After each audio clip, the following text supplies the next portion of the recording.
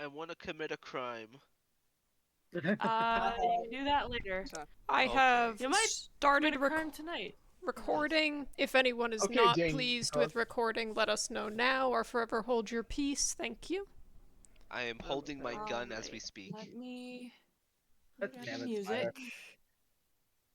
Okay. Let's see. Watermelon.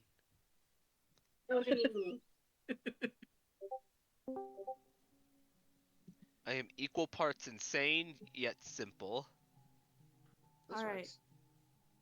Also, I apologize. I've got my window open right now, and the people on the street next to me like to treat it like a fucking drag racing strip. So, anyways, last time we met Aleister Sharp, contact of Eliza Shelby, Butch's protege, who is a Tremere, and he was kind of pissed because Butch Moon, you kind of lost. screwed up there. You said that basically Eliza Shelby wasn't.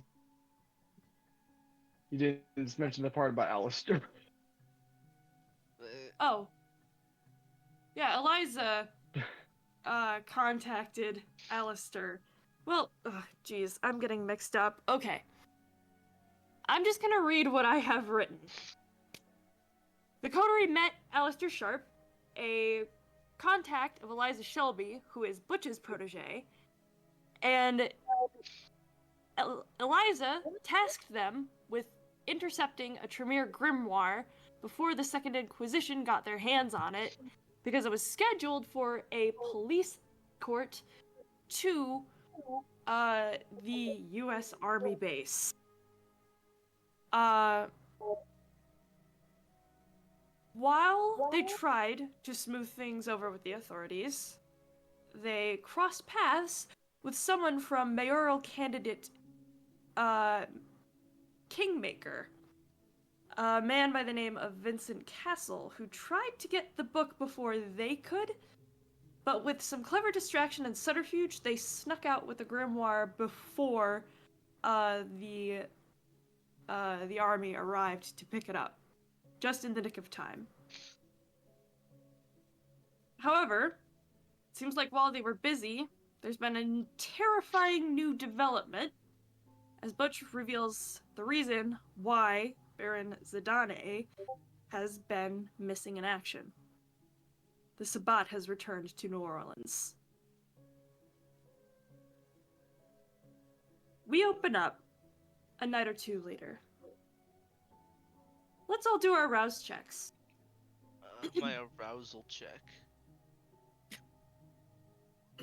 I passed my arousal check. Molly was unable to Nice. sway me.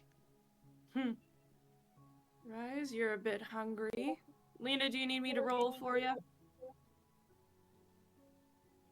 Sis, you're muted again. Yes, please. Alrighty. Sis, are you wearing headphones? I am. I'm also using a microphone, I believe. I can check to see if I'm a little bit. Might be someone else who's echoing. Could be. Yeah, probably. Oh, I think it's Aleister. Yeah. Yes. I think it is a little bit. Also, Marcus needs you to roll for them. He is good. Am I good? Yes, you are also good, but you are also at 3 hunger. Nipples and corn, nipples and corn. Oh yeah, that's right. I want to eat so many nipples and so many corn. Corned nipple. Alright. Ooh, like corned beef. Well, let's start with Ophelia. Ophelia, you get a knock at your door. Like my door or like the bar door? Your door. Oh, that's interesting. She peeks through the peephole. It doesn't seem like there's anything there, but then something slips under the crack of your door. Ophelia's like looks at it. It's a folded note with a familiar wax seal on it. She kind of quirks an eyebrow and looks to Molly and is like, have you been doing the, like, writing letters to prisoners to help them feel better while they're aroused in prison again, Molly? The fuck? No! Why would I do that? She opens it, just... Immediately, something small, flat, shiny, and gold falls into your hand. It's the coin that you gave Elijah. She's like, well, Molly, looks like I have a debt to repay. Tucks it into her pocket.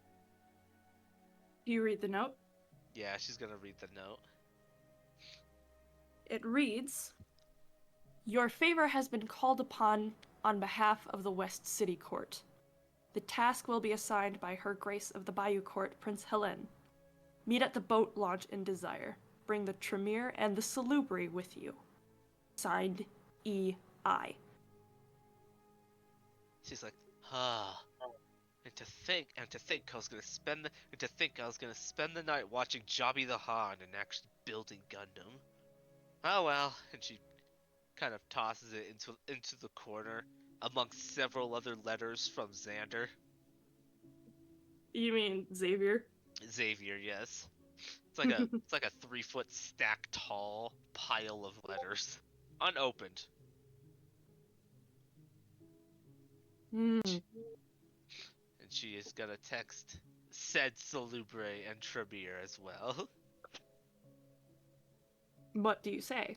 She's like, hey guys, I'm cashing in a favor for a friend cashed in a favor for me, and they asked that you come with. So either meet me at Broken or I will come to you, and I don't think you want the second option. Aleister, Rhys, you receive the message.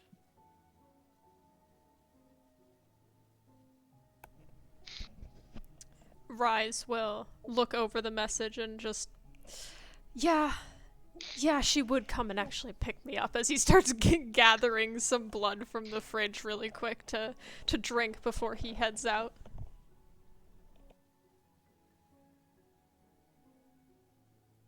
Aleister, your response? I see the text, and seeing the message, I'm both curious and concerned, and also slightly annoyed because I recall something Ophelia said in the car on our way back from the precinct. So I gather my things, and I decide to meet up. All right. Where do you all meet? I'm assuming at Broken. Yeah. Yes. Ophelia has Alright. has her daily protein shake. Quote unquote. And How are we all doing on hunger, by the way?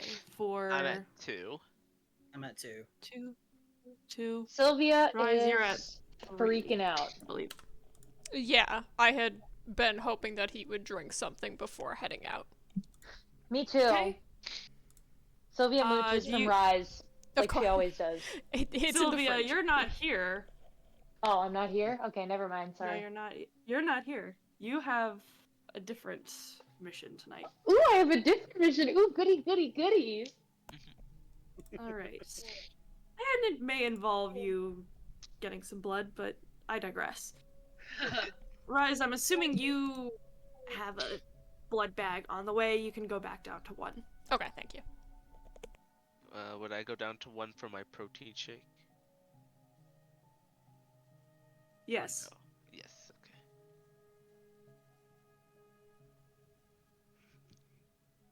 Ophelia is like waiting at the front, smoking a cigarette, talking with Tony. I'm telling you right now, Tony, Jesus doesn't stand a chance against Doomslayer. Ah, come That's on. fucked up. The guy performed miracles and shit. Miracles, the miracles, Tony. Anything that wasn't dying of dysentery was considered a miracle back then. Hell, if the dude was white, like most of these people think that he is, that would have been the fucking miracle. Rhys kind of like pushes into Broken. Ophelia! I'm right here, you dipshit. You walked past me. Oh, sorry. Stop being so chaotic when you're improvising, Spider. All I do is improvise. That's why it's so chaotic. So, you rang? Sorry. Yeah, just hang on. We're waiting for the other chick or whatever. And then I already called Max. Aleister, you arrive soon after. I've heard that, Ophelia, and I am not a girl. Okay, good to know. Anyways, moving on from that. Gender is but a construct, but good to know. Moving on from that. Max, you ready to go? Ready when you are. Awesome. Alright, everybody in the trunk. I Are am you not gonna- going? Tell us what's going on? I will tell you in the car. In the trunk. I'm still not going in the trunk. Well, fine, get in the back seat then. Ophelia gets in. Now that I Rhys think will, about it, Ophelia's always sat in the front. Rhys will open the she's door, already- motion to always ridden a Aleister shotgun. after you. Slide in the back. Slides with. Alright, Max. Ophelia's gonna just show Max, like, the GPS location, not say anything, just like, take us here. Alright. And he starts driving. Okay, simply put, I made a deal. I made both a personal pact and a blood pact with a ally, and they have called in their favor, and they have specifically asked for you two. I don't know why they asked for you, Aleister, because it's you. Rhys, I'm a little worried that they asked about you. So am I. Which ally is this? You'll see when we get there. Fantastic. Ophelia kind of flicks like the coin up and down. Ting. For You simple, seem on edge. less on edge, and she kind of flicks the coin in a way that like causes it to like land in Aleister's lap.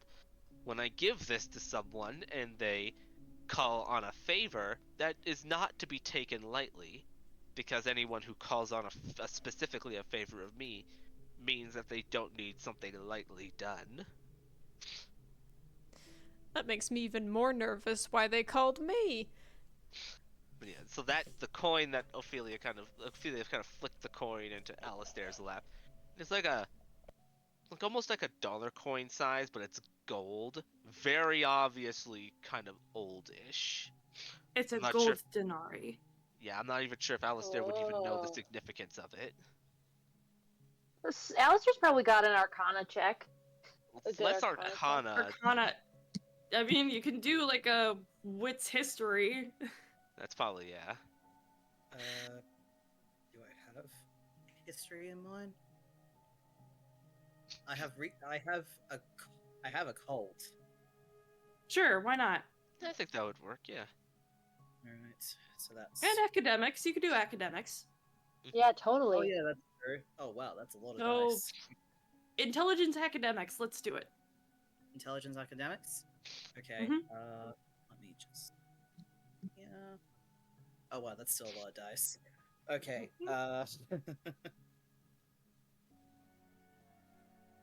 So, intelligence academics. Mm-hmm. Difficulty. Straight roll. 3 successes. This is clearly some kind of ancient Roman coin. It has a picture of an emperor on one side and a charging bull on the other side. This Oh, dude, what is this? Oh, never mind. this is no ordinary coin. Well, no shit, Shylock. Ophelia, Yes. who are we dealing with tonight? And Ophelia holds her hand up for the coin. That coin does not mean anything about them, but if it tells you anything, Ophelia looks back at Aleister, tells you a lot about me, and she kind of is holding her hand up for the coin. Simply Hand it put, back. we're dealing with a head honcho of sorts. And again, people don't call upon me for menial tasks for a reason. Butch wouldn't have asked me to do things if Butch... Well, actually, Butch is an annoying cunt, so he would have asked me to do annoying shit, but most people don't call on me for menial tasks. Mostly because I don't listen and they don't fall within my ideals and my morals. If a favor of me is being called, it falls in my morals, it directly affects me, and it's something that they specifically need my help with. All three of those things are bad. Because if you need specifically my help with something, with my skill set, that means that a lot of people are probably going to die.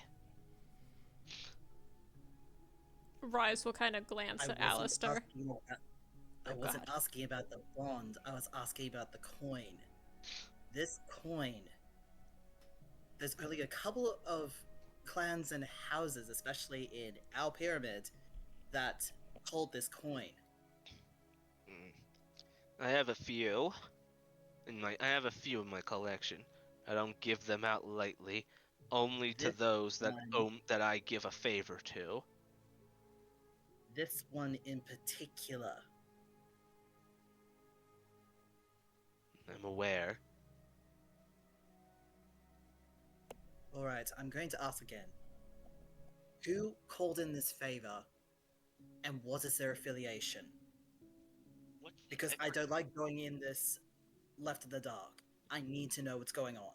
I mean, we're kindred. We can technically kind of see in the dark, but alright, fine. Moon, what was the character's name again? That, she made this deal with? Elijah Ingram, the Seneschal of the West City Court. So, this deal was called upon by Elijah, the Seneschal of the West City Court. The West City Court. Are we talking about the Camarilla? Unfortunately, but, and she kind of flips the coin, I may be an anarch, but I follow my own ideals. I keep to myself, and people are free to call me for favors if it's worthwhile. I do not do this for... and Elijah knows this, I do not do this for the Camarilla. I do this for him. Now, they asked for you two specifically along with this. What would the Prince of New Orleans want with me? I think the same. Fun fact, guys. In this universe, there are two princes. Well, the West City and the Bayou. You're headed to the Bayou Court. Well, ding, there's two princes, Aleister. One of West City, one that knows a bit too much about me, and one of the Bayou, one I haven't spoken to since my first days here in the 70s.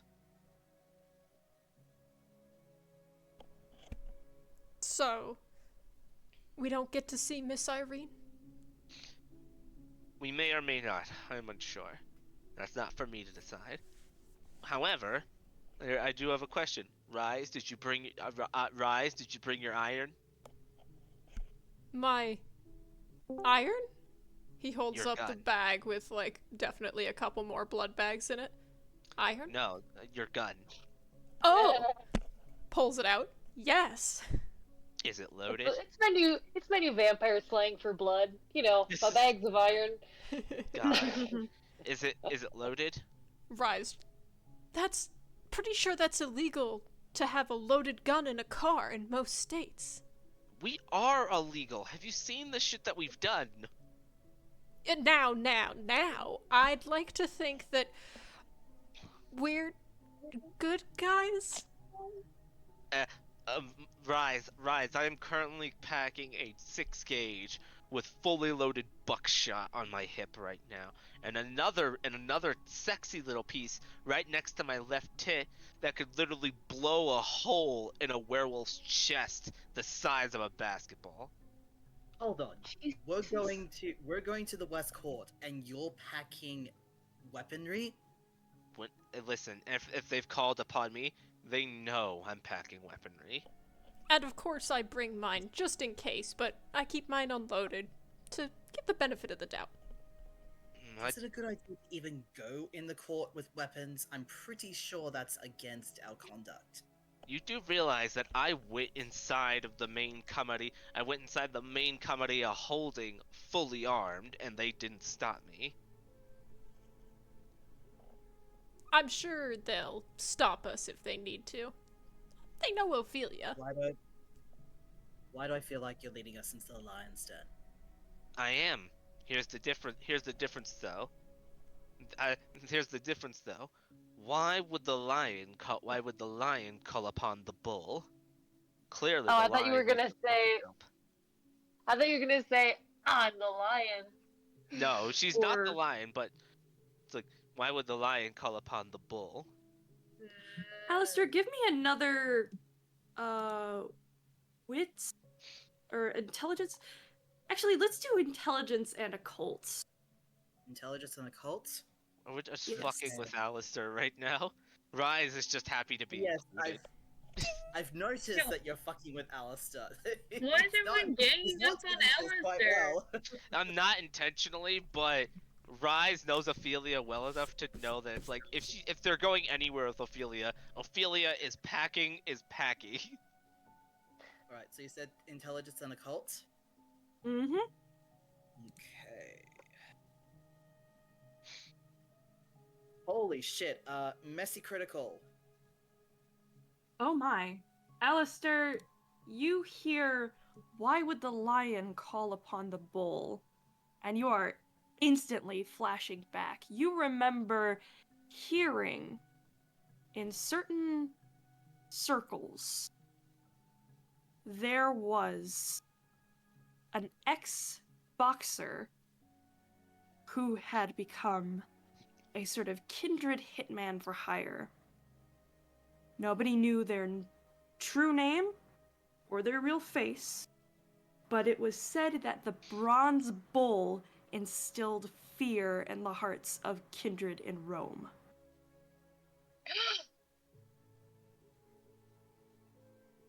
You Hold look on. back at the coin.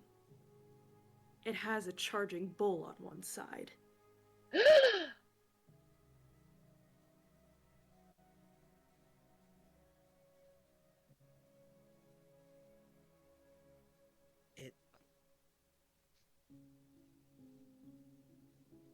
It seems that you're far more faceted than I gave you credit for, Ophelia. You judge me too quickly. And Ophelia looks back at Aleister with like a look of knowing, like, I willingly choose the simple life. I don't like being drawn into things like this. However, due to what I can do well, I continue to be drawn into them. So, I will do what I can to ensure that the rest of my unlife is at least semi-peaceful. And she kind of looks back at Aleister to ensure that that name never gets used again. For if the day comes where I use that again, she like takes a deep breath of her cigarette and like blows out the window. Know that I have lost everything that matters, and no one is safe. I will take note of that. Rise, yeah. Now, Max, let's turn on some music. Turns on like the radio. I loosen up my buttons, baby. Ophelia kind of just slowly looks at Max as that song comes on the Don't look at speaker. me. Oh, don't look at me like that. That's the radio, not my playlist. Rhys in the background, like wiggling. Ophelia looks at it, looks at Max, and then just kind of slowly turns the song up. Now we're talking. Man, I love this song. All right. We move over to Shady Oaks Apartments. Not too far from where our other friends are headed. Marcus, you are at work. You're filling out some paperwork for, the mayoral candidacy. You get a phone call. Pick it up. Hello. Mes chers, mes frères, how are you? Hello, my dear friend. I'm fine. Just doing a few bits of paperwork.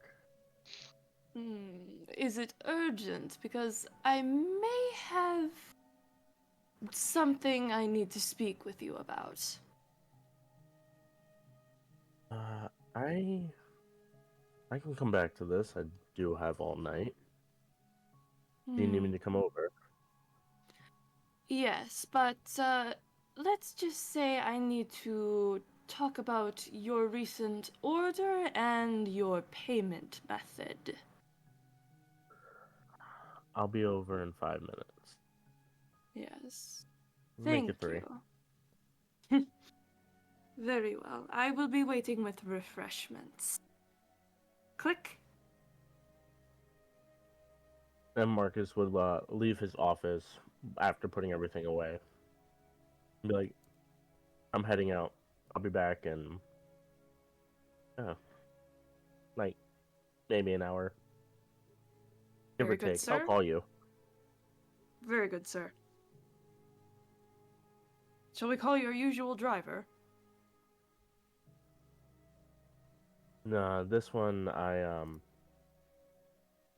have Ace meet me and tell him I'll send him the address. Very well, sir.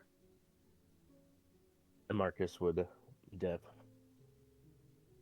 All right.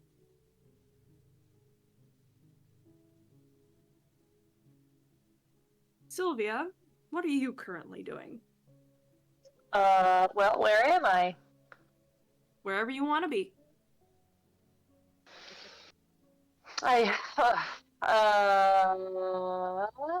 Well, what time is it? Pretty early in the night, I'd say around 9 o'clock. So I'm like doing my morning routine.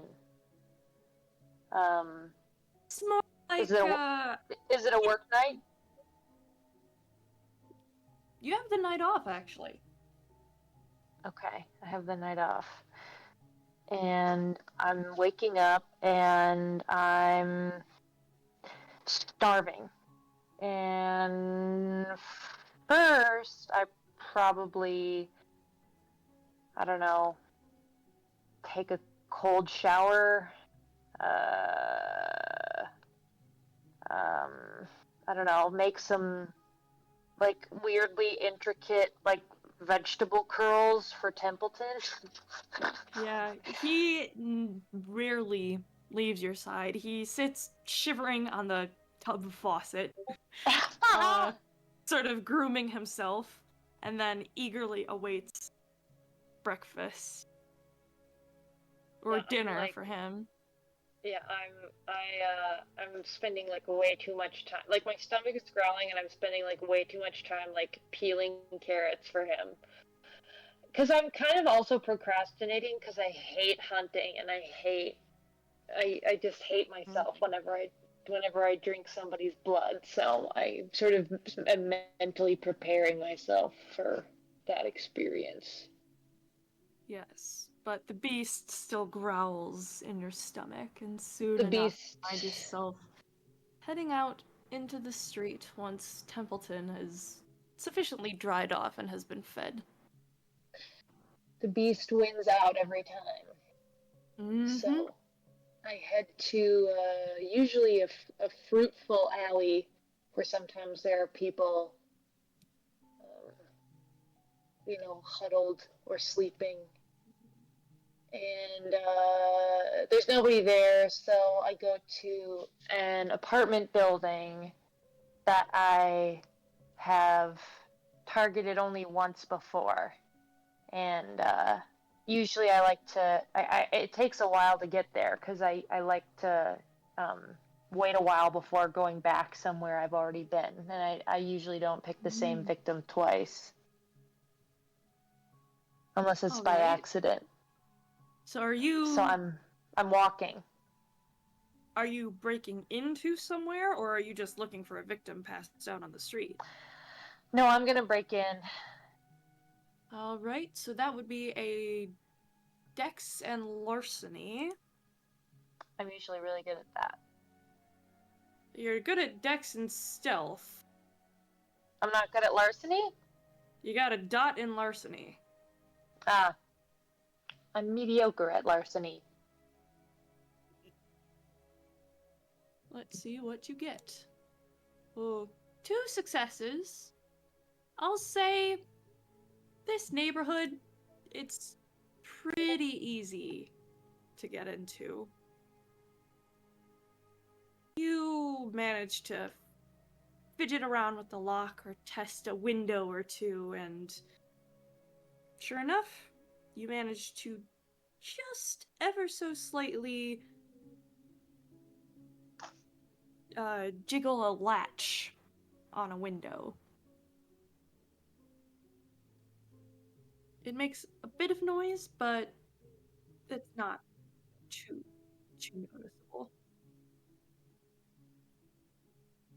Then need a dex and stealth roll to get into the apartment. That is also only 2 successes. Would you like to re-roll? Sure. I will do. Actually, I mean, I feel like if I keep failing, it could get interesting. But let's save it. Let's save it. Okay. You step into the house. It's a bare wooden floor, and your worst nightmare. The floor creaks as your weight settles onto it. The person in the bed stirs and starts to sort of like rouse and maybe sort of like fumble on a nightstand. I turn invisible. Alright, so you are using Unseen Passage, Unseen passage. or Cloak of Shadow. It's free, and as long as you remain still, they can't see you. Yeah, Cloak of Shadow then, if it's free. Yeah, you halt. You become as still as a corpse. No movement. And as the person raises their glasses and looks around,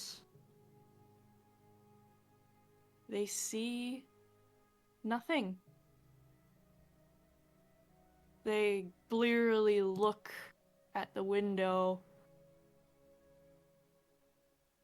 and they sort of mutter to themselves, Did I leave the window open? And they start to get up and walk towards you at the window. Oh my god. Oh, fuck me. What do I do? I feel like Sylvia holds still. I feel like Sylvia doesn't move. Alright. She waits for them to either bump into her or just barely avoid her. She doesn't know what else to do. If they bump into her, will she immediately become visible? Let's find Or will out. or will she stay invisible?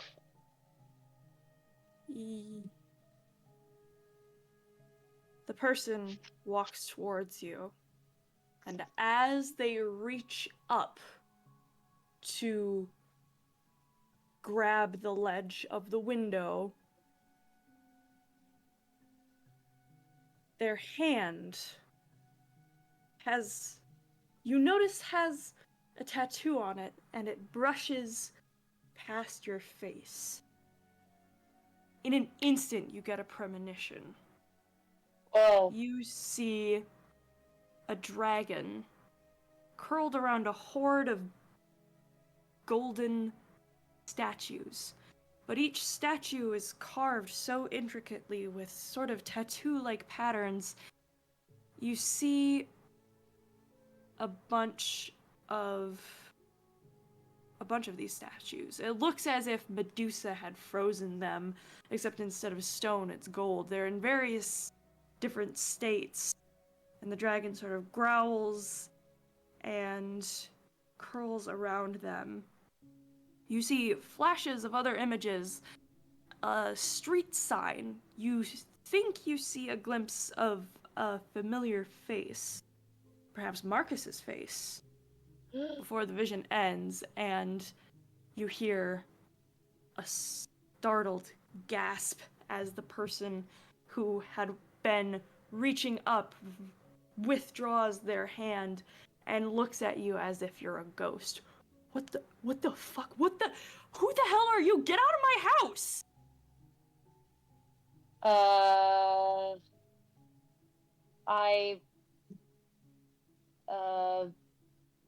Do I have any memory? Yes. You do have powers. You do Okay. have Cloud Memory, and you also have Compel. Both are free. As in you don't need a rouse check, so you won't get any hungrier, but it does require a roll of Dominate and Charisma. Here's what I'm gonna do. First, I'm gonna tell them to lie down. I'm gonna compel them. Okay. Is that how compel works? No. Or yes. roll? No rolls are needed. No rolls are needed if it's an unprepared mortal, and I'll say you've caught them off guard. They sort of stop. They are looking at you, you make eye contact with them, and you give them the order, lie down. And they do. They just collapse to the floor and lay on their back. I meant lie down on the bed, she mutters to herself, but that's fine. They are frozen. Okay. Here's what I'm thinking, and you tell me what the challenges would be with either of these courses of action.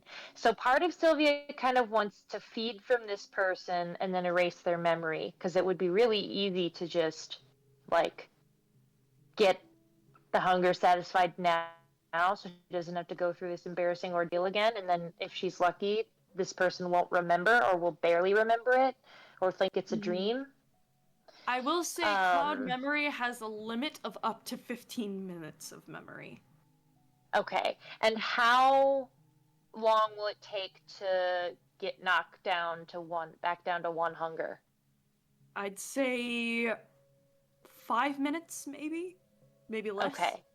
So do you think I could feasibly do this if I roll well enough? They're an unprepared mortal, and you have them at your mercy. The bite will be sort of a sedating effect, so they won't fight back. They'll just sort of become boneless and sort of woozy. Okay, then that's what I do. Well, first I bite them. Can I pick them up and tuck them into bed? Am I strong? You can do that. Well, you do have 3 strength. Okay. So, I'm gonna say that yes, you can put them.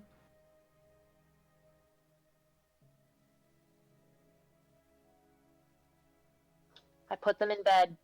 I I I I sort of caress their hair in a way that's more maternal than it is like creepy, but it's still kind of creepy because I'm like feasting on their blood also. Mhm. And then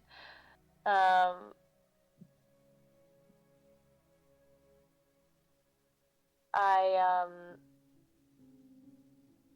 uh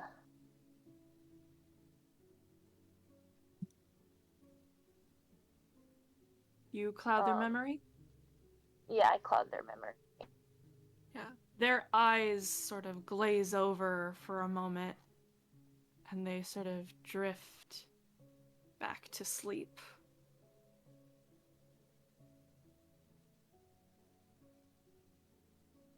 And then I try to um get out of the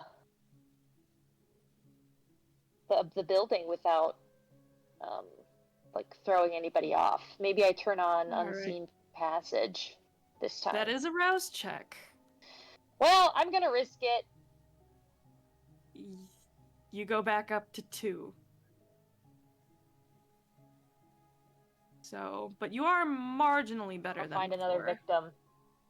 So, stealth and dex, I will say +2 with the obfuscate. You're out of there like a phantom. You shut the window. You get out before anyone can notice that anything was amiss.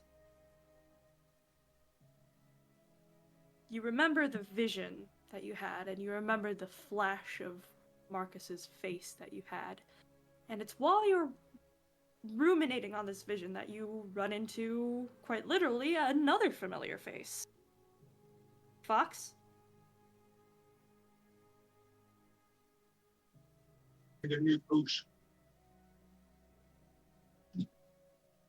Hello there.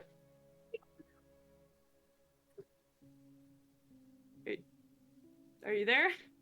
The robot is strong with this one. Give me Yep.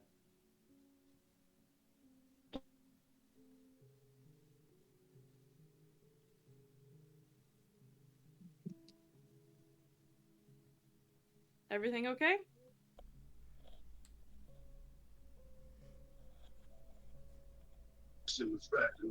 I'm on my way. Ah, okay. Sorry. His microphone was acting up. Okay. Yeah. Alright.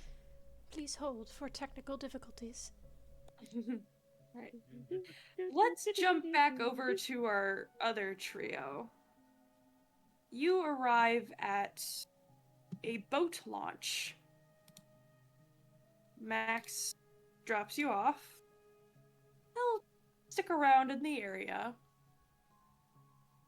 You see just a regular boat. Just sort of like a general like speedboat. There's what looks to be like a boatman, and then you see a woman cloaked in red and covered in gold and finery. And she looks up at all of you. You must be Miss Daniels.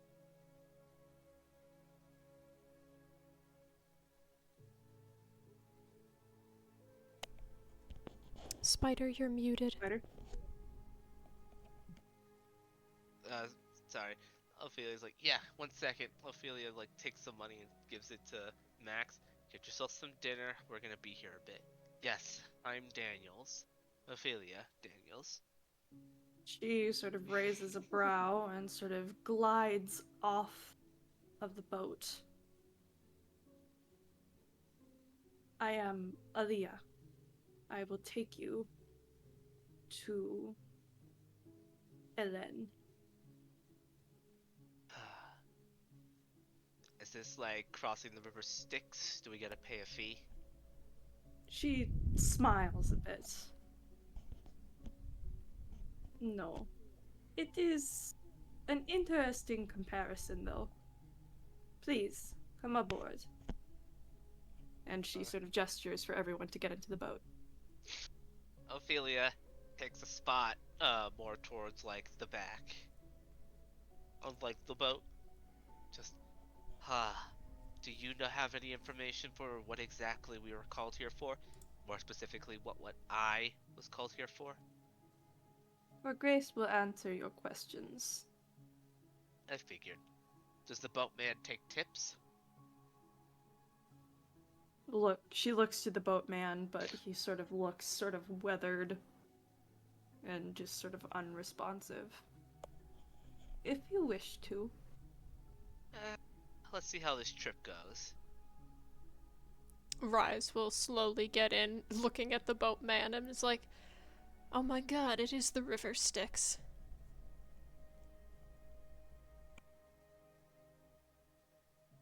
He kind of like just gives a small cough.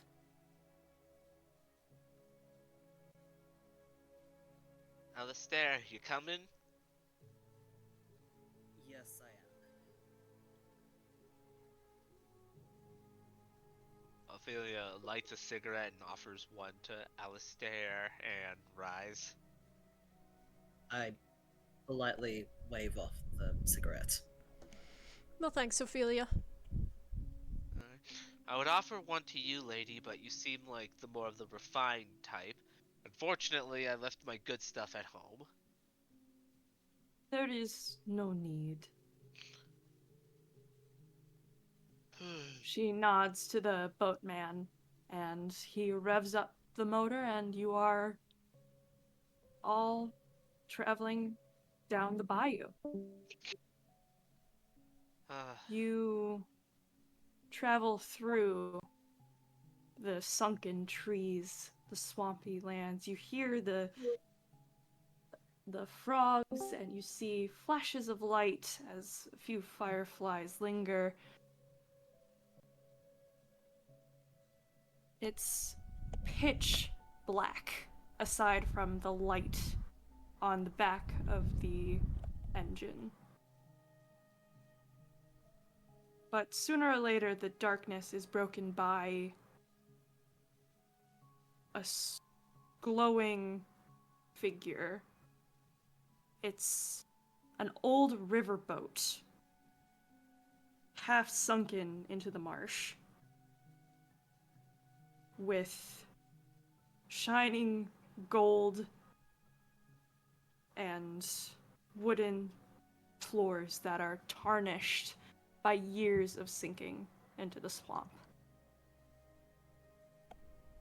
You pull up where an area is sort of half sunken, and Aaliyah gets out of the boat and waits for all of you.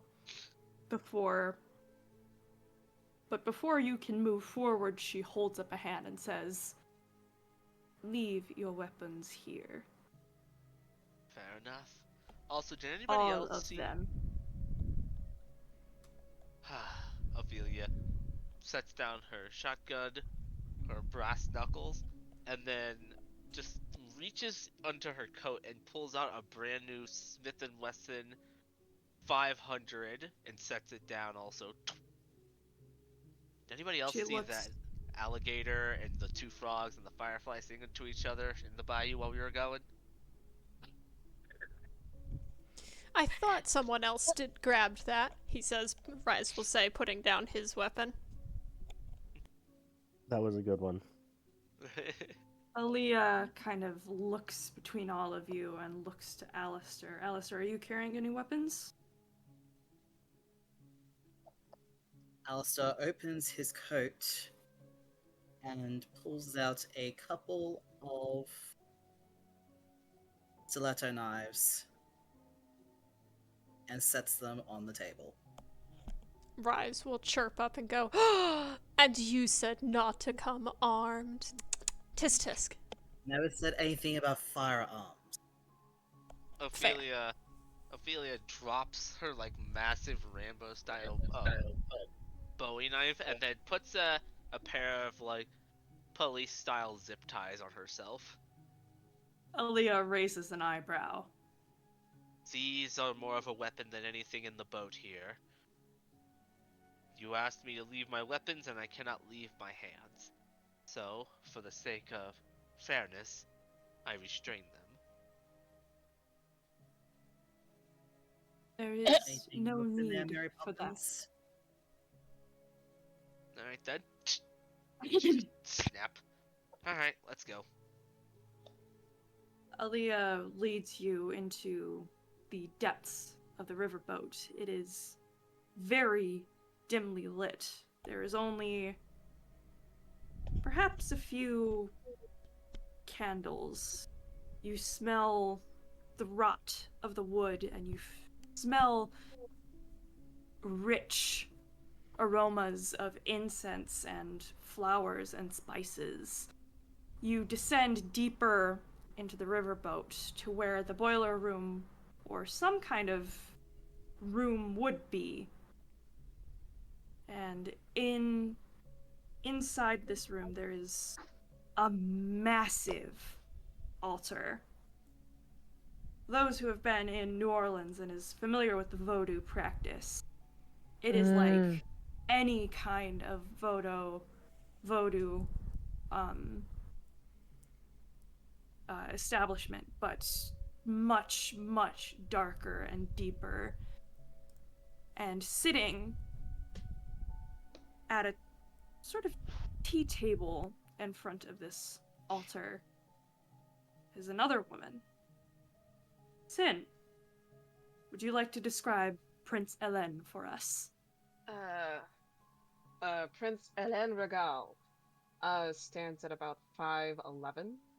She is a kind of elegant character, but you wouldn't know it by the way that she talks, which you'll see in a minute.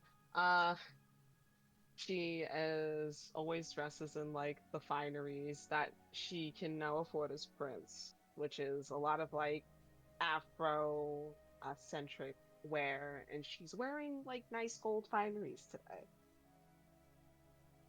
Tonight, sorry. She will stand and greet you all. Bonsoir and Bolret. Enchanté. Come, have a seat. Ophelia's going, well, sit down. Oh. That was me yawning, not Ophelia, by the way. I was like, wait, do I need to address that? Rhys will slowly sit down, looking around, and kind of whisper to himself, I'm pretty sure this place is haunted. It is. Oh! It's the voodoo practices. Hell. I wouldn't say it to Bordeaux specifically, but yes, it is haunted. There are a few things that I will go out of my way to avoid. One of them is penguins, and the other thing is kangaroos, and the other is voodoo. Kangaroos? I understand, but penguins? Penguins? So kind of look at you questioning. Listen, I grew up in Boston. We didn't really have penguins there. The penguins are more up. I swear, excuse me. She'll kind of settle herself before facing you all. Did Alia or Elijah tell any of you why you are here today? Tonight? No. All I know, and she like sets the coin on the table. I owed him a favor, and he cashed it in. And she kind of slides that coin over to her. No, Helena will pick the coin and analyze it. And she'll put it back on the table. Storyteller, for my references, do I keep that, or? I don't know. Ophelia, do you want her to keep it? No. It's just to like to show the To anal- significance. Yeah, Basically, I gotcha. basically, simply put, it's just like anybody in high places of power will know that this needs no small business if someone's using this. Fair enough, fair enough, fair enough. She'll put it back down on the table then, as I said before. I have a favor to ask of these three of you, if it is all right. I am I bound need. by blood. She will take a kind of deep breath and kind of saunter, not necessarily taking her attention off of you, but more to just gather her thoughts. I will need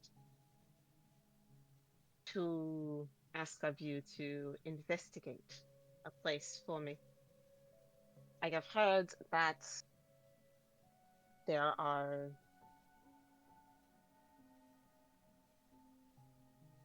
activities that should not be at upon Train Park and Lake Terrace, where the Setites were.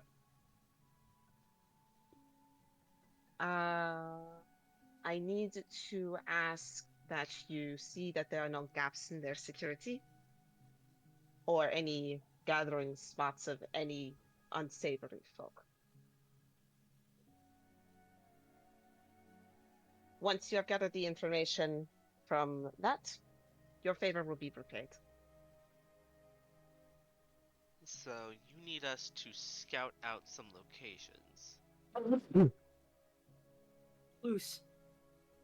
Did I say that right? Yes, you did. Okay, cool. Cool. So, yes, that is the task. Okay, cool. Ophelia quirks an eyebrow open and is like, nothing else. What should we expect of these locations? Simply put, there would be no reason for I've already forgot his name. What was his name again, Moon? Elijah? Elijah. There's no reason for Elijah, let alone you, to ask for me. These two could have easily done it on their own with how sneaky they are. But why do you need me for this? Aren't you the favor that was done for you? Do you not need to repay it now? I do need to repay it. This I'm is just your simply repayment. confused as to why you need someone who has zero capabilities of sneaking to assist you. Where there is a will, there is a way. Elijah would not send me people who are without wanting. It is truly mostly to put the Setites in their place, if I'm being perfectly frank with you. Why didn't you say so before about putting some in their place? I figured that was a part of going into Setite territory. It's not real. In my many years of doing what I do, I've learned to not assume and take things kind of at face value. That is a fair assessment. She will go back to like pacing back and forth, but once again, not detracting your attention, just kind of that's how she talks. There is a specific place that I would like for you to search. It's an old church. Our Lady of Prop Soccer, if I remember correctly. It's currently being renovated by our one of the mayor. She'll say that in quote. Hang on. I'm so sorry. All right, so not Sabbat, not Sedite, Sabbat. My bad. No, it's my bad, I should have said. I thought they were interchangeable. Fuck. No, they are not interchangeable. Fuck. My Jedi's of the experience shows, guys, Ministry. I am so fucking sorry. I don't Jedi's of the know Ministry. either of the things that you said. They could have been the same for all Yeah, they I could have know. been the What same are for all they? we know. Is like Camarilla, guys who want to rule the world. Anarchs. What's the difference? There is Yeah, no I- difference. I really It's only still- cave. Carol Have a has hard the, time. You I can was like, so gaslight me. I'm all something for wrong. it. Okay, So- Sabbat is like the evil bad guys who want to take over the world and prove vampires are the superior species. Yes, Sedites are Ministry. And they used to be aligned with the Sabbat, but then they kind of like rebranded to the Well, it Ministry. makes sense that you'd think they're interchangeable then. I don't know. It makes sense to me. Mm. It's whatever. Let's move on. Where I meant to say Sedite, I meant Sabbat. I apologize. You're so- dealing with Sabbat. Well, Well, a lot of things are interchangeable, to be honest, especially since there's actually a society of Sedites in the Tremere Pyramid as well, called the Eye of the Serpent. Precisely. It is being worked on during the day, but while that is happening, anything could be going on at night. Near dwells, junkies, homewreckers, Sabbat specifically is what I need you all to look out for. well, why didn't you say so soon? Why didn't you say so sooner? My blood's been boiling for a good fight. The last time I had something akin to a fight, it was just some scrawny twink in the bar, and I beat the shit out of him. I am glad that this challenge meets your expectations. Oh, sure. Rhys, you feel a pair of eyes burning into the back of your skull. He'll like straighten up and like look around. You notice Aaliyah, Aaliyah, like the singer. staring at you intently. Rhys will kind of slowly shift towards Ophelia a little. So, a church, you said? Trying not to notice.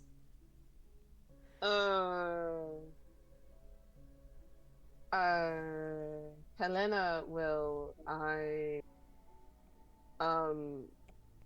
Aaliyah curiously, as though she was asking if something were wrong. I just want to see if rumors are true. Oh, come now. We will see their handle on this situation soon enough.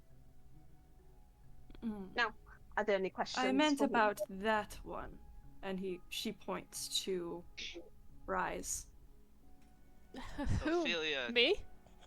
small wafts of steam begin to go off on Ophelia. She kind of pulls Rhys in a bit closer. Storyteller, for my knowledge, because as a player, I do not know this. What is Rhys' plan? He's the Salubri. Ah, I see. What's that? A very, very rare clan. Forgive my seneschal. She only wishes to see you do well in this venture. Yes. Elijah Would have- mentioned something about a deal. And I have been curious ever since. It is truly like seeing something of myth. Well, I don't look that different than the rest of y'all, I would say. It is your you differences that show align us? you to this side. Go ahead. Will you show us?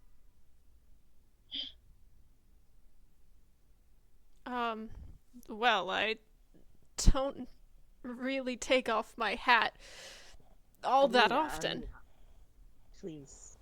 What? Our guest- Wait, what is happening? Shush, Drama. shush, shush. I got it. Aaliyah, please. They are guests. We are to treat them as such. You are Is there a right. ratatouille under there? Lena. My own Templeton. Lifts up the Templeton's No. the actual kindred. Anyway, sorry. Honey. Okay. Sorry. So, for Excuse. those who are unaware, for whatever reason, Salubri have 3 eyes. Yep. Oh. That's why Rhys wears a hat. Whoa. That is so sick. I feel like Sylvia canonically Metal as has no fuck. fucking clue. It's super metal. Sylvia has no fucking clue. I think there should be a funny moment where it's revealed to her. Yeah. That's fair. absolutely. That's fair. She wouldn't. She probably wouldn't show you. Probably wouldn't show you. Yes. Sorry. Just above table, so people actually do understand. So when the Salubri were formed, there was a childer of Cain called Salot, Mm-hmm. who bore a third eye and a new insight when he gained a vampiric condition. And because of this, when the clan was revitalized, they embraced a new discipline of Velarin, which is the healer path. And it was at this time that at the adoption of this new discipline that the third eye became the mark of all the Salubri as a sign of enlightenment. Whoa, that's so cool. How do they make it grow on them? It just Magic? It happens. just appears. Just happens, bro. Can I become that, or is that like a? No. You Well, have that's to like be character embraced creation, by a bro. Salubri. Yeah. Yeah. It's the clan. I mean, you could have a Simizi, like, graft Oh, one do you have onto to your get head, bitten but- by one to become one? Yes. As a human, yeah. Yeah. Gotcha. It's kind That's of how they like how all of reproduce. us became our clans. Ophelia was Yeah. embraced by a Bruja. Yeah, that makes sense. hmm You. Anyways. I'm sorry. This is just a player insight on Ophelia's character. You act so much like a Malkavian. Oh my god. Yeah, she's just mentally. I was She's just actually about to say autistic. that. She's just autistic. That's it. I love that for you. She's an autistic Anyways. Bruja. You can be Anyways. autistic and a Bruja. Yes. Yes. The more you know. Just because Malkavians are So- known for mental differences doesn't mean it's exclusive. Exactly. Hmm. It's not exclusive. All right. Alright. Lilith, Continuing. Go ahead. Anyways, Aaliyah backs off, but she still is looking at Rhys very, very curiously. Is there any questions you have for me? Based on the Do you have any idea of what we might be expecting in there? No. That's why I'm sending you. Fair There enough. will be the occasional riffraff, of course, but then there is also the Sabbat, which we are mainly looking for. Oh, don't worry. Don't worry. I am deeply ready for the Sabbat. I can tell. Your Bruja blood is traumatic. She'll kind of just like make a notion towards her nose, not being like mean. She's not saying you stink. She's just saying it's she can tell. Well, Ophelia is kind of emitting a lot of steam right now. Oh, I guess that's. Mm-hmm. She's basically tapping you on the shoulder and saying and telling you your Bruja show. Ophelia does not care. She's just like, she calms down a bit and the steam just... By the way, Bruja can't do that. That's something Moon and I gave Ophelia just for this. Yeah. Just a No, little you're bit of flavor. Yeah, no, you're fine. It just, Alright then. Guess we shall be off then. Yes. Please feel free to accept an invitation again to come back here when you are done with your task. If I may interject, Prince Ellen, why was I called here if you wanted this favor of Ophelia?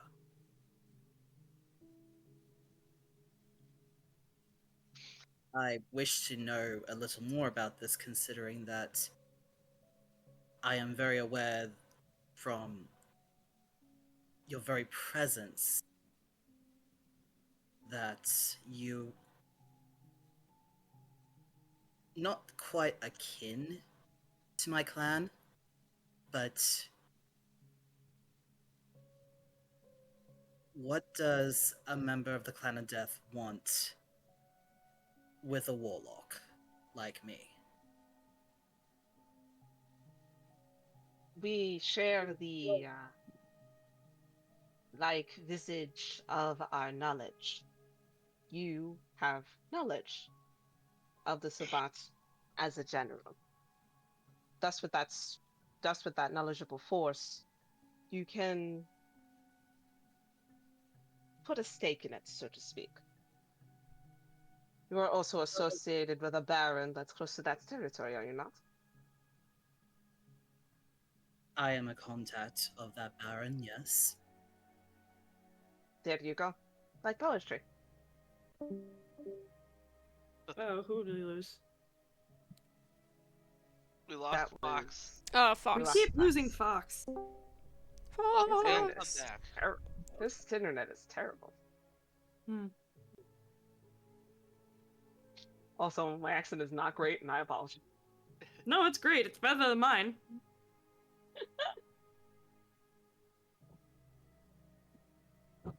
That still does not answer my question, considering with your obvious connections, you are very aware that the Tremere do not see eye to eye with the Sabbat, especially with what happened in New Mexico.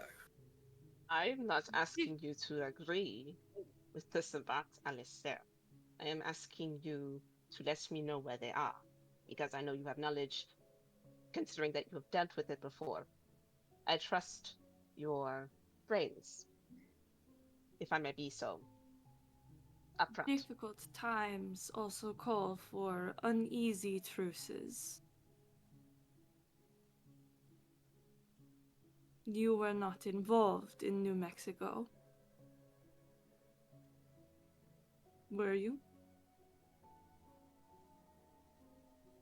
No, but my sire was. She barely made it out of there alive. The sins of the father do not constitute the sins of the child. Precisely. You are fine. I am talking to you, not your sire. Considering that they might be dead, give or take. They are seeing their alliances. Hmm.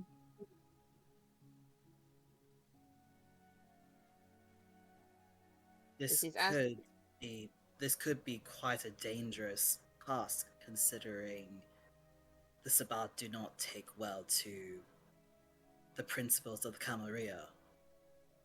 We are aware. We have been made aware of their return long before the barons did.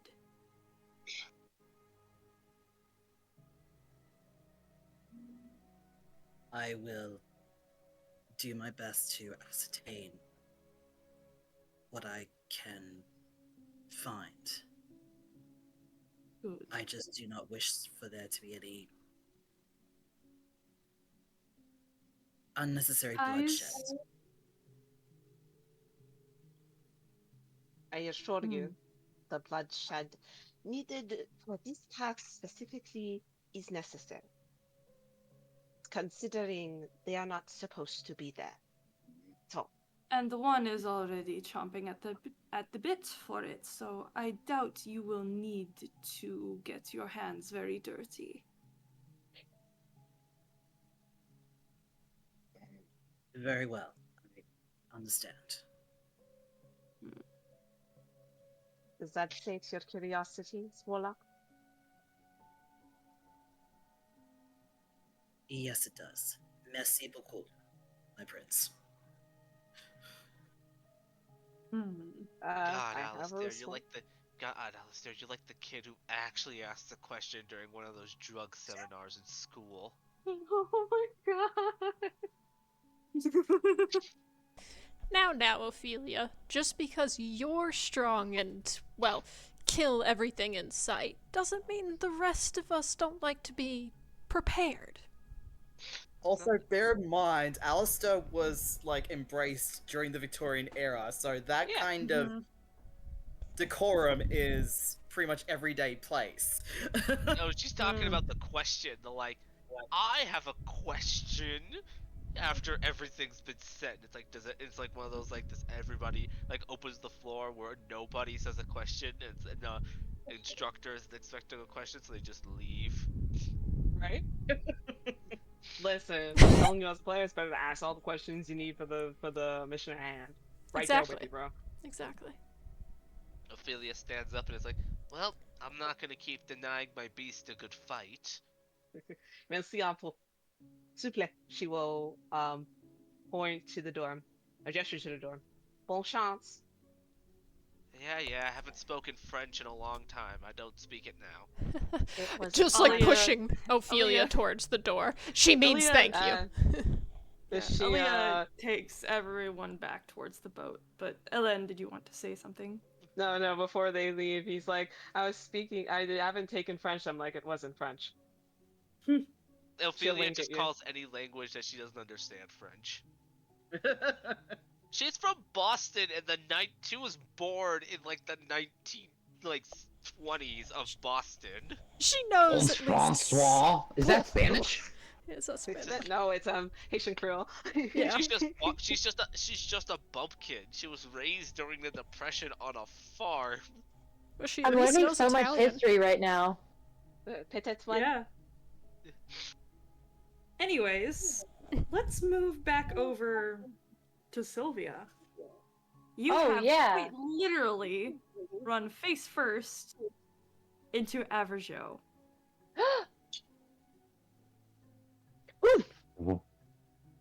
Well, hello there. How are you doing? And he cranes down to you. Oh, Jesus Christ, are you stalking me, Averjoe? What are the chances? Not quite. I was just following. And he looks off a little bit. And you realize that his posture is a lot more stiff and just stiff in general. And his posture is a little bit more as if he's kind of looking out at something with new eyes, like that of the kids, and just kind of looks at you. Just following a thread. What?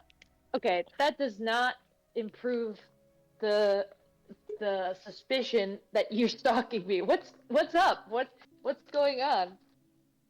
I don't know. I think that the last person I fed from an hour ago may, and I'm not sure, but may have had a mix of meth and mushrooms in their system.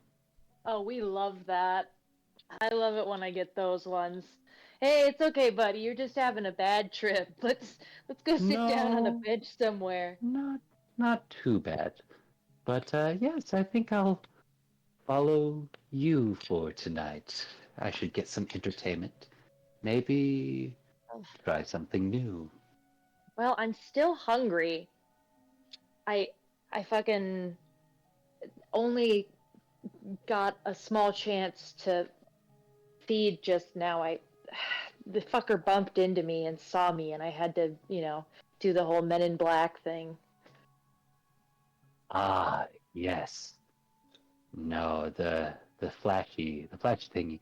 And you see as he kind of looks down at his hand, kind of shaking it a little bit, has a flyer stuck to like the back of his hand. And You it just collecting stuff like, what's that video game? Danganronpa. Katamari? Yeah, Danganronpa. literally. Oh He's no. wrong one. Katamari. He has, That's cool. and on the flyer, it looks like it's a flyer for the Dragon's Den. Which is an Which is interesting- a The sex tattoo store? shop. Not the sex store. Oh, It's That's okay, Lion's thank Den. God. tattoo shop. Oh yeah, you're right. That's like that's literally on so many billboards in Wisconsin. It's hilarious. Hey, fun fact. That's Fun fact. I Lion's worked at Den, not Lion's Den. Dragon's Den. Fun You fact. worked I've there? worked at Lion. Yes, I did. I don't any longer, but I did at one Dragon- point. So It was a funny. great job. Dragon's Den getting is Well, a I'm very glad completely it was off a different. great subject. job. Dragon's Den is a completely different thing, and it offers completely different products. But they are also known for being unpleasant reptiles. Ah. Or Bad Dragon, depending on which you're looking at. Anyways. Anyways, Your salesperson just jumped out of you. Hey, I was good at it. Anyways, digressing. It looks like a anyways, flyer for the Sylvia. Dragon Time. Yes, Sylvia, you recognize the name. You vaguely remember a shop in the French Quarter. You think back to that dragon you saw in your vision, and the multiple gold statues, and the flash of Marcus's face.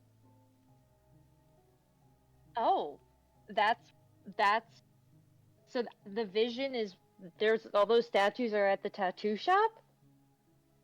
Tattoo. Oh, yes.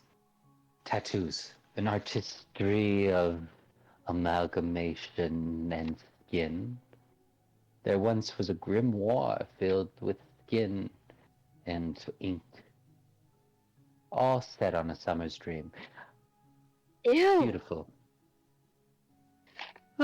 Poetic. Gross, agreed. But let us elope into a new scene for tonight. I think Sure, you I could said get a tattoo. Xavier? What? You said Xavier, yes? No, No? I didn't. Oh, then that must be my memory speaking. Xavier's. He gave me, Anyways, I think we should just continue. Okay. You want to go get a tattoo? I would love to, especially from that golden-eyed man. I just feel like I need to go there. It's like I'm getting a vision or something. Vision? Ooh. Yeah, I've been having those more frequently. Is it related to the web? Do I need to turn it off again? Well, I mean, you can turn the bits off for a bit, but sometimes it's good to follow the threads that are plucked. I personally haven't felt a thread plucked in a very long time. I thought I that's what think- was happening to you right now. Oh. You know, Sylvia, I think your strings are very strong. What? For even you, I can hear, which the web is very dull to me. But for some reason, you, Sylvia, your threads and your essence is so inebriatingly strong.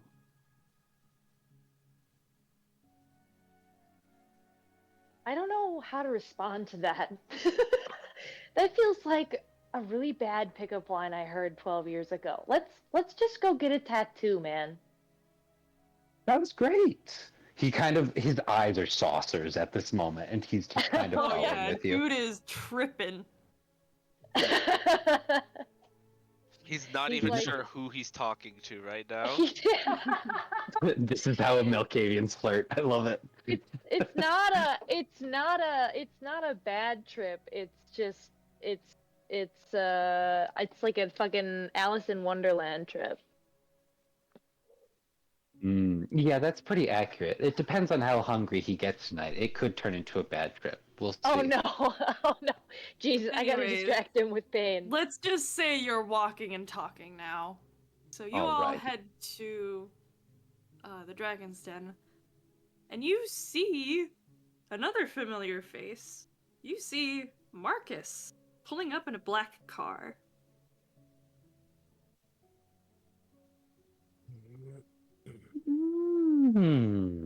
No. Is Isn't that the Black Butler Oh. from Hell? I would never call myself a butler, but hola, ¿cómo estás? Yeah, Marcus has Eh, butlers. He isn't a butler. Estoy más o menos. Could be a little bit worse. Could be better. He's tripping balls, Marcus. I can tell. Quite enjoy this, actually, though. Yeah, I mean, more power to him. Hey, will you give us a ride to the tattoo store? You're right outside of it. Look, Oh. he just points to the sign, like, Jesus, am I tripping? are you? How many fingers am I holding up? And Marcus Typical. quickly, like, holds up Let two me make fingers a and roll. shaking them. Threading, tripping through the web. That would be funny as fuck. Yo. Me When as one like Malkavian a is tripping, everybody's tripping. Sylvia, That's you tripping. do feel a little bit tired. Maybe somebody took some Ambien before they fell asleep. Oh my god, that guy is on Ambien, and I'm Ambien tripping right now. That's fucking hilarious. Everyone's tripping balls. I'm about to get canceled on Twitter. Anyways,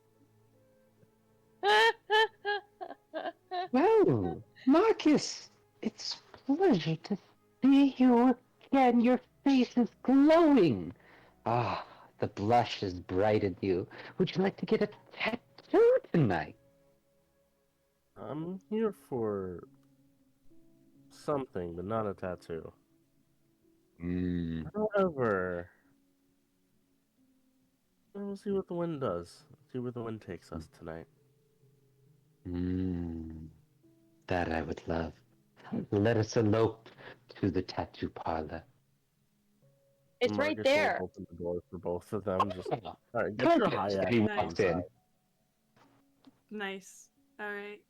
So, you open the door. There's a bell that sort of jingles, and at the front desk, you see Birdie sitting on the counter. Immediately, when she sees you, she sort of like gives a chirp and then. Excuse me. She gives a chirp and then she darts back behind the curtain to the back room, and Xavier walks out. Ah, mes frères, you brought company. And Xavier steps forward and gives like a classic, like the French greeting, like a kiss on each cheek. The Averjoe? No, to Marcus. Oh. And Marcus does it back. It wasn't company I brought, but genuinely nice coincidence that we ran into each other right outside. Fate works in mysterious ways.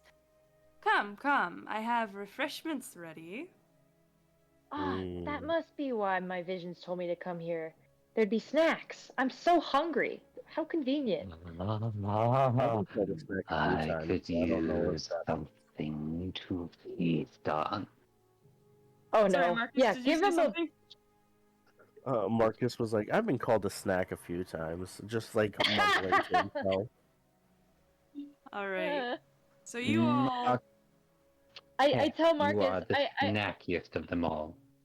I lean over to Marcus and I say, we gotta get a blood bag in this guy before he goes all fucking carry on us. Yes, we do. Alright. Xavier kind of leads you all towards the back, and you see two young men. They are standing stock still with two trays in either hand, almost as if mirror images of each other. They are staring straight ahead. They sort of turn their heads in unison to acknowledge you coming into the room. Their hands are stiff that are holding the trays. On each tray, there is a single glass. And leading into that glass is what looks like an extended vein curved just so into almost like a faucet. Sylvia vomits. No. Averjoe actually has. You watch as a pocket he unzips on the back of his pants, and then a bag comes out for you, which says "barf" with 2 F's on it. Bag. That's funny. Oh, poor Did you Tibet. just Are you produce alright? Sylvia barf vomits bag? into Averjoe's I'll weird say that pocket bag. I'll say that you go up a point of hunger because you evacuate your stomach. God damn it. This is what I get for stylistic choices. Don't Anyway, I'm not waste the I'm not goodness. even sure if Kindred can vomit. I Well, can. actually no, Sylvia that's can. a They white. can. They can. That's We a white, vomit yeah. food all the time. Averjoe actually Yeah. takes the barf bag back once you're done. Ew, no! You can't have my puke! You fucking weirdo. No. It's bad to waste blood like this. No, that is nasty. I'll drink it. You don't drink it. I'll drink it. You're gonna drink your own Whoa. puke. Whoa. Yes. Hey. Okay, well, I don't know if you have an iron gullet like I, but bam. Give it back. You know what? Give it That back. shows. Okay, here. You may have My it. He gives property. it back to you.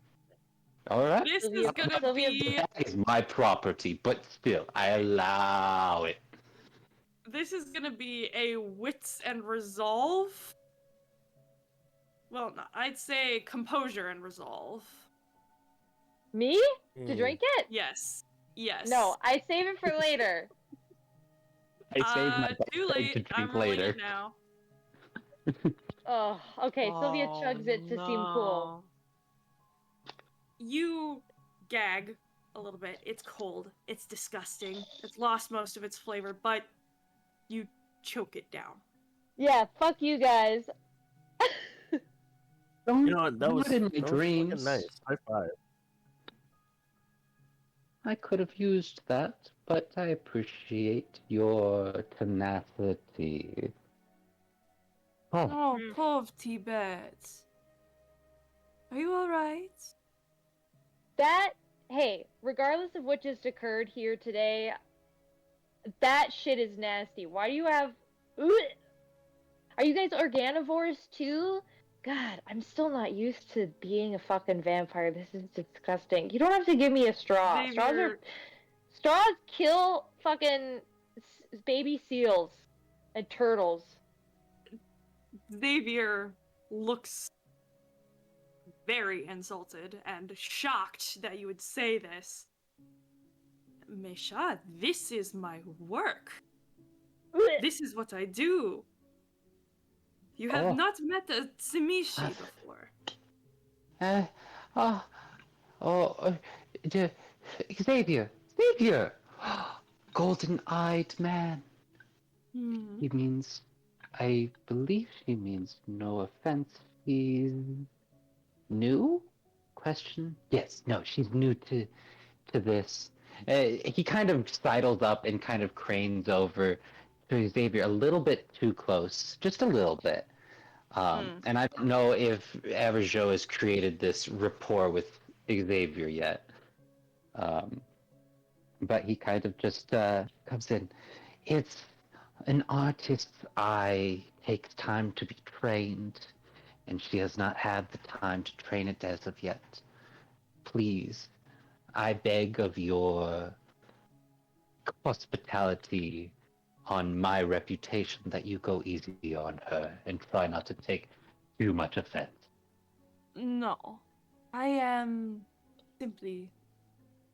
happy to educate a younger kindred, but I would appreciate it if you did not insult my work. Okay, sorry, Mm. but that's nasty. They will not hurt you. It does not hurt them, you see? And he sort of like walks up to these two young men whose wrists have sort of been converted into literal faucets. And he sort of gives one extended vein a little bit of a squeeze. And it's like a little small stream of blood just drips Ew! into the cup. This is too hardcore for me. This is bonkers. Very creative. I must applaud you. Very creative. Not. This is Sylvia talking. We Simishi are masters over flesh.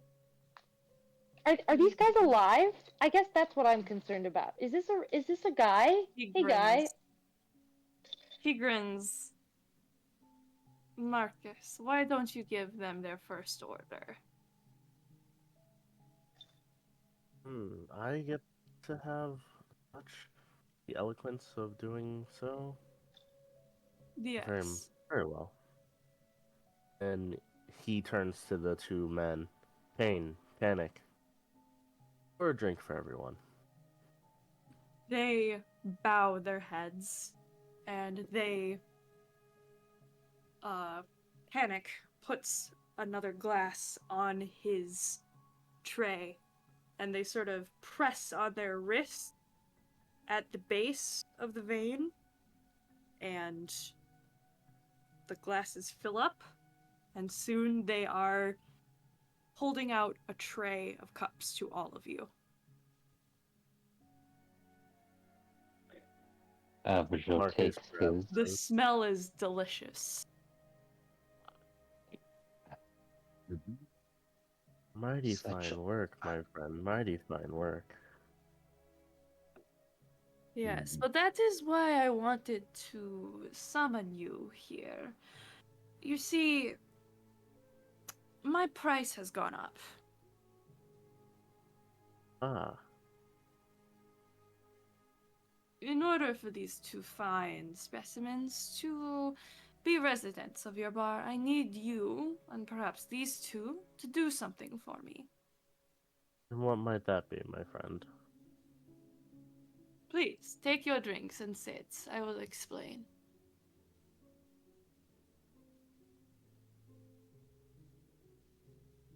And Marcus, knowing that this is about to be a business deal, his blazer jacket comes off. He's underneath. It's just like 50s vintage uh vest, suspenders, dress shirt. He rolls them up halfway up his forearms. And he's like, okay. And he sits one leg over his knee and starts sipping.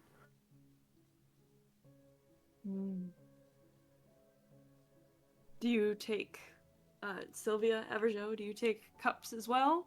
And sit? I take out any flesh or veins. I want just the blood.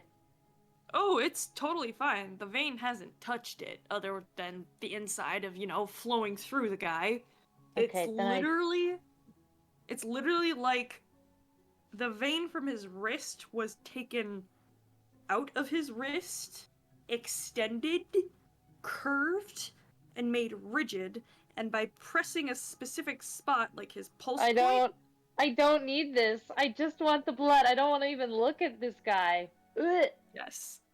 I I'm turn sorry, around. is this too much? Vibe check, is this too much? Well, for me, yes, but I honestly am fine. I'm not like in any danger. I'm good. Everyone I'm else? cool. I'm absolutely fine. And Averjoe, jumping off of that, Averjoe leans in. I'm Sylvia. drooling. Sylvia. He Gross, leans spider. Gross. He leans into I'm Sylvia. I'm way grosser than this. Well, I mean, it was my idea, so.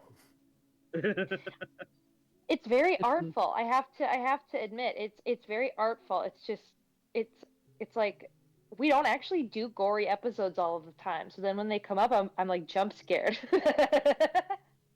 Averjoe leans over and takes his cup to another day, another year, another century, living into the future, but staying in the present for now. All Kind right. of beautiful. So you So all artful. sort of take the cups and sit down. Sylvia, you're a bit skittish, but the two men sort of back up, still holding their trays, sort of standing like toy soldiers. Xavier takes his own cup and sort of swirls it around, contemplating. I've had a few bad reviews on my business. No.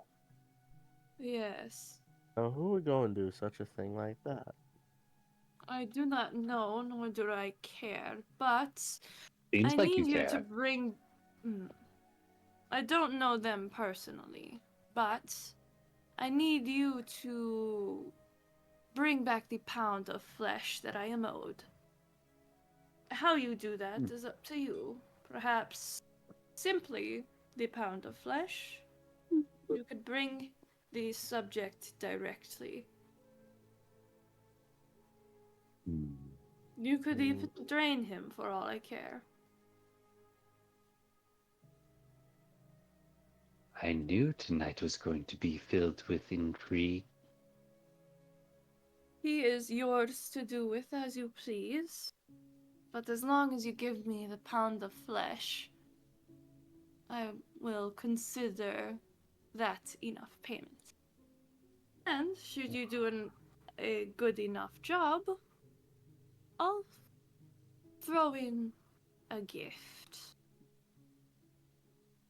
I saw that you had our flyer. I'd have got glued to the back of my hand, it would seem. Yes. I will give you whatever tattoo you desire. Your idea translated through my lens. No substitutions or anything.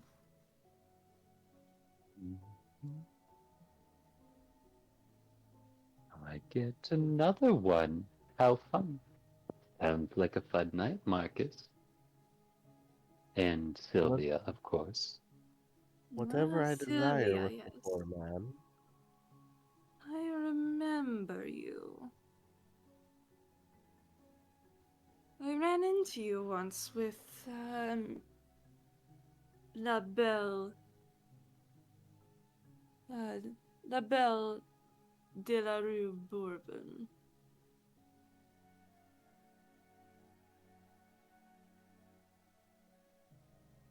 Sis, you there? Oh. Hang on, she's typing. Somebody's. Hello?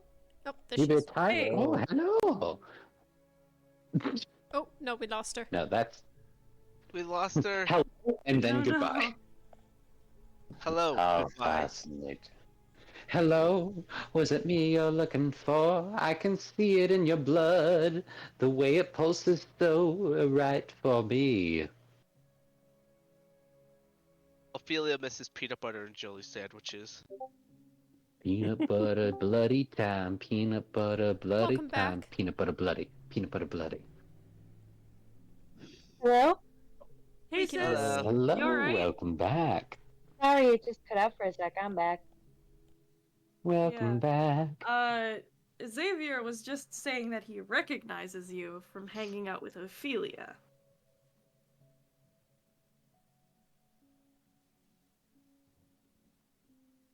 Repeat that, please.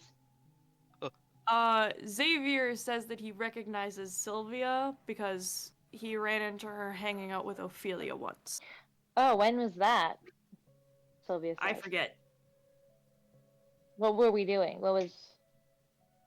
I don't remember. What circumstance? That is not important, but what is important is I have not had the pleasure of examining your canvas yet. Ew. Averjoe's memory loss is bleeding over to others. What does that mean? What's my canvas? Your skin, my dear. Ew, no.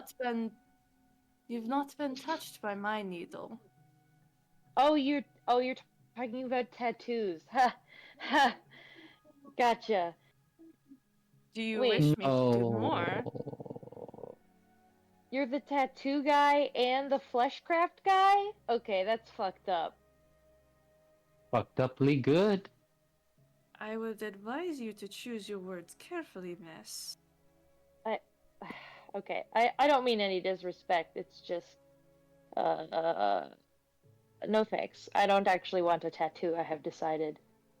Oh, I thought we were going to get matching ones tonight. Nope. I'll get a matching one with you, Averjoe. Yeah, Ooh. why don't you guys get matching tattoos? That would be great. I'll sit here with you while you do that.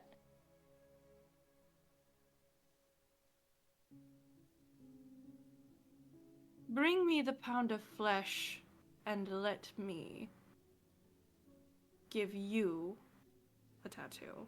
Pointing No. at Sylvia. No. Then you cannot What? have my work. Well, this is disappointing.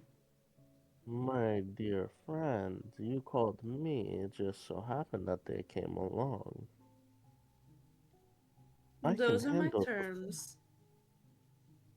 What the hell? You're getting blackmailed into making your friend get a tattoo? Okay, Marcus, how badly do you need this? Because I don't know if I can owe you a favor, if you can owe me, if I want you to owe me a favor right now or what. They have stolen from me. That is What? why they are here to begin The with. the tattoo guys?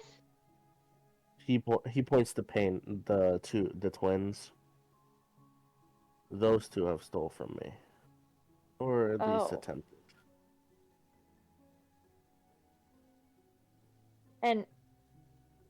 And what what do you need this guy for? What's compelling you? What work is he giving you that you need to give me a tattoo to get it? He has done his work. The two flesh-crafted men. Oh, so he just is gonna take them now, or what? You're wet.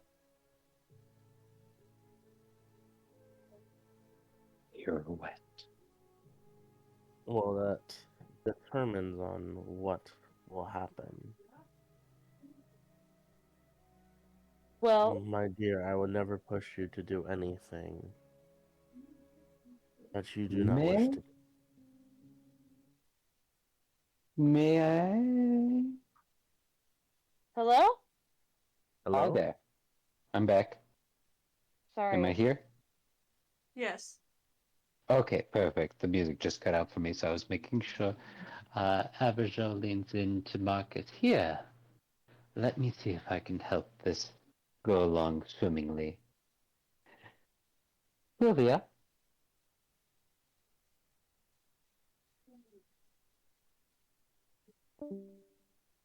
Oh no. Discord is being fun today. Sorry, Mhm. just could you just spell out? Okay. I'm very confused. Could you just spell out for the Xavier. recording? Thank you. Okay. So, I'm just for context, Xavier, in exchange for the two flesh-crafted men who have become living blood dispensers, wants the three of them, so Averjoe, Marcus, and Sylvia, to bring him somebody who has left bad reviews about his business,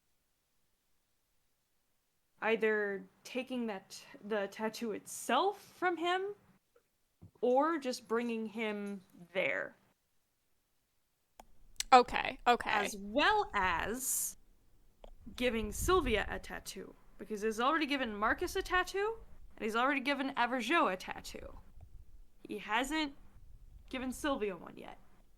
Why does he need to? What is he Okay. collecting? Samishi are known as dragons because they hoard. What Ew. Xavier hoards is people who put his art on them. Oh. Mm-hmm. Can Averjoe pipe in at this point? Yes. Yes, thank you. Averjoe leans in again, does a quick pirouette in the background as this goes all on, and then kind of focuses it on Sylvia. Sylvia, I do. I have your attention. Yes, Sylvia? Yeah. What the fuck is up, Averjoe? Ooh, strong words. What the fuck? That's one of my favorite games. Is what the fuck is up with that? Just answer the Great game. question. Right. We can go over sketches while we drive there for the tattoo idea. No. Oh, okay. What happens if I refuse? I don't like being Then- told what to do.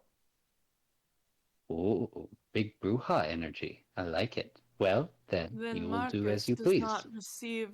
Then Marcus does not receive what I have worked so very hard on.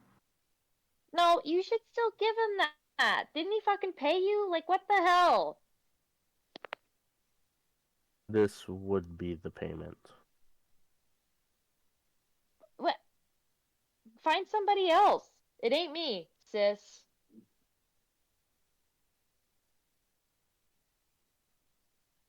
Xavier's eyes go dark. If you are displeased by my work, then you can leave.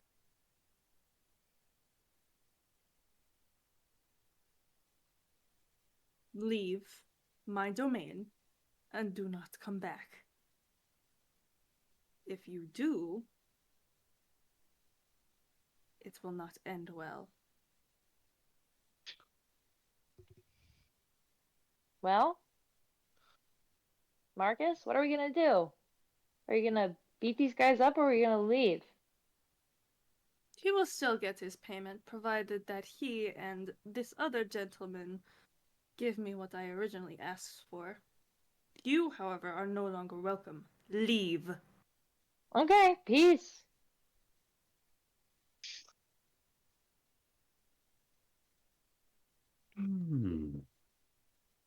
So, I'm Sylvia, sorry. you are escorted from the scene.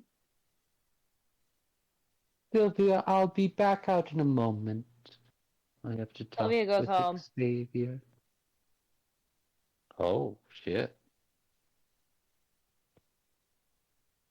You're going all the way home. How far away is the broken? Not too far, but you won't Okay, find Ophelia there. Well, who will I find there? Anyone? Or should I have You'll stayed find in the Molly. scene? Sylvia did not want to get a tattoo, but I didn't. I also don't want to mess I'll up the just scene by say- splitting it up. I'll just say that you're sulking outside. Okay, I'm sulking outside. I don't know what I'm waiting for, but I'm sulking. Above table. We all still good? Yeah. Well, still I good. don't want Sylvia to get a tattoo, so Okay, I alright. I'm acknowledging appreciate- that. I I'm appreciate acknowledging that. that. I'm sorry if it was important to the story, but I don't No, like. no. I don't. It's okay. Our Let me characters have explain. autonomy. Let I me want just that to explain. be. Yeah, Let me explain. it's all good. Xavier- I'm not upset. Xavier collects canvases, basically people for him to put his art on. It's The very cool reason that and he- morbid and badass. Yes, It's just Yes, you know. the reason that Xavier kicked out Sylvia is because while Tzimisce are known for flesh crafting, they're also known for respecting the rules of hospitality to a T. Oh. So Mhm. Freaky. basically, you had 3 chances. He overlooked the first Oh. time, like you reacting at the sight of his work. He excused the second time when you continued to insult it. Oh. And then the third time when you started getting snippy, or when Sylvia started getting snippy, is when he's like, okay, you're out. Oh. So Sylvia has introduced a character mechanic of pissing off a guy 3 times. Oh yeah. You And are getting kicked now. out. Hell yeah. Yes, you are now effectively banned from the Dragon's Ah, Den. fuck, man. That's so edgy of me. We got 3-strike rule from the Flesh Shapers. Sylvia honestly does not mind. Is the music playing for everybody? I could have sworn I hit play on something. I No. am not hearing the music. Yeah. Not here either. No. The only thing I'm hearing is Raven snoring. Aww. Honk shoe. Honk shoe. Honk show. Who did we lose? Oh, no. Okay, we lost the thing. Just the music. There, let's see if that There it fixes it. That Yep, did. that did. There we go. I Okay. think Averjoe has one thing he'd like to speak on. Okay. Averjoe kind of actually pipes up. Just to make this, I realize that he may have made a mistake, but I know your rules are your rules, and I won't try to challenge you. So, artistically, it's hard to get around some things, especially for a new blood. I digress. Xavier, I would be more than willing to help you out with this endeavor, and Marcus, what would you give me in return for this help? Ooh, average Joe. Never thought I would have to bargain with you. My price is How about absolutely horrendous. how about some knowledge? Would that be interesting for you? How about this? Yes, but write it down and give it to me later. Tonight I just ask for an experience. That is all I ask. Marcus softly places his hand on Averjoe's shoulder. My dear, every night with me is an experience. Oh, now you're getting flirty, aren't you? Oh, if I was No. getting flirty, my hand would be on your face instead of your shoulder. Wow, I am such an old dog, but yet I still feel a little bit of a hard-on coming on. I think I should go outside. Xavier, as usual, it is a pleasure, and I apologize for my new younger friend. It is what it is. It I have is. not had a reaction like that in a while. It is refreshing to see a critic. Mhm. I will say, Critic though, indeed. I think that's putting it lightly. You Also- guys really. Also, are I so should fucking mention funny. Ophelia was very not into what Xavier does, but even she's not banned from the Dragon's Den. Even Oh, she's no, not bad. Xavier keeps Sylvia's trying to just flirt a with fucking her. bitch. Yeah. And Ophelia's been very open about like just being like, Xander, you're a freak of nature. Oh, that's so funny. Yeah. Yeah. I think I'd like to progress the scene and or pass it off. Yes. Alright. So, Xavier kinda brushes himself off and just says, my original price. You bring me the mortal. I will consider this debt paid. Consider it done. Your pound of flesh will be here before the night's over. She may assist, but she will not receive any favor from me. Understood. Very well. I will expect your arrival soon enough. And these two will remain untouched. Appreciated as always. Averjoe, let's make our way. I will We say that shall. Xavier has also given you the information to look for this person. I figured that was going to be a given without having to ask for it. Mhm. Just a quick vibe check, because I know some people have to get off at around 10 my time.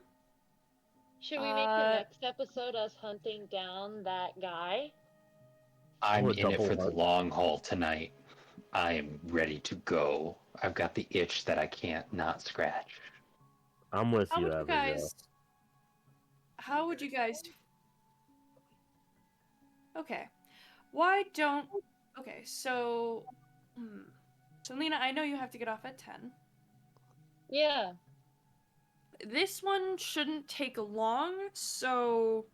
If anyone else needs to leave, that is totally fine. If you are okay with sticking around, we can have a bit of a longer session. But I believe that right now, just to sort of progress the story along, we will continue to follow Marcus, Averjoe, and Sylvia on this mission. It should be pretty short. The next one will probably be pretty... The other mission will probably be very, very involved. If I am no longer needed, then I will take my leave as well. Yes, thank you so much, Sin, for coming in. My pleasure! Thank You guys you, are Sin. amazing. Thank you. Was a Enjoy your pleasure to day. have you. It was May the night awesome. treat you right. Oh my goodness. Wow. Great to meet you. Y'all Have a Bye. great night. have a good one. Have a great night, everyone. Enjoy your game. You too. Alright. So, Marcus, I'm assuming you took your own car, or had someone drive you? I drove myself, so there's plenty of room for them to get in. Alright, you all hop in, and you head to the location that Xavier said this man would frequent. It's sort of a row of almost student blocks, but very, very run down. You see a young man leave a campus building. He looks very frantic, sort of looking around every corner, sort of holding his bag close to him, just sort of power walking, trying to avoid anybody's gaze. Well, I can rightfully assume that's our man. His description matches. Wait, we're gonna go beat up a teenager? Come on, you guys. We're better than this. It's a college-age student. Yeah, a fucking teenager. He's in his 20s. Beats the shit out of him. No. Your innocence, Madam Sylvia, is commendable. Yours is even closer to that of the last shadow spawn that I looked over. I don't know if you have the heart for it, but would you like the first instance of a darker world to be with people you trust? Or would you have it bathed in blood by people you despise? Oh my god, this is so fucked up. I will also say that you don't have to hurt him. You can bring him to Xavier. And have Xavier hurt him? He didn't What's say. Xavier gonna do to this guy? He's gonna take the pound of flesh that he's owed. He's gonna kill him. No. No. He will not- literally take the pound of flesh. You're thinking in terms of Ophelia when you think pound of flesh. Xavier will not do that in an Ophelia sense. So Xavier's gonna take the tattoo off. Mm-hmm. Mhm. And Sylvia. how is he gonna get away with this from a legal standpoint? That's my question. What legal Who's gonna- standpoint? Who's gonna believe him? He could get reported to the. He has a big ass like chunk of skin missing. Sylvia, that is you. You forget the powers that be. This is the different world you live in, and I want you to keep on to that humanity that you have so brightly fostered in front of yourself. You guys are gaslighting me right now. What would you I promise like you to we do would then? not. Ugh. Tell me why. Tell me what this is all about.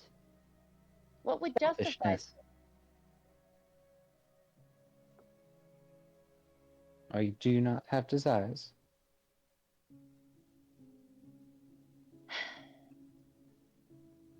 No. I hate this. I hate what we are. I hate what we do. I hate that this is even a conversation I'm having right now. I'm just not used to this this world of just indiscriminate violence. It's hard for me to adjust. I'm a mother, for God's sakes, you know? Like, I don't.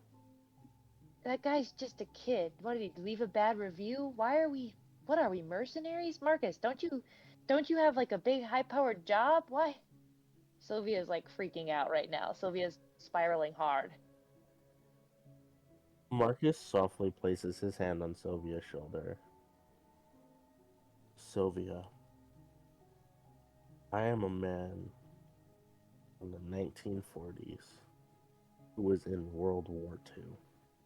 I have seen the darkest side of every human soul over my years, down from my own blood, all the way to what we have seen in the worst in humanity. You hold on to such innocence, and it is such a breath of fresh air. But deep down inside, we all have our sins. We all have done something we are not happy for. And you can walk in the light and keep your blinded bliss and stay happy with what you know. Or, as gruesome as it may seem, you peek into the darkness and see what peeks back.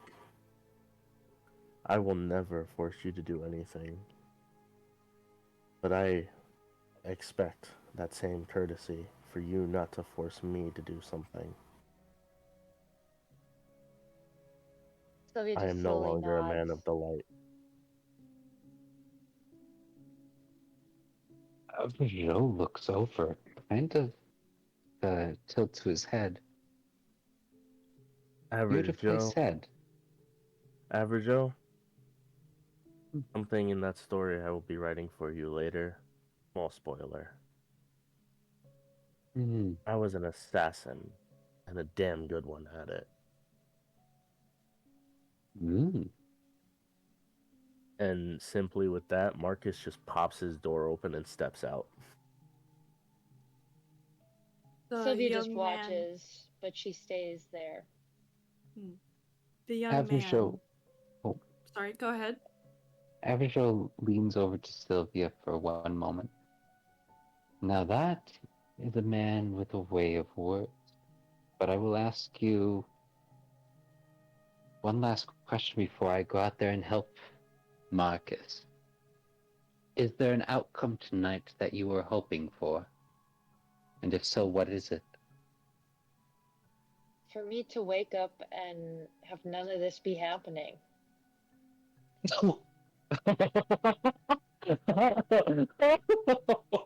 Well, feeling as lucid as I am tonight, thinking of the towers so high, babbling brooks and falling, that is a sentiment that has crossed my ethereal mind over ages and centuries. I unfortunately cannot give you that outcome, but I can give you an outcome that I might work towards for you regarding this man's life. Okay, what do you propose? Well, violence is a consistency in this world. But that doesn't mean we have to snuff out the torch, the light that brings somebody their breath. I don't like to kill. It's wasteful. Would you like for that not to be the case tonight? Yeah, don't kill this guy. I mean, I can't stop you from stealing his skin, but at least let him get his degree. A degree, a memory. How about I steal it from him? His memory? And, of course, let him be healed. There might be a little bit of soreness and hard shakiness to it, but I can try to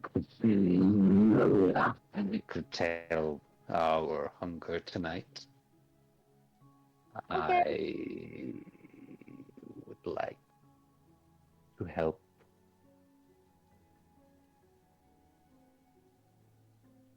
Yeah, that'd be great. Actually, that would allow me to just kind of look away and not you know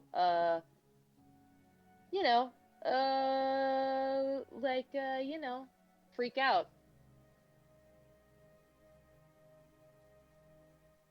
Because I don't think you guys want me to freak out.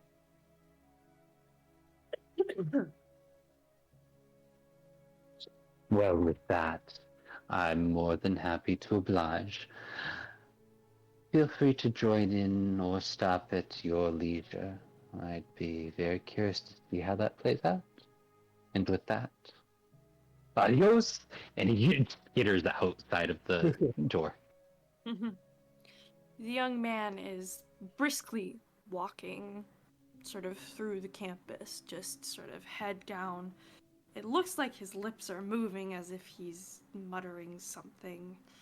He's just sort of head down, looking at every dark corner.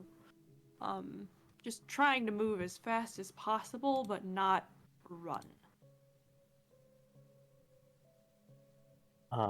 Averjoe, as you see Marcus in this moment, he is no longer in his usual suit and tie. He has a bandana with a a jaw, like the skull jaw, over his mouth and nose, a pair of black sunglasses, a hoodie, and dark jeans. If you did not see Marcus get out of the car, you wouldn't know it was him. He cocks his head. Interesting. I think it's only the scent that reminds him that it's you. Marcus just wants to find a decent sized rock. Okay. Yeah. And he's just like, yeah, this will do. I think Averjoe sidles up next to him. So, what's the plan? I'm gonna give him two choices. He comes willingly, or he says no, tries to walk past me, and I hit him over the head with this, knocking him out. Perfect. Hey, if I could interject one thing. Mm-hmm. You seem to be the quaint and respectful type, so I like communication. For the fledgling's sake, could we avoid more deadly outcomes for tonight, if possible?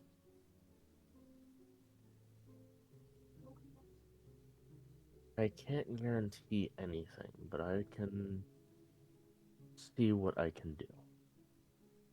You think he'll give up a good fight? Marcus kind of peeks at the guy again. Still walking. I don't think so.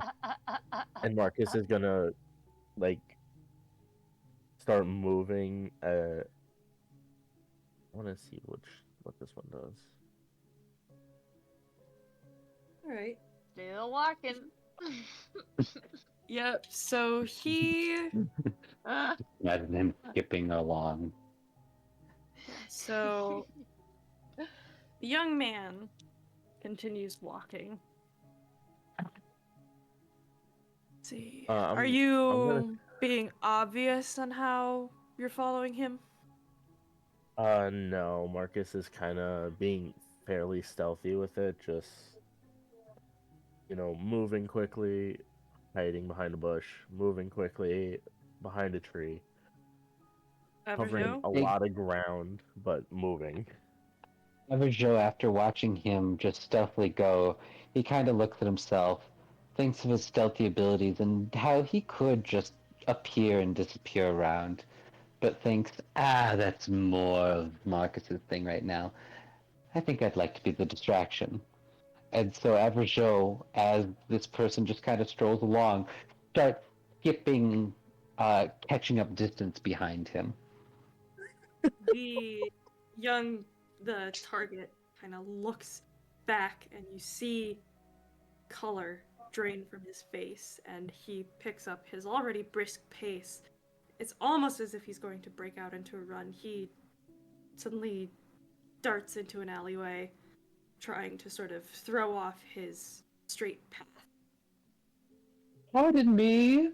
Do you have the time? No, not again. No. Are you okay, sir? Leave me alone. I was just going for a skip. I thought this was going to be a jolly night. What's going on? Simon sent you. Fuck. He knows. Gammon? And he runs. Averjoe goes into his battle skip and skips faster. Marcus goes into a full sprint. Like, he looks like Usain Bolt at this point. Just boom. All right, give me Dex Athletics to see if you catch up to him.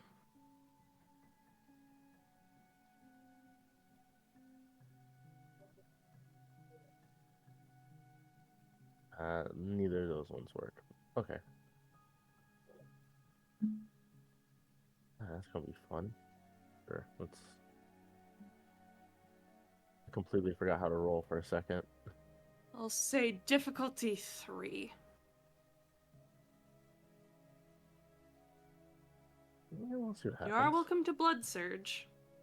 I will. That gives me 2 extra dice, right? Mm-hmm. Awesome.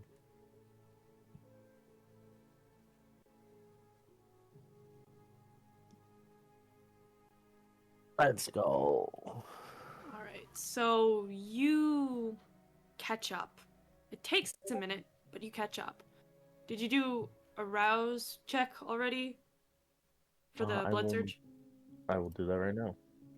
Here we go. Alright, you stay the same. Okay. It takes a minute, but you catch up to him. He's sort of panting, just sort of muttering, no, fuck, not again, fuck, no, I can't, fuck, I thought I was out, fuck. Marcus is putting up Daunt. He is immediately terrified. Leave me alone, fuck off. Marcus, Did Simon send you? I'm not going back. He grabs his collar and just whispers, "Shut the fuck up." Oh God, please, I what did can't I go say? back. He kind of like And swallows and starts crying. what he sees is, outside of the white skull teeth, the mask, is just piercing red eyes like anime, just no pupil, just a whole eye, pure red, glaring over the sunglasses. You have two He's options. I he's knock you out frozen and take stiff. you with me, or you come willingly. Those are your options.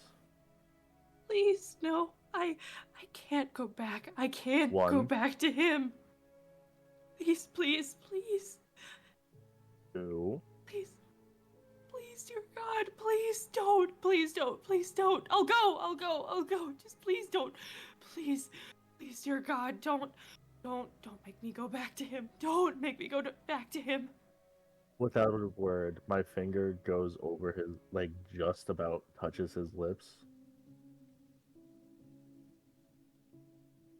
Next word out of your mouth is yes, sir.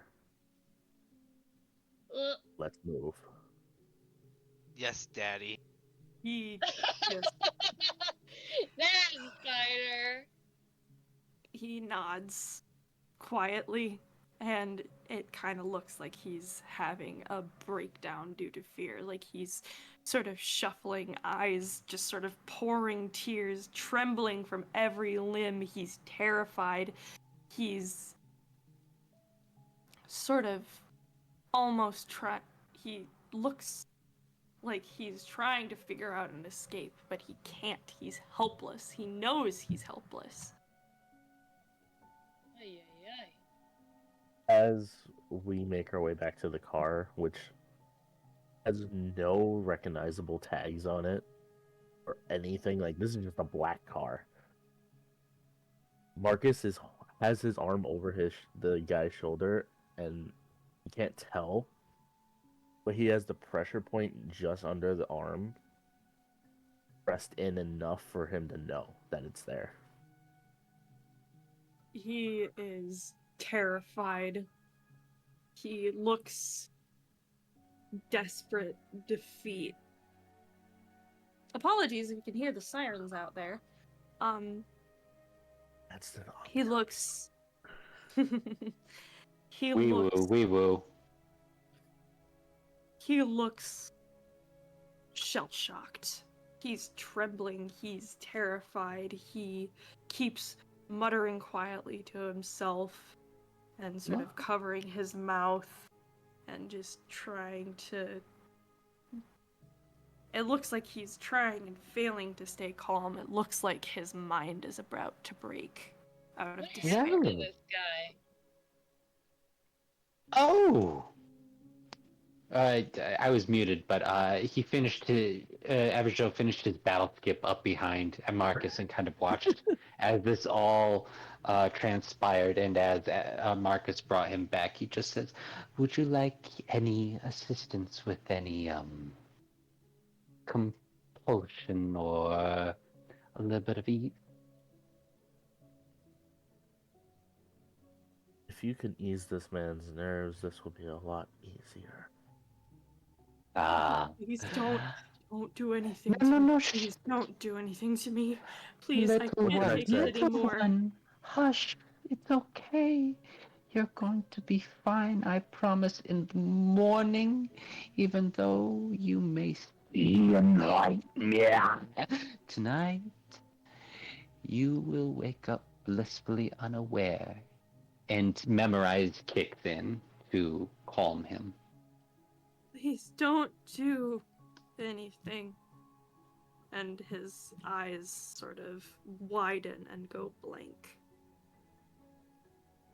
That's a good little pup. You're doing so well tonight. Oh, look at you go. Oh, Sylvia, welcome. I didn't What's see the you there. roll for Mesmerize? Is he human? He is.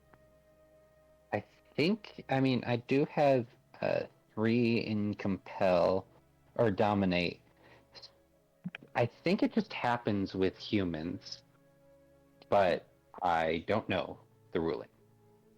Give me a charisma and dominate roll. Charisma, that is 5 dots plus 3 dots. Okay, let me roll that.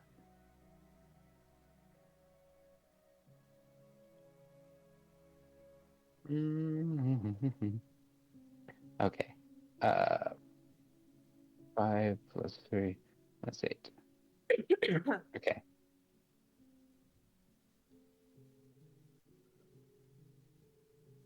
Let's do 6 successes. Oh You shit! I see- crit like on 3 of them. Jesus Christ! Oh. I've You never seen that see happen. You see he tries to blink hard and look away and sort of try his hardest to resist. Like, no, I can't, I can't, I, I, I can't go back. And he relents. Such a good boy. Sylvia, Marcus, I think we may have an easier time tonight. What do we do now? We bring him back. I'm going home. You would like to go home? Yeah, and I'll see you guys tomorrow or whatever. Okay, Sylvia. It was a pleasure to see you again tonight. Sylvia, as you get out of the car, you brush past this young man, your shoulders touching. You get another vision. Oh man, not another vision, she says aloud. You see, again. you see a sea of red cattle. Oh man. They are all lined up one by one, passing by a shadowy figure. It's holding a branding iron. One by one, the cattle pass. The branding iron flashes. There's groans and lows of pain. But as you watch each steer walk off, with each step, they appear more decrepit and shriveled and decayed before they eventually collapse in a pile. And the vision ends. Well, I immediately am coming to the conclusion that this Xavier guy might be doing something nefarious with tattoo and skinned magic. But Sylvia, I don't know if this occurs to her. I think she's just utterly creeped out by everything and doesn't really take her own visions seriously yet. And she just like shudders and she feels around in her pocket to see if Templeton is there because she needs comfort right now because she's really freaked out. He's there. He sniffs your hand and sort of nuzzles, sensing your distress.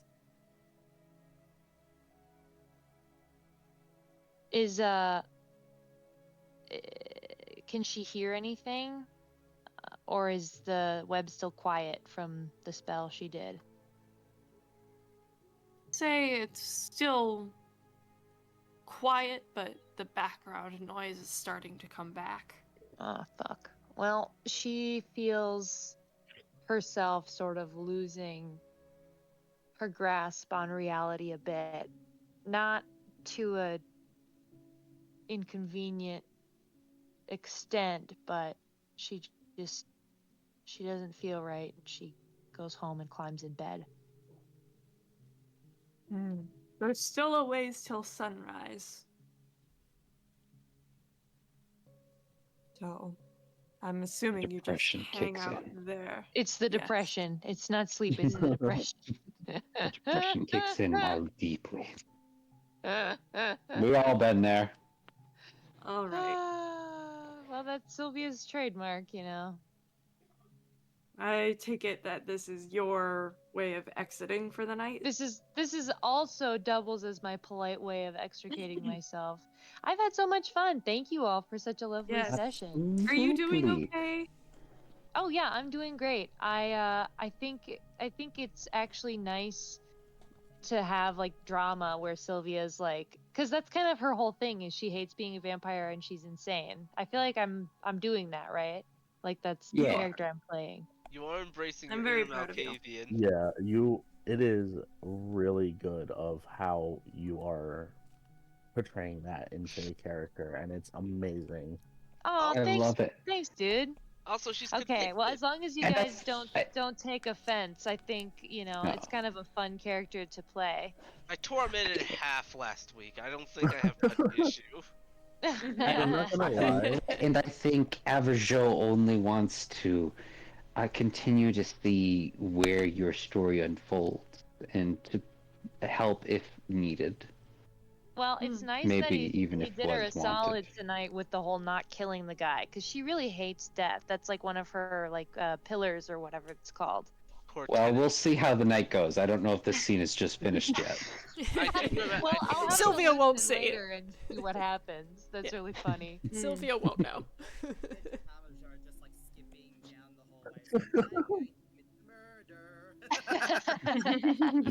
I'm not gonna lie. I see what I think Ophelia there's a does little every bit of the scene session. with Marcus and Averjoe, so we'll see how that goes. Oh, shit. Well, I'm not sure if you were here when you found out when most people found out that like everything that Ophelia has done has been her holding back. Mm. Mm. All I'm not gonna lie. Thank I you, love. sis. You have a great night, Sylvia. It was awesome to have Have you. a good night. Good night. Have a really good night. Hey, sis, by the way, I wanted to tell you something. Mhm.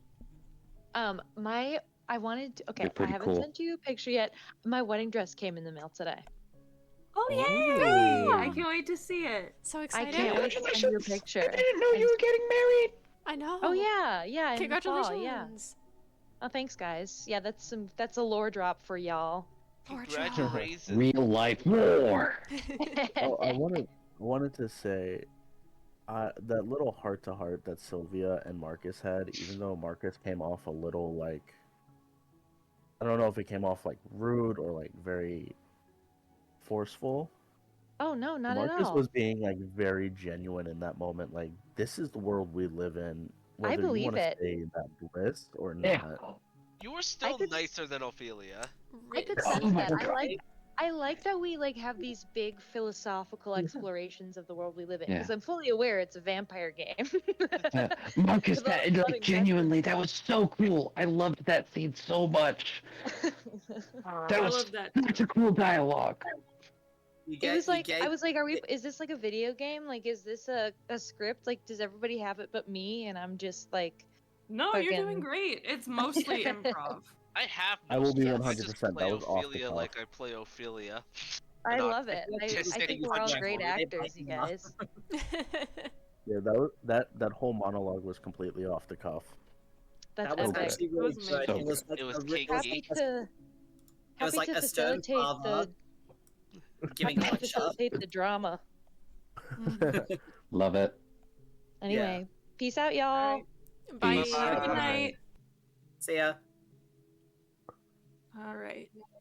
Alright, now back to brass tacks. Marcus and Averjoe. How's it So- going? Yeah. So Marcus, you have this young man who's sort of gone into a catatonic-like state as he stares at Averjoe, tears streaming down his face. Well, openly, I will say that having you around definitely made that a much easier job than it was going to be. Thank you, Marcus. You know, I don't think we often. I mean, we talk more than Ophelia and I, but I feel like we don't hang out that often, so I'm pleasure to be of use for now. We don't get much one-on-one time. Uh, A can little I upsetting. confide in something for you? Of course you can. When you and Sylvia around, I think my attention oftentimes garnered towards the fledgling. And I think that might be because I never had a kid. So I think being a father to the fledglings of this world calls to me in an odd way. Though I don't know if I'm any good at it. As Marcus pulls his mask down and pushes the hood back, you know, don't have much memories of my father after all the shit I've been through. But from what I can tell, you're a damn good one that I've seen.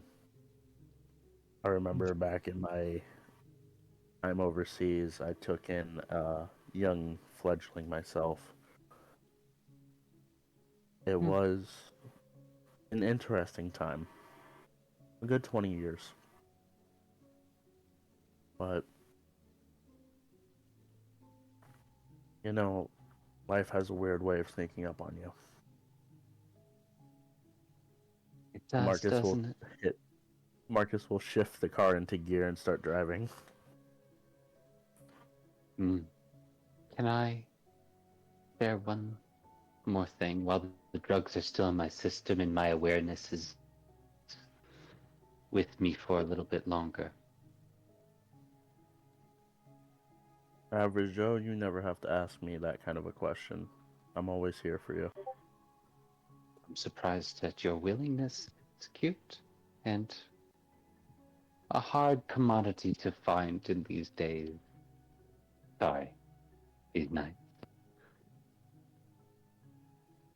Well, the call has been always ever present. I don't know if you've heard about the calling to all the elderly vampires of our age. Do you know anything about it? I do not. Well, it happens to all of us when we get older. We get called to a certain place. It's an itching feeling. And it is like the beast hunger to be reunited with something. Something in the Middle East calls us when we grow old and our blood runs thick. And I'm scared of it. It's calling me every day, and I have to fight every little piece of myself and burn every little bit of blood that I can to resist. And I don't know how much longer I can stay here in the present as I always have. I've been around the tower. The tower that babbles so loudly. And the calling, babbling brook that is our beast is starting to tear into my whatever is left of my soul.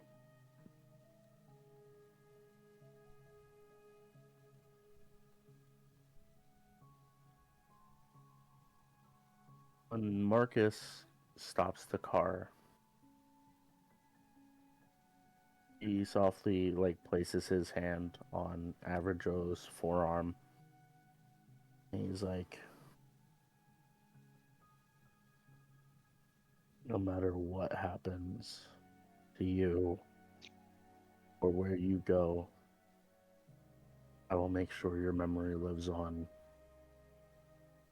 in me and those I pass your stories down to. Averjoe, it's okay to be scared. It's okay to be worried. But know that no matter what, the people you call your friends will be there by your side. And if it means anything to you, I consider you one of my closest friends.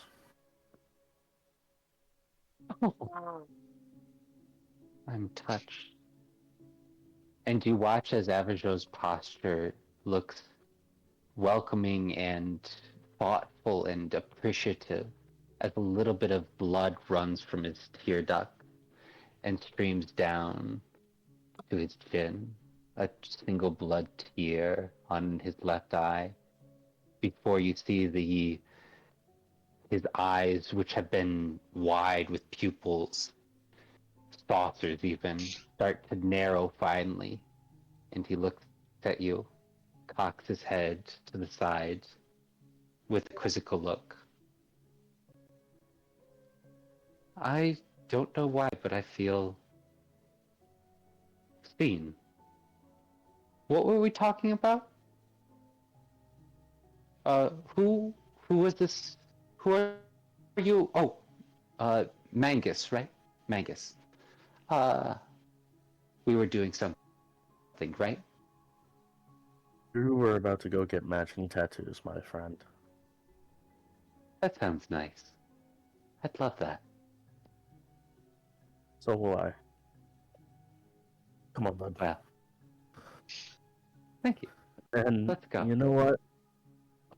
Drinks on me tonight. Ooh, I love to drink. As Will we drink root beer? Yeah, buddy. We can get some root beer. Ah, lovely invention. Let us elope! You drive back to the Dragon's Den with a still crying, shaky hostage. In a moment, on Marcus's left side, a single blood tear rolls down his cheek as he stays stone-faced, trying to stay strong for Averjoe.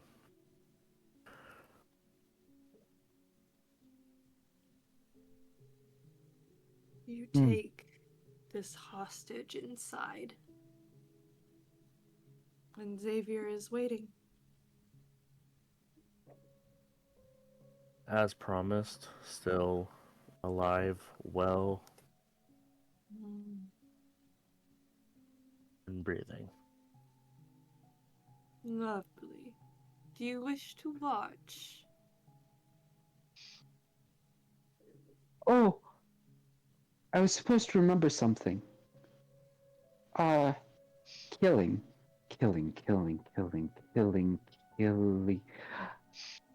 I don't remember. I guess I'll just watch. Our friend that did insult your work did wish for the young man to at least be able to see morning tomorrow.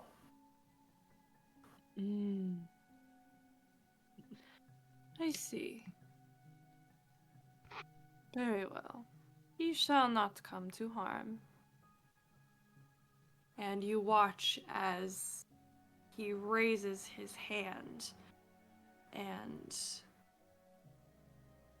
it looks like knives slowly extend from his fingertips.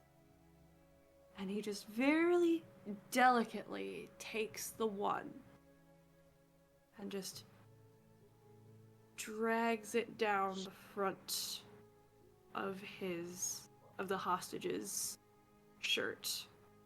It cuts the fabric like a knife through butter, but leaves the skin untouched.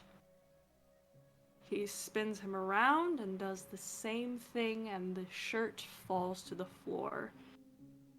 The man collapses as adrenaline leaves him. And you see on his back a barely healed tattoo. But it doesn't look like any of Xavier's work. Either of you can give me a wits and awareness roll. You can even both give me a wits awareness roll. Wits and awareness. What are my wits? No. They are. Not much, And awareness. You know. Awareness. Difficulty? 2, 3, okay, so Give me a straight roll and we'll see.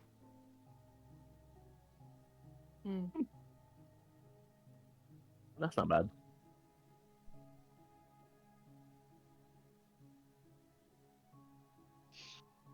A bestial failure. I see. Averjoe. You see this man on the floor. His mind is broken. You so desperately just want to reach into his mind and pluck out a memory. Maybe even feed a little bit, who knows? But your beast is screaming at you that this is a vulnerable target.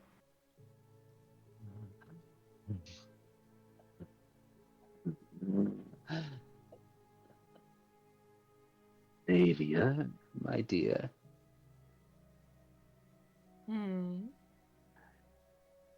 Would you mind if I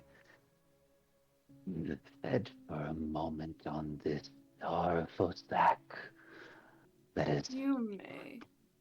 It will make the process a bit easier if he's relaxed.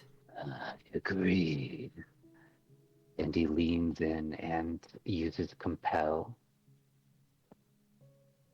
Little one, whatever your name was, what is a memory that still brings you wrath, ruin, and sadness? Tell me.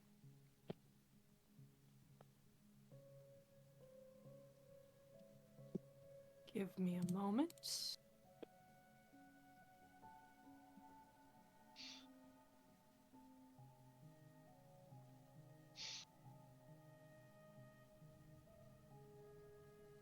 I love making the DM thing. So you wanted the memory that gives him the most sorrow, the most pain. Yes.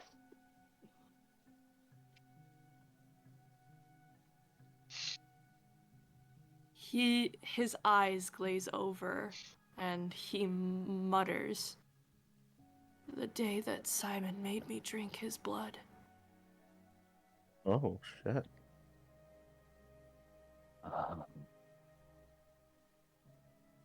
No longer will you feel that pain for tonight. And he dips in and starts to feed, taking that memory from him. He just sort of melts. The adrenaline crash, the vampire's kiss. It's all too much. He is down for the count. His eyes flutter, and his hands, once tense, now fall to the floor. Xavier delicately takes he flexes his hand, and the claw disappears.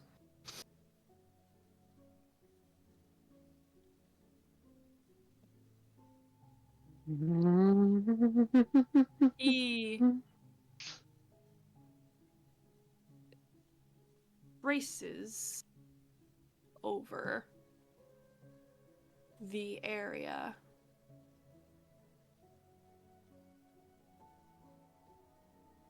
where this tattoo is. He delicately sort of traces around it, and the skin almost becomes waxy before he takes the top edge and slowly peels it back, revealing the fascia underneath. The young man doesn't flinch, he doesn't move. He is completely unfazed by this, unaffected. And Xavier delicately takes this dermis, an epidermis, and lays it and holds it out to Birdie, who has suddenly appeared, and she delicately holds it as if holding up a blanket. And then Xavier takes his hands and slowly, ever so slowly, starts to push the edges of the skin back together. And it is seamless. It's as if he's smoothing away a piece of gouged clay back into a smooth surface. And it is seamless. It's like the tattoo was never there.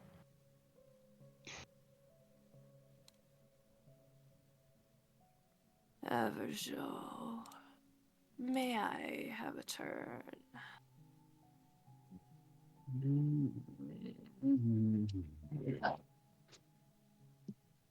Who am I to stop somebody from feeding in their domain? I bid control to you. He smiles, his mouth full of sharp teeth, and he But raises... I will ask one thing. Hmm? I think, Marcus, sorry, my brain, it hurts tonight. We were supposed to make sure something didn't happen. I don't remember what it was. I do. You told me. I remember. Don't you fret, my friend. Thank you. By all means, continue, Xavier. I think I should go sit down for a moment.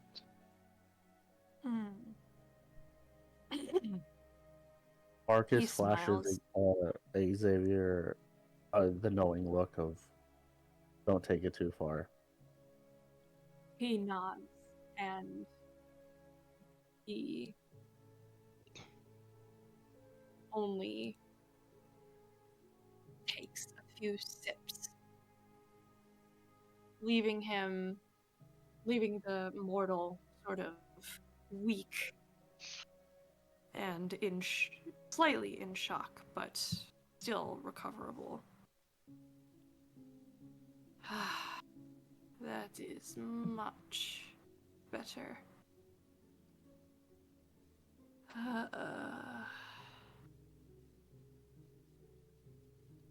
He takes the skin from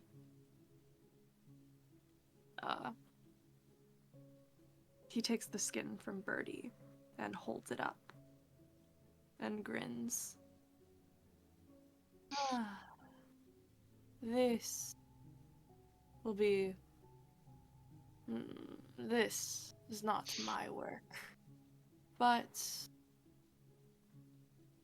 no. It shall be burned. He ruined this piece. If it weren't for your request, I would have just killed him. I appreciate it. Destroying my work. He sort of throws it to the floor, and Birdie takes it.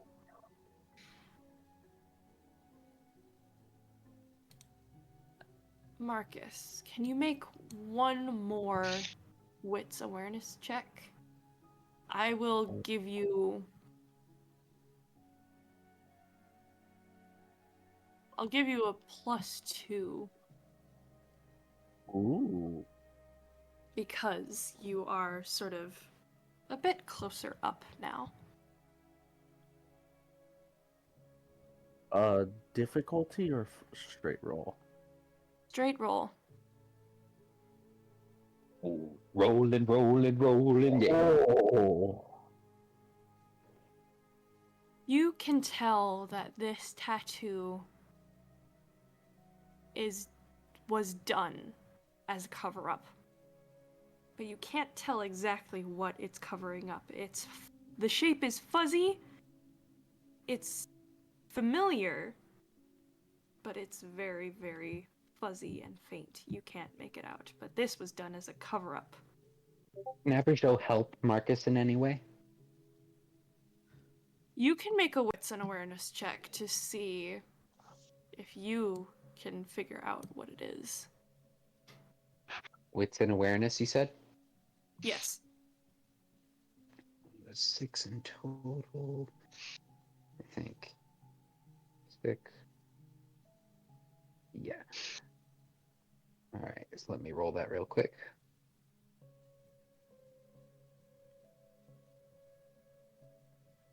Four successes. You can't see anything. Your blood is still boiling. He just kind of looks absent-mindedly over at it and then back to Marcus before standing. A little bit tired-looking, but more vitality back in his bones.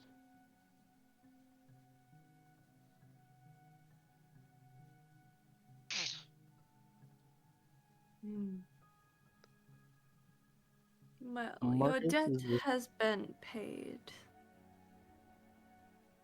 You may take your new treasures with you. I very much appreciate it. And thank you for such fine work that you have done today. Oh, You are most welcome. Xavier, Yes? I could have an idea for a tattoo. Do you mind if I get something? You may. I am always willing.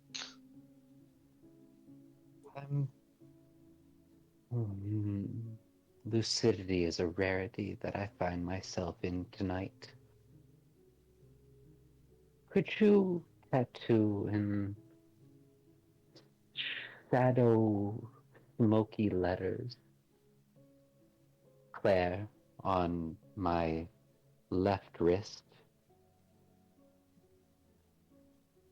Claire. I just need the spelling, just so I can remember. As you wish. Thank you. Since we are asking, Make it look badass. My dear, my frère, if I did not, it would be a waste of my talent. Perfect.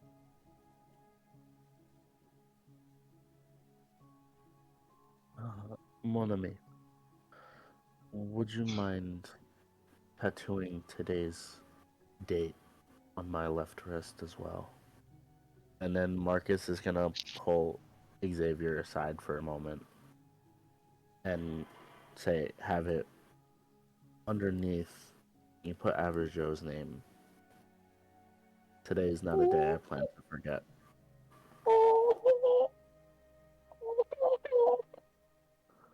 As you wish. And it takes perhaps an hour. It's quite easy, since they're both small. Averjoe, you get Claire in a beautiful cursive script as if written in a wisp of smoke. Marcus, you get Averjoe's name, bold, sort of solid, on your forearm.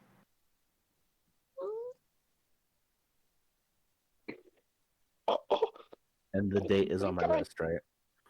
The date. Yes. Yes, Yes. that's what I meant. That's awesome. No, I like it because on the forearm and the date there, that's perfect. I was looking to make the feels tonight, not feel the feels. I make I everyone just feel thought, the I just heard the tail end of that, and Jazz. I think everyone is I feeling love the feels tonight. Like, you are breaking hearts left, right, and center. Who? Mhm. Your Malkavian is like top notch. I'm blown away. The question thank is, who are you Hey, talking don't to, group me in with Jasmine? Me? everybody else. I'm just here. We haven't forgotten you, Spider. I was about to say, let's shift the scene back to our other intrepid trio. Yes. Hello, intrepid heroes. You are all I was very. right. I've got. Mhm. Did you enjoy You're your all nap, honey? Okay. You are all ferried back to the mainland. And you are given directions to Our Lady of Prompt Succor, an old, ruined church. Ophelia gives a tip to the man that she has dubbed Sharon. And He wordlessly accepts it. and then Ophelia makes sure she obtains back all of her weapons. Mm-hmm. And then she heads back up and calls Max. He arrives, and it looks like there's a fast food wrapper in the footwell. Nice. All right, everybody, get in.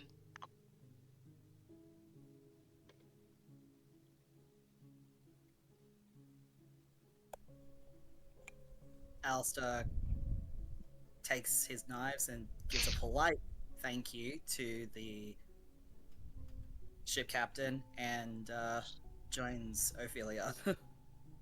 Rhys will Nice. gather his gun back. Also, a polite thank you to everyone on the ship, and join Aleister and Ophelia.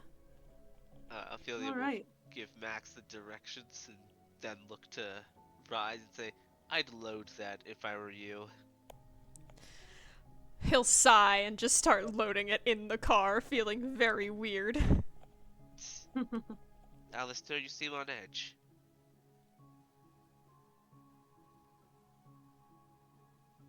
Something you said when you were in the car with us last from the precinct. Oh? What did you mean by you thought you escaped the Sabbat? Care to elaborate? She lights another cigarette and she says, do you want the Naruto filler episode version, or do you want the One Piece arc version? Would those both be about the same? No. Oh. Drastically different. One is one episode, God one damn takes it, 2 I years. just broke character. No, it's okay. Sorry. One is one episode, one takes 2 years. So But the this- long or short version. Basically.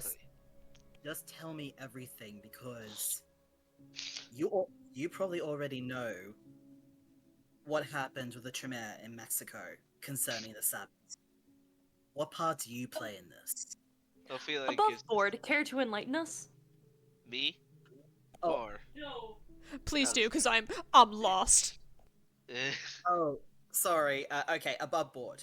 So, with the Sabbat in Mexico, there was a small contingent of Tremere. They were called the Anti-Tribute.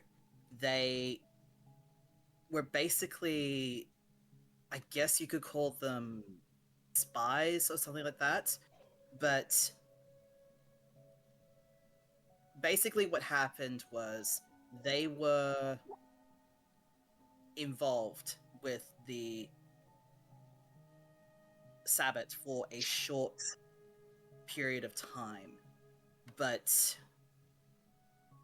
during in 1998 they were wiped out after being called to a chantry in Mexico City. They were completely destroyed in an unknown ritual. So They were Ophelia, destroyed by the Sabbat, or they were Sabbat and they got destroyed? the Anti-Tribute were Tremere that followed Goratrix into exile. They found themselves cursed by the main clan, and they orchestrated a plan to have an agent in the Sabbat. So the anti-tribute, even though they weren't organized, they were this agent. But they were destroyed in this unknown Sabbat ritual. Okay. Gotcha. Okay, thank you. Yeah, Ophelia will light her we'll take another. Also, just in chat, that's a cookie art of my main VTuber PNG that was made by another spider VTuber friend. That was just something that I just got, so I was like, hey, I want to show it Cute. off. And so That's she takes cute. a deep inhale of her cigarette and just. If it cools you down, I wasn't involved in that at all. I wasn't implying involvement. I was asking, what do you mean by escape? Have you ever heard of the name Marco de la Rosa?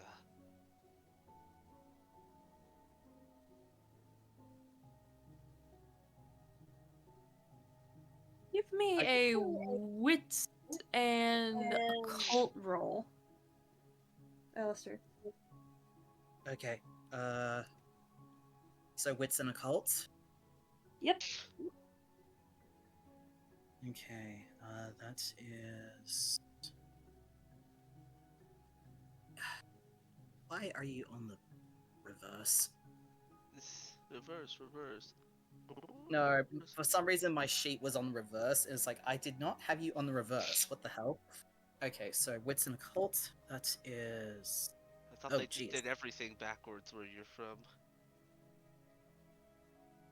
Just because I live on the other side of the world doesn't mean we do everything backwards, thank you. Listen, I'm not sure of how people work in the Australian lands. Really hard. You don't understand how people work because you're Fae. You don't understand how people work because you're tall, bitch. Okay, so... And I don't understand how people work because I'm autistic. I'm also that, so yeah. I got 4 successes. Lovely. So, Ophelia, give us sort of a surface level overview of who Marco de la Rosa is. Marco de la Rosa was a member of the Italian Camarilla. Emphasis on was. One day in the 1970s, he was subsequently murdered. Oh, Who did we lose? We lost we lost Wolf. Wolf. Yep. He was subsequently murdered, all of his assets liquidated, and his right hand man, the Bronze Bull, was nowhere to be found. To this day, no one officially knows what happened to him. However, towards the end of his life, he began to have some very, Sabbat views, you might say.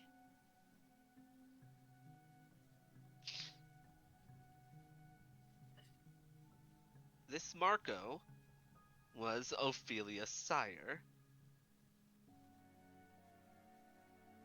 But Aleister would know that he's her sire. Yes. Yeah, Ophelia's just like, who just basically just gives like, he was an important man, tap. He had some, Sabbat views, if you know of him. I am familiar with the fact that they strongly oppose the Code of Milan.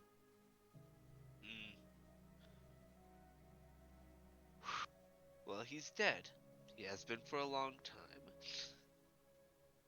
And I thought, by getting rid of him, I'd be rid of everyone else in that fucked up group of weirdos.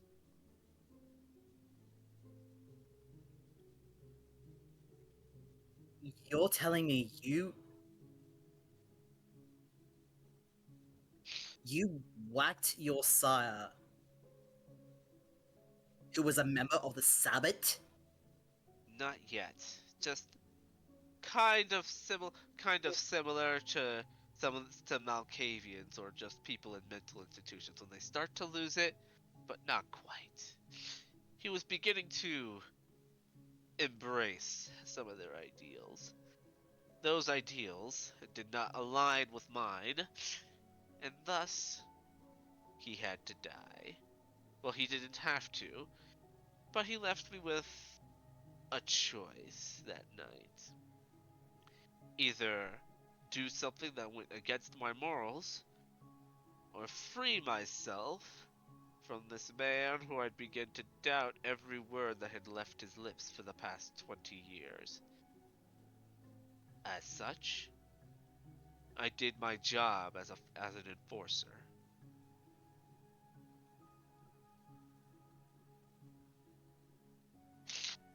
And for my sins that I committed against him, his blood and his mind permanently plague me to this day. Damn.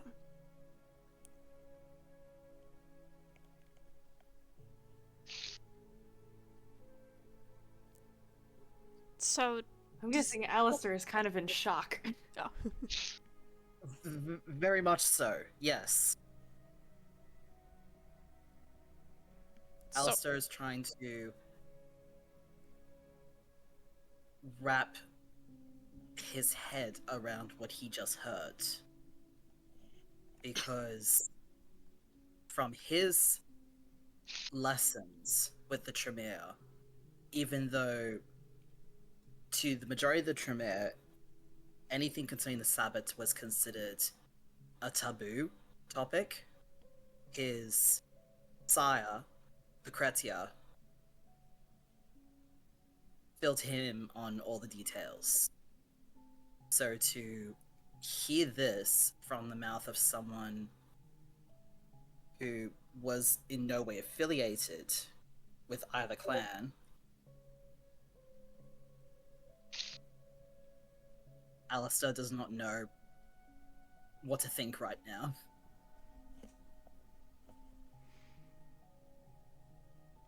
It sounds like some bad vampire politics, if you ask me. It's similar to what Marcus is doing now.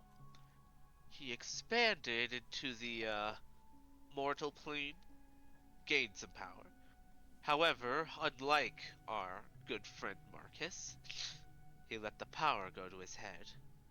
I went from taking out enemies of the Camarilla and potential threats and hidden smaller sects of the Sabbat to killing potential political rivals, anyone who didn't agree with him, and before I stopped, she takes a deep breath. One man that simply looked at him wrong on the street one night. Ah. I'm pretty sure the mortals have fought a war over this.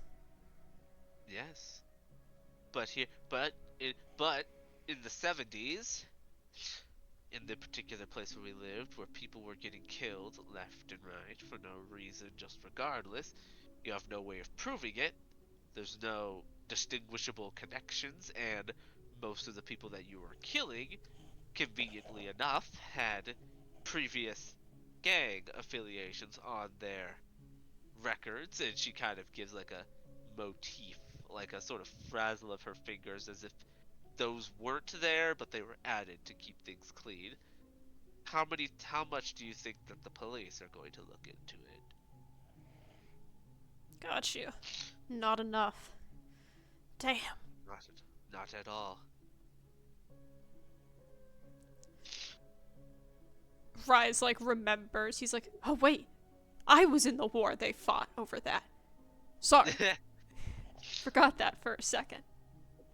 I wasn't allowed to fight in the war. Well, I mean, you're strong now. I can only imagine what you were like before. I was strong even before my embrace. That's why he took a liking to me. Bastard.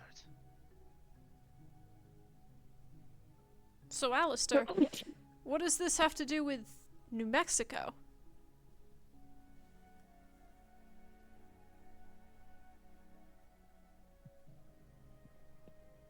Huh. There are rumors that some of the anti-tribute may have survived. And now we think those are the guys who are here, trying to, I don't know, take over the world? I sincerely hope not, because that would mean they're part of a very specific old clan of a very specific bloodline of the Tremere that would not even be able to exist today were it not for the anti-tribute. If what you're saying is true, we may possibly be going up against a very old bloodline of my own clan who has rejected the Camarilla and their principles. Well, then we'd best not hold back. You're expecting me to go into a suicide mission? How long have you been alive, Aleister?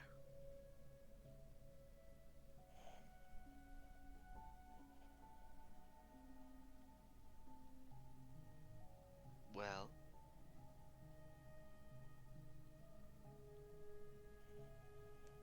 I was embraced in the...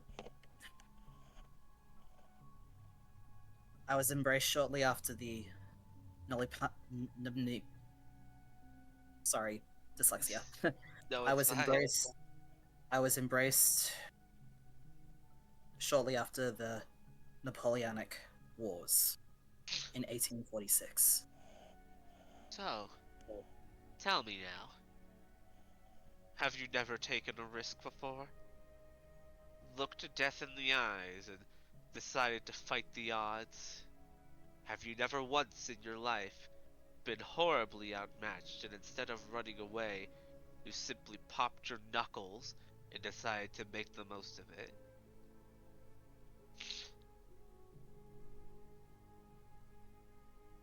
Aleister's eyes darken because there is a very big internal conflict going on in his mind because of his human life.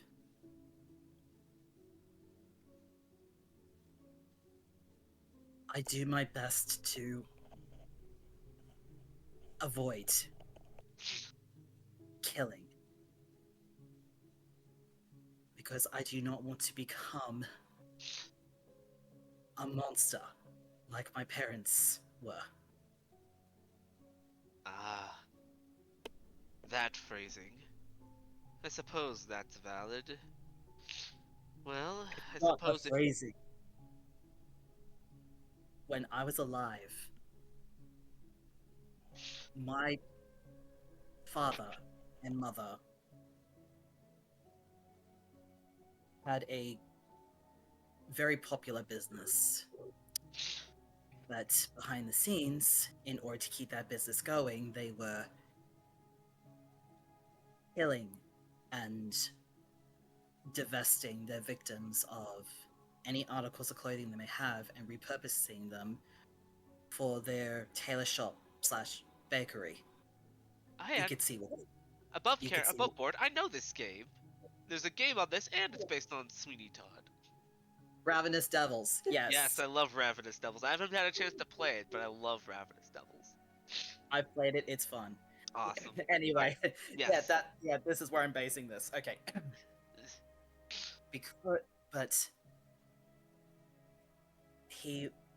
my father was arrested after murdering a popular notary who was a one-time client. And rather than admit to her own participation, my mother took her own life. I spent the next several years in and out of situations where I actively avoided combat, but at the same time, I was in the thick of it because of my stint in the military as a blacksmith. The only time I've ever killed inhumanely was after my embrace. The beast came out of my control and I frenzied and took the life of a mortal in a dark, crowded theater as the curtain fell. Even though the damage was able to be mitigated thanks to the very thorough Camarilla in London,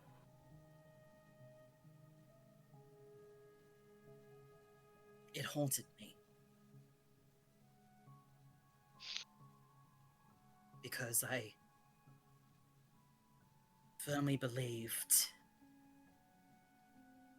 that I was nothing like my parents. And yet I killed viciously. And even though I know life as a kindred, you have no choice but to take a life, I actively avoid doing so. I never kill my victims.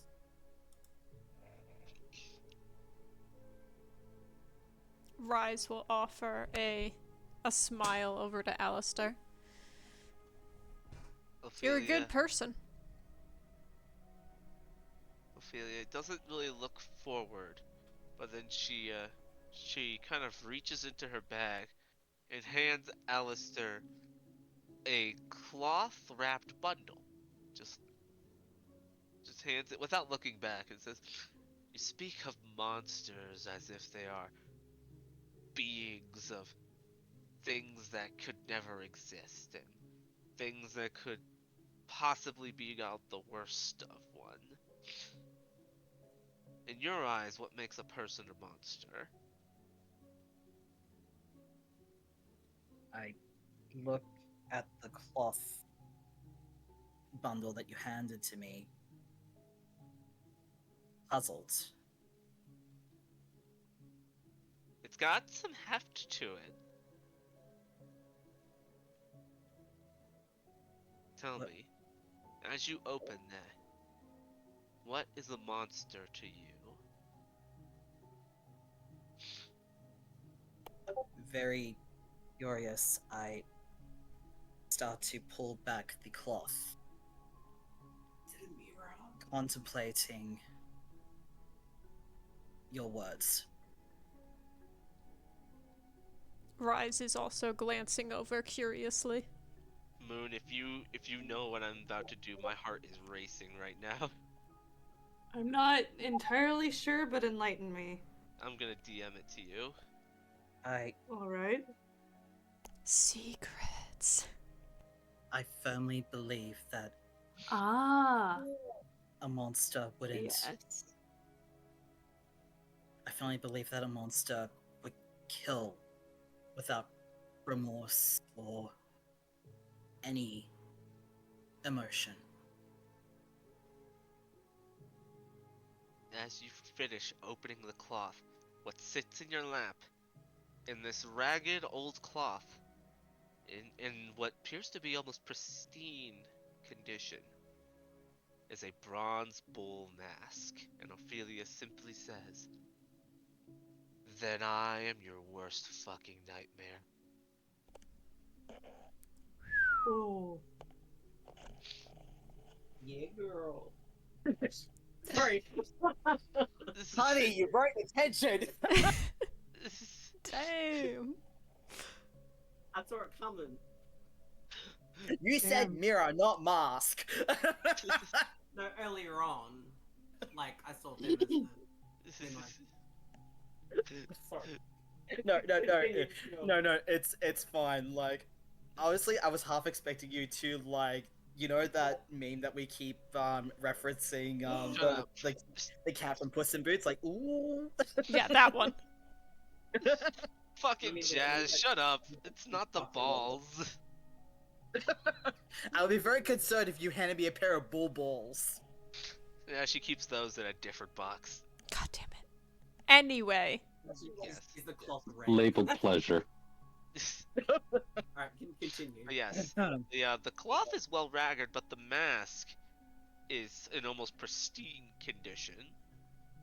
I'm not sure if this is something that Aleister would recognize or not, but yes, Ophelia. Well, he knows of the bronze bull. Yep. No one saw their true face. I stare at the mask in complete shock and stare back at Ophelia.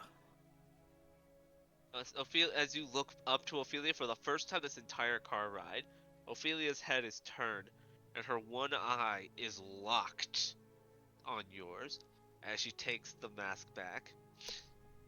In this world, even as humans, there must be those who are willing to tighten it, to protect those, and yet, sometimes, and she slips it back into her bag, to kill a monster, you need a monster.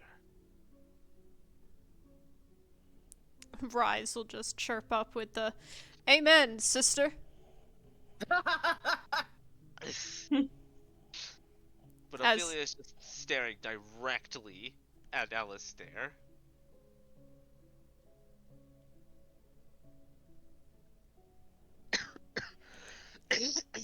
Don't die. Sorry. Alice, I look back at my hands and start tracing the tattoos that are burned into my skin. I never thought I'd be faced with this kind of situation. My sire was actually very adamant about not involving me directly in things like this. Well, life changes. So you have a choice to make now. Are you going to continue to allow yourself to be defined by your past and what you truly believe a monster is? Or are you going to change the definition to better suit the life you need to live now in order to survive? Because one way or another, we are going in here, and either we're walking out together, or I'm carrying you out in a fucking urn. To be fair, Rhys speaks up as he's playing with his dog tags. We never actually said we had to go and kill anyone. This is a scouting mission. Believe me, if we're scouting this out, there'll be at least one or two. You forget who you talk to, Ophelia. A military man. I know who I speak to. A military man with the incredible power to be invisible. Yet somehow you are very, very confident when on the stage. Well, the confidence wearing. Well, you know, I try. Ask your questions now, Aleister. I can taste them brewing in your mind. To be perfectly honest, I'd much rather get them out of the way now. Saves me the time, saves me the energy. So were you a wrestler or something? Worse. Ah. I don't know if I than a wrestler. Ophelia A takes a... luchador. Ophelia takes a deep breath and says something that that says some words that just knowing Ophelia now would probably just not fit her at all. I was a fucking lapdog. Ah, the Mafia. Worse. The Damn. Camarilla. Well, Heyo. now, as someone who's lived in between all worlds of vampire politics, as one does, I mean, there could be worse than the Camarilla. I feel like these, yeah, they sound like really bad guys. The Camarilla isn't much better. Are any politicians? No. Fair. But these ones are older and more geriatric. Anyway, before Aleister asks the questions, should I close my ears so I don't hear this? Because I feel like this is some, secret business going on here. It's not secret. You can listen if you want. You can listen if you want to.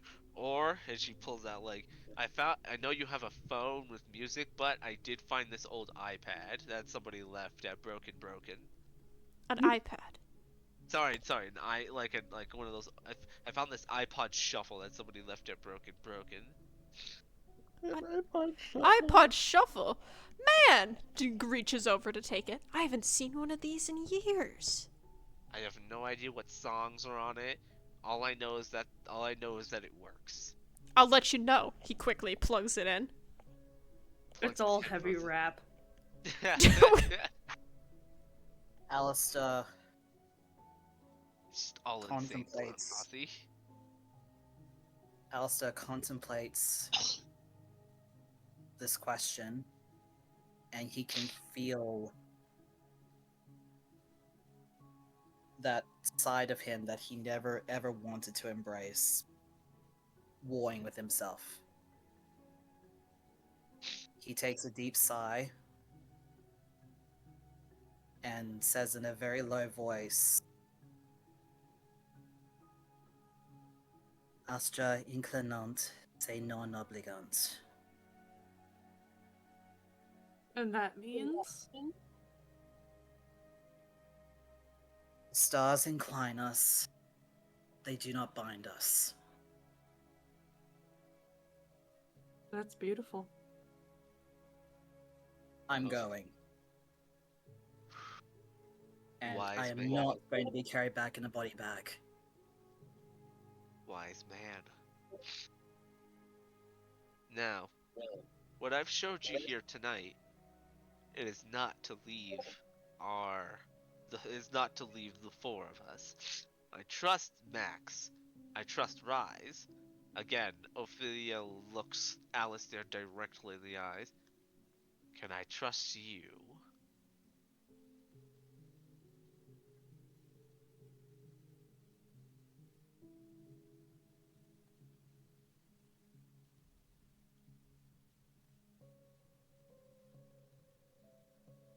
Yes, you can trust me.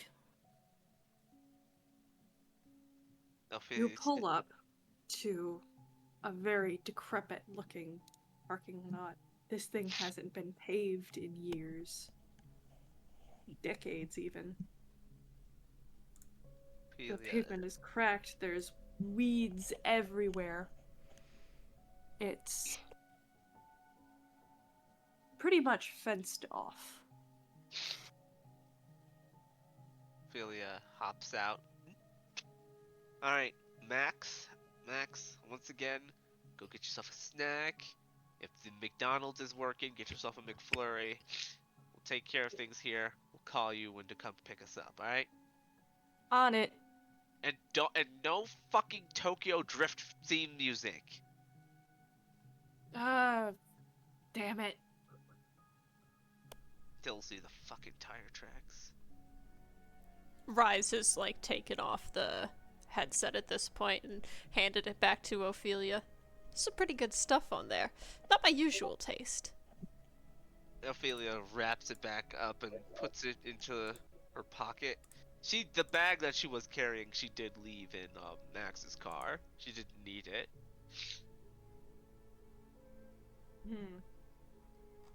All right. You all step out and are upon. You're on this. Sorry, I spaced out for a second. You all arrive at this parking lot, and the area is fenced off. Max drives off, though he won't be far.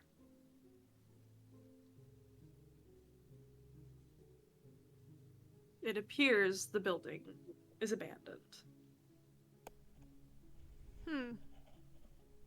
Not really much to go on from the outside, it looks like. Yeah, it just looks like a lot of stuff in New Orleans.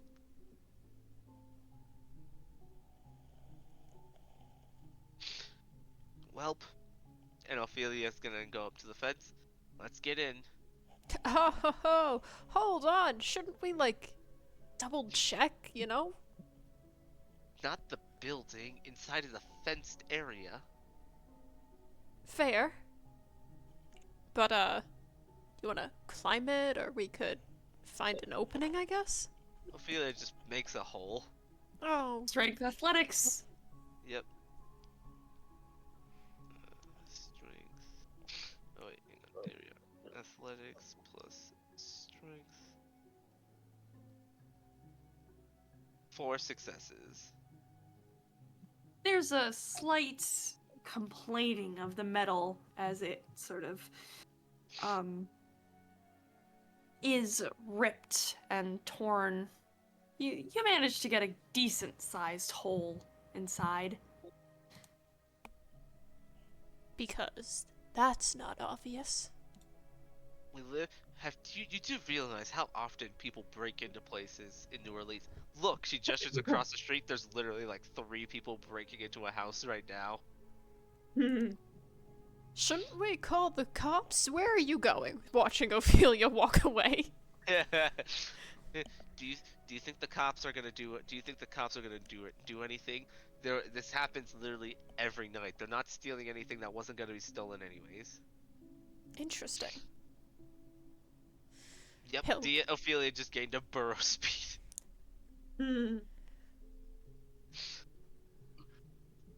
Rhys is kind of looking around and at the building. It doesn't look like much, for sure.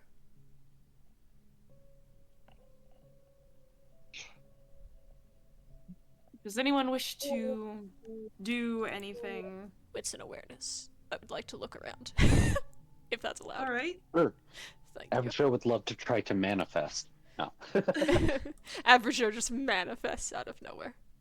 Ophelia will wit and awareness too, even though it's not Okay. really the thing. Some of you also have Sense the Unseen as well. Yeah, Oh, +2. okay. Moon, can you look at Roll20 and tell me what you just saw happen? What did you do? Oh! I don't know how Ophelia I got a messy critical on Wits and Awareness with No, 4 here's dice. the thing. Here's the thing. I rolled 6 dice. Yeah, I rolled 4 dice, and I got a success of 6. Okay. So the 2 10s equal 4 successes. Then you got 2 successes on top of that. That is 6 successes, but you So I just have got every messy success. critical. So I yes, just got every basically success possible. every single fucking success. Yes. Damn. Okay. I think I should have 5. Aleister, but... would you like to make a Wits Awareness or Sense the Unseen? I'll try Wits and Awareness. Let me check my sheet.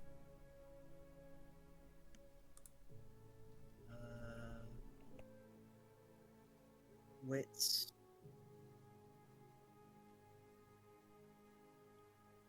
Okay, I have nothing in awareness. I've got 3 in wits. Okay. Alright, let me just do a thing here.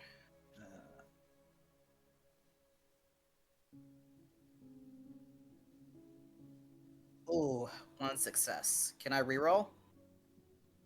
If you have willpower, go ahead.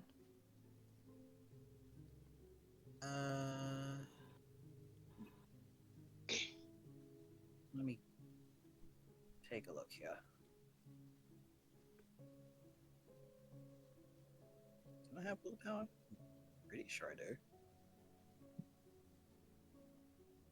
Yes, you have 5 boxes of willpower. Oh, okay. So, yes, I would like to reroll.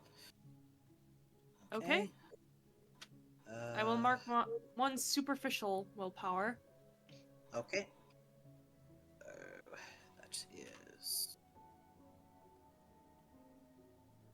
3. 2 successes.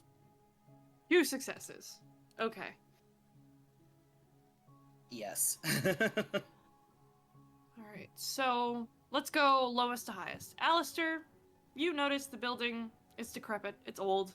There are some ways that you could get in, maybe like a broken window or some such. Rhys, you definitely notice that there is a good route inside, and you also notice where construction equipment has been placed. Stuff like excavators and cranes and such. You also notice that there is a significant damaged wing where the equipment is that is most likely going to serve as the widest point of entry, but may be heavily supervised. Ophelia, Yeah. you immediately go back to your mercenary days. You see all the possible entrances, exits, the best way to go in, how best places to take people by surprise. But you don't want to do that. Screw what the prince says. Screw what the Camarilla thinks. Screw this being a recon mission. You're going in, and you're going in loud. And anyone who tries to stop you, they can get the other end of your fist. Ophelia just starts walking towards the big fucking church doors. Ophelia? Ophelia? What are you doing? She just pops her knuckles. Oh. Recon. It's recon. It's not her best suit. Just, it's not. That's not. Rhys trying to, like, rationalize. Oh, okay. She gets to the door, closes. You see her wind her fist back. Oh, and heavens. Close it slowly as you hear the fingers pop. And then she just punches the door. Well, strength and... Strength? Would it be strength and athletics or strength plus brawl? Like strength and brawl, because I'm punching. Alright. I'm gonna That is also do a rouse 10 check dice. to activate prowess. Jesus, Lord have mercy. Ah. So, I'm gonna do It's like- just a door. I failed my rouse check, so What? now I'm going hungrier. I got 8 successes. Oh my god, this The door. door flies inwards. The pillars next to it crumble. Immediately, you see lights come on inside. Flashlights flicker through the windows. What was that? Who the hell's here? Fuck, we gotta get out of here. Anybody tries to leave, I will literally shoot you in your dicks. And if you don't have a dick, I will shoot you somewhere much worse. Rhys has already used. I did a rouse check on the scene passage before he gets spotted. He's like, and gone. Alright. Aleister, what do you do? Move! Record it. This is supposed to be a recon mission, not a TikTok. There's no recon now. With Ophelia, things typically tend to go very unrecon very quickly. I'm going to use Ophelia as a distraction and try and climb through a broken window, I guess. Alright, I'm give me... still going the stealthy route. Alright, Dex and Stealth. All right. I like to think that the Pink Panther theme came on in the background, and then Ophelia put a record scratch in it. Mm. Dun, dun, dun, dun, dun. Why you do this to us? And then it's just rust and guts from Rhys, I will Boon. also need a dex and stealth roll as you sneak in. Yes. Dex. Dex and stealth. Plus. Please that be a good one. 2 successes. Plus 2. Oh, please. 3 successes. Oh, Lord. I will say that because Ophelia is distracting the majority, let me do a quick roll.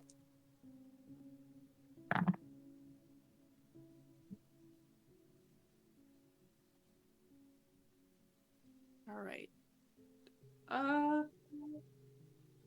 No one seems to notice. They are focused with the front hand invader. The giant Rhys. woman. Yeah. Rhys, you sneak in. Where are you sneaking in from? Whatever, when I did the, like, investigation, whatever the, like, best route that I found was. Alright. You sneak in through sort of like the open, you find a way that is sort of out of view of any security cameras by this construction equipment and sneak in through a door that had been removed, a doorway. You sneak into the church. There's a few people who are sort of panicking. You hear one voice in sort of like an alternate hallway as people sort of like run around.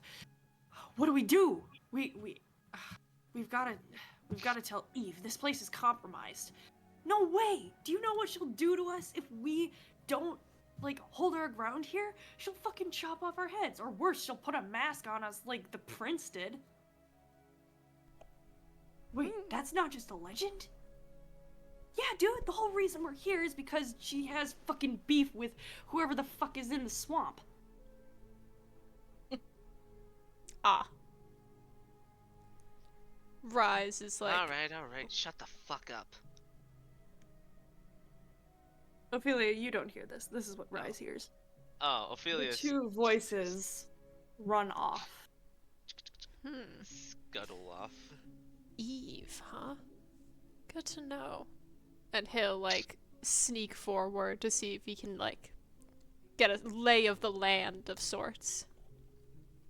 It seems like this was at one point sort of a line of offices and also perhaps a Sunday school. Now devoid of any sort of bright paint. It's all faded and you can see severe water damage. There are some things that are scattered about. It looks like some places, like some cushions had been dragged in. There's various accoutrements. You do see a small cache of weapons. But you don't see much. It looks like somebody was staking this place out. Why, oh why, would you all be here? What is it that you were looking for? What is this place to you? Kind of like wondering to himself. Aleister, you sneak in through what's left of the back door. You make your way through the halls. You sort of see people scuttling around as they try to sort of gather any weapons that are that they can get their hands on before heading to heading to the front door, as it were. What's running through Aleister's mind right now?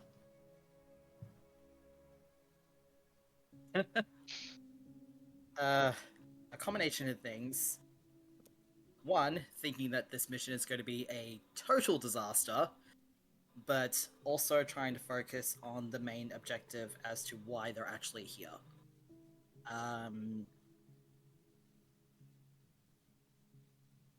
I'm also trying to see if there is anything out of place that may be of use in their investigation.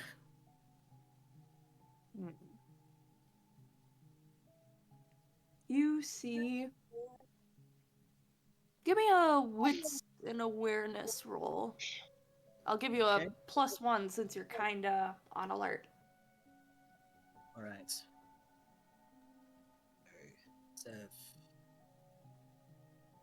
Okay.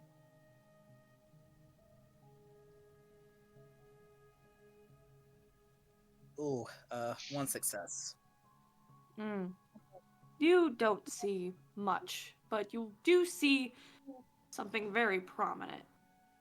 Something spray painted on the wall. It's very crude, but it's familiar. It's a Sabbat cross.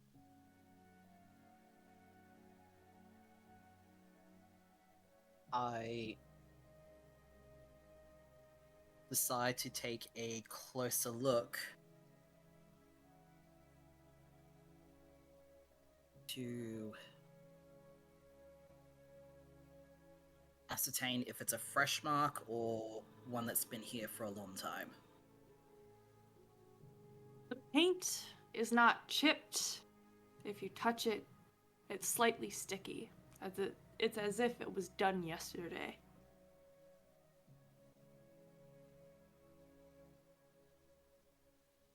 Okay.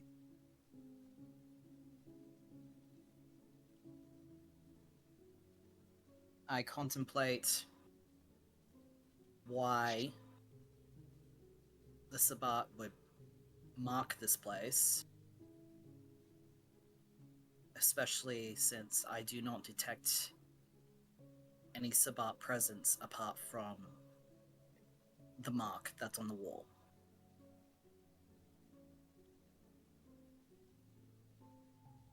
And I decide to... I'm compelled to move deeper into the building to explore further. You move deeper into this building. And I'm gonna hold that thought. Ophelia. Yes. Charging out of the gate, there are 2 people. Someone who looks almost like a fellow boxer, and then someone who almost looks like a werewolf. They're covered in hair and claws are extended, come charging out of the dust from the collapsing doors. Alright. Let's see. Looks like a boxer. So that he might be kind of more of a difficulty. But then we've got potential werewolf guy. And my main question for myself is, who do I shoot first? The werewolf-looking guy is leading the charge. Alright, he's gonna get a bullet too. Ophelia's gonna pull out her new revolver, click the hammer back and say, I really hope Leon made sure to get the right kind of bullets, and she's going to pull the trigger and fire at the werewolf guy.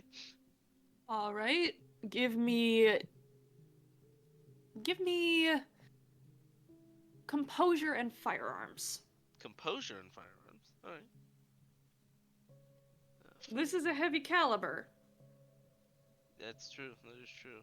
Wait, wouldn't it make sense to be strength then if it's a heavy caliber? No, it's composure. It's how well you can handle a gun.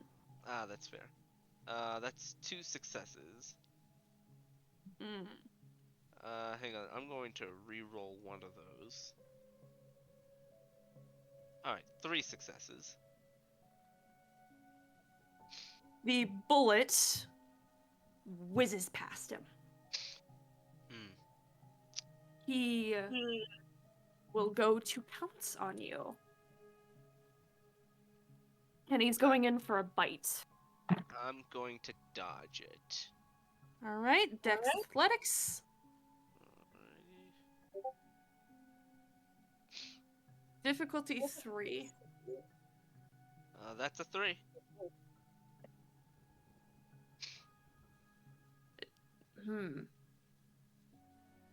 Would I be the active kindred in this case? I'm gonna, for that sake, I'm just gonna re-roll 3 now. And that's 2, so that makes it 5 successes. Alright, you jump out of the way as his fangs gnash the air beside you. Oh. The other is going to take a swing at you. It's time to dodge him too. This is going to be very difficult. I'm not surprised. Yeah, it's another 3.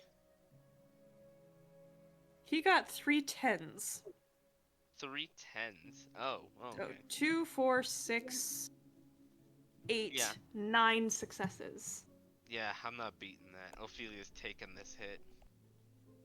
His hand, his fist slams into your jaw. You feel a tooth crack as you clench your teeth. You take 3 points of superficial damage. Her head like snaps and she kind of just looks back at him, just. Puh. Who the Alrighty. fuck are you? Who sent you? Alrighty, so you're alrighty. So I tried to take out the furry bear back there, but looks like we're gonna be taking out the wannabe otter, and she's gonna take a swing at him. Alright, he will try to dodge. And that's with my potence. So that is 6 successes. He only got 5. I have a... Sorry, above board. May I ask a weird question? Yes. Sure. So when rolling on roll 20, I noticed, like, it says 6 successes for Ophelia, but one of those successes is a 10. Should that not be counting for 2? It is. It is. So that's 1, 2, 3, 4, 5, 6. It's only doubled if you get a pair. Oh, okay, that's why. Okay, that makes sense. Thank you for explaining.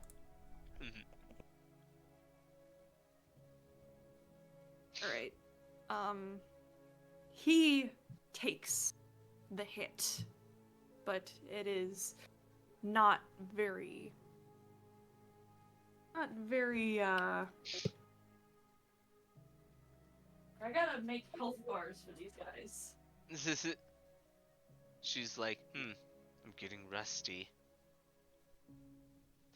I spent too much time around Marcus. I've come to rely too much on my guns. He sort of wipes his jaw a bit, and both of them pounce at you again.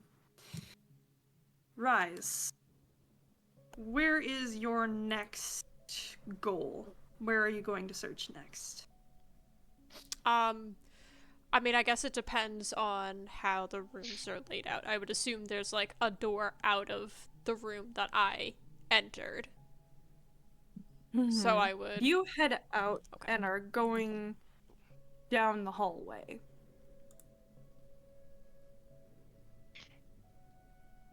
I need you to make me a wits awareness check.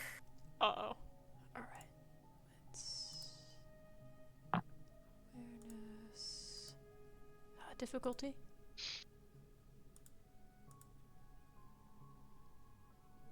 Difficulty 5.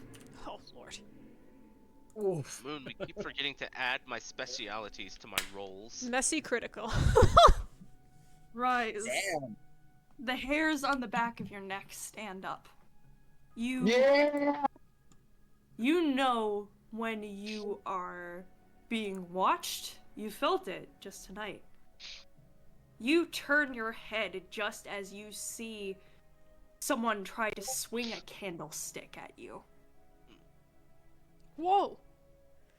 Holy crap. I need a Dex Athletics from you.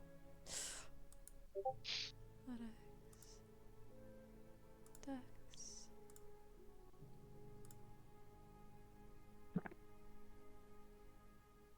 Difficulty? 3. Oh boy, here we go. Oh, okay, hang on. Let me, re-roll those 2.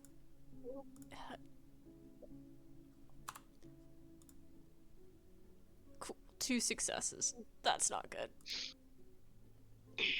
Whoops, sorry. You are beamed in the head with a candlestick. You feel your skin where it's hit start to burn and itch. It is a silver candlestick. Oh no! This young lady holds up the candlestick like a baseball bat. You can tell it's an old piece of tarnished church furniture, as if it had been placed on an altar. She's holding it, and her eyes look very frantic. She's dressed very eclectically. Her eyes sort of dart around you wildly, like, "Who are you? What the fuck are you doing here?"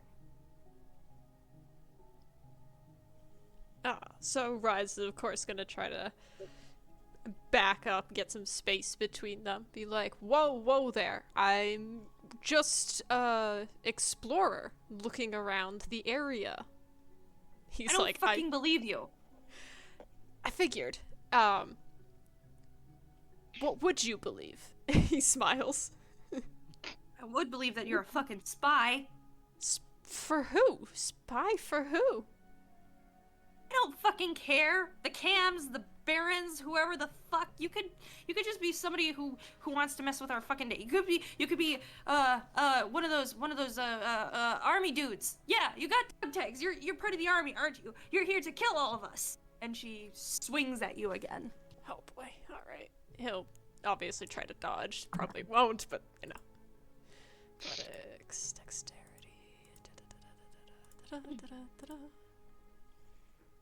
2 successes. Oh my god, Rhys. You beat her, actually. Thank you. She swings and you manage to dodge out of the way. I don't. Oh god, sorry. Still. Hold fucking still. Get. And he'll pull out his gun to aim at her to take a shot. Okay. Resolve and firearm. So, where's my firearms? Firearms. Resolve. Boop. Boop. Messy critical. You send out a shot.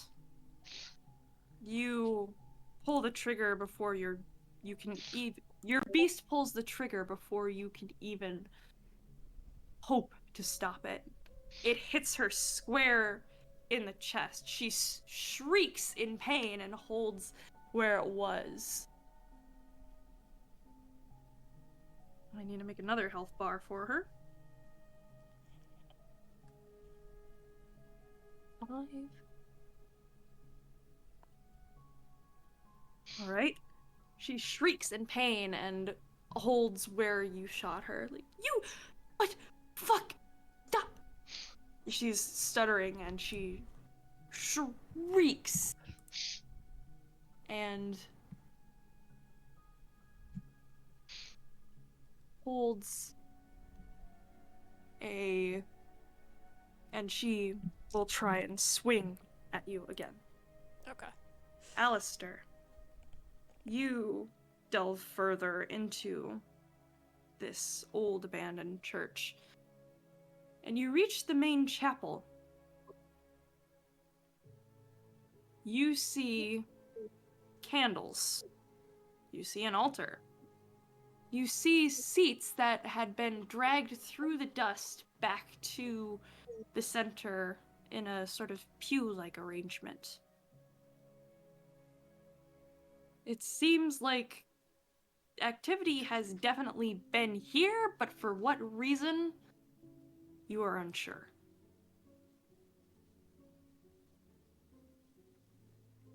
Okay.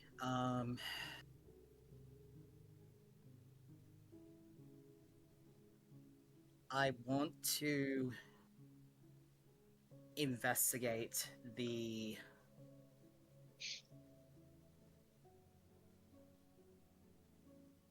podium in the center of this arrangement to see if there's been any books or notes possibly left behind.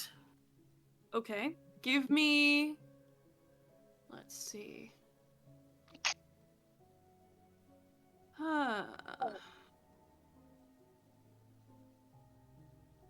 Give me... I'd say wits and awareness. Yeah, wits awareness. I'll give you one just because I feel bad because you don't have something in there.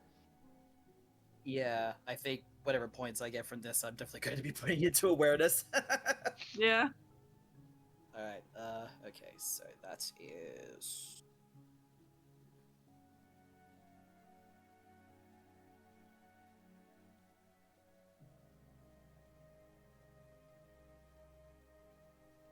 I got 2 successes, but is it okay if I reroll? Sure. Okay.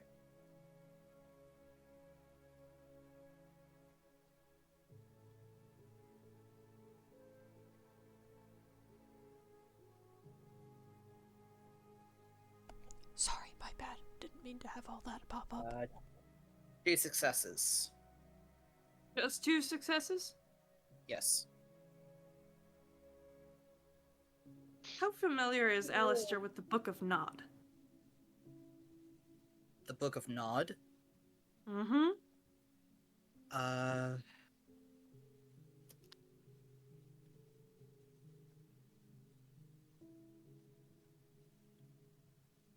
Are you talking about the book that's about the Nodus Canites? Basically. I'd say Whatever quite- their lore and history is. Basically their Bible. I'd say quite familiar. You see a few passages that were written down, sort of, from the more prophetical side. Sort of stuff about Gehenna, the signs of Gehenna. So Chronicle Secrets? Yes, so Chronicle of Secrets.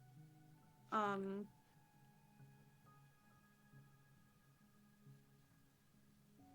few proverbs that have been written down.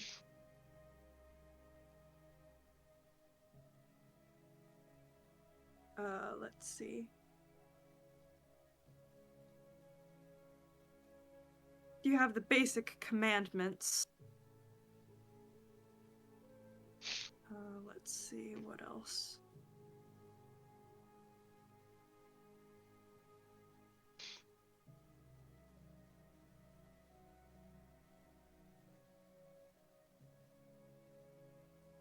Yeah, it's basically that.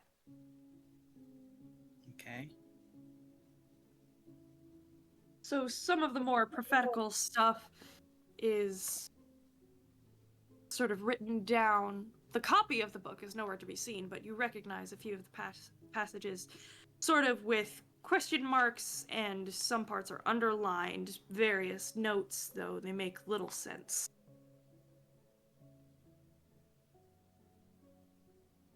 Okay.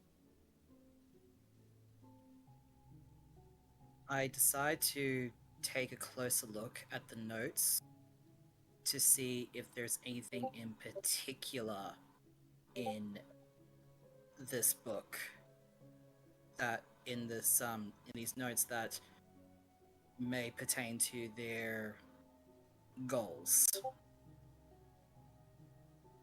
So above board, would that be with the book or not, would that be considering the notes about progeny or the law, or just the laws and traditions themselves? I'll have to reread the book to make sure, but I do have one thing. Okay. There is one passage in full. The Awakening of the Dark Father. Waking the Dark Father. That sounds familiar. It reads, "There will come a time when the heads of 3 princes will watch the burning of the dawn on a pillar of white.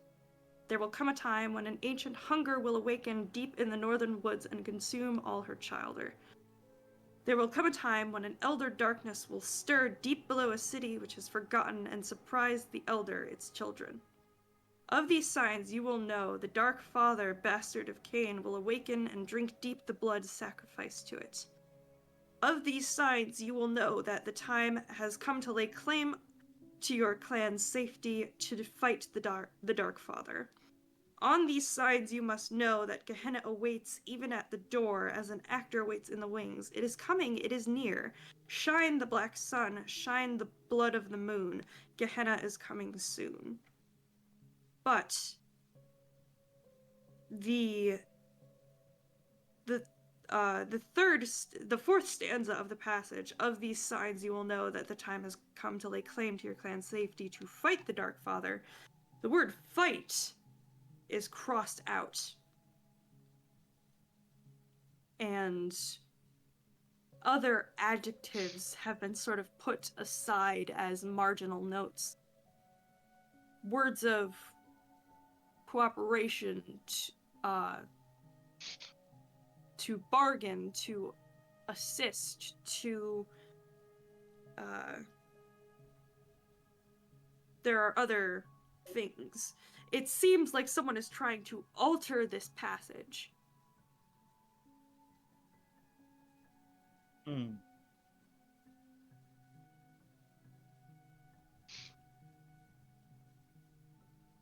Okay.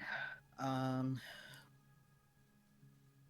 want to use one of my skills. Let me just see which one could possibly help with this.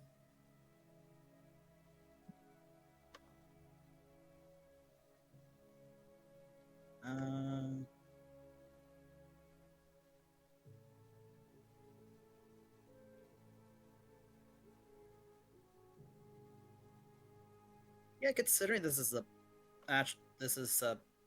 Book of Nod. Yeah, this might work. The book isn't here. These are notes. Yeah. No. I still want to see if there's any other content that I need to absorb. So I want to use my blood sorcery skill, Scour Secrets. Okay. All right. It needs a rouse check.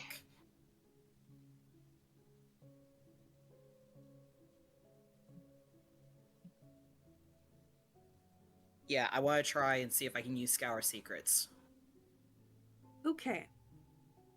So it's a rouse check, and you roll intelligence and blood sorcery? Yes. Okay. How many points do you have in blood sorcery? 2? Let me see. Because you have a first level and a second level ability. Yeah, I think I have.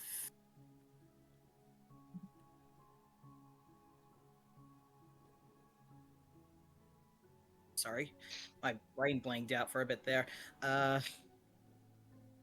Yeah, I think I have 2 in blood sorcery. Okay, so I'll just mark that. Thank you. So how does Right. this work? So intelligence and blood sorcery. You what does this ritual involve? What's the process? And what can be revealed by the amount of successes you get? It's basically a skill that allows you to pull through a large amount of content within minutes. It doesn't allow the user to pass things written in a language they can't understand, though. So basically, Okay. I guess it's a way to help, like, absorb more information in a certain amount of time.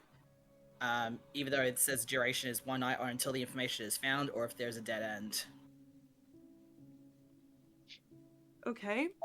I think considering the time-sensitive nature of this mission, because we don't know how long Ophelia's gonna be able to keep up her distraction.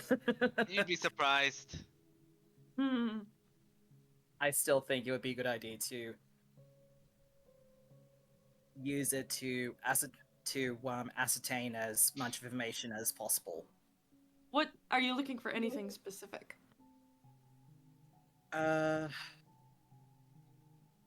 Just thinking back on that stanza you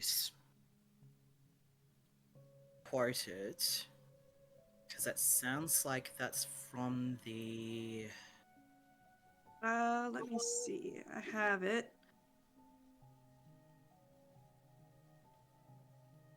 No, that's It's a from rules. the Chronicle of Secrets. Yeah. Chronicle of Secrets, which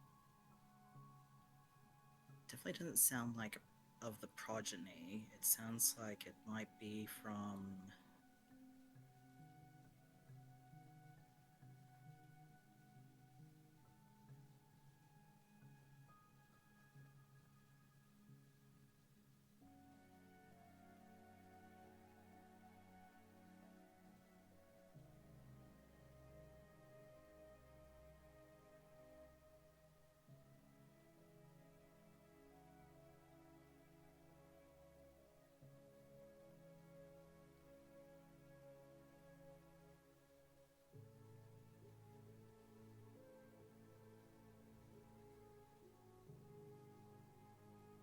No, I can't find the.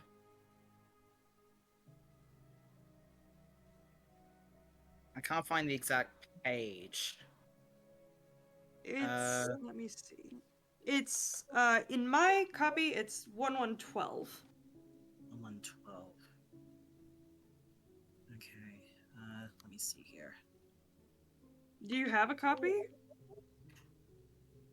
I have a PDF, that's about it.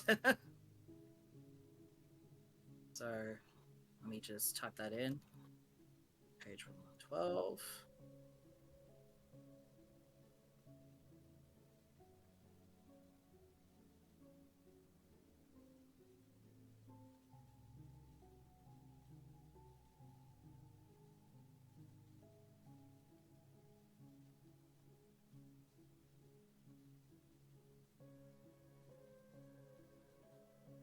Oh, okay. So yeah, literally what you just said. Okay, so it doesn't need a skill. So okay. I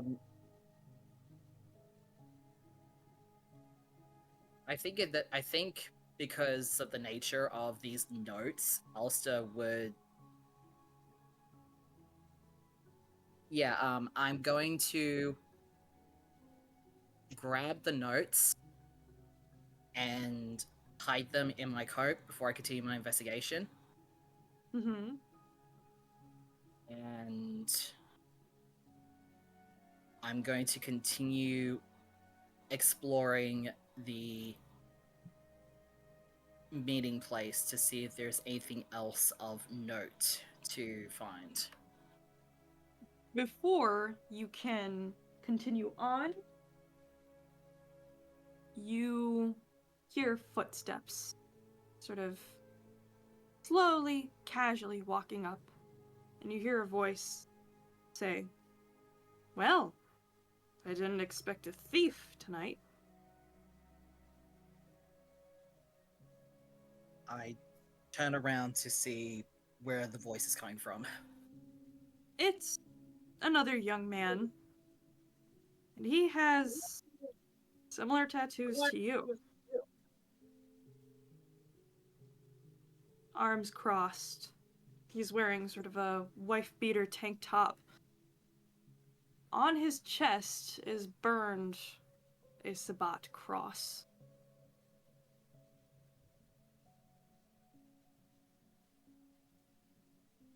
So,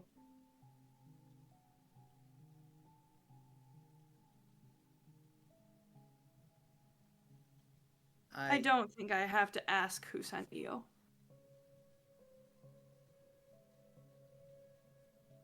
And I don't think I have to ask why you're here. Agree to agree. However, it's like in those old movies. I'd tell you, but I'd have to kill you. So, he twirls a knife in his fingers.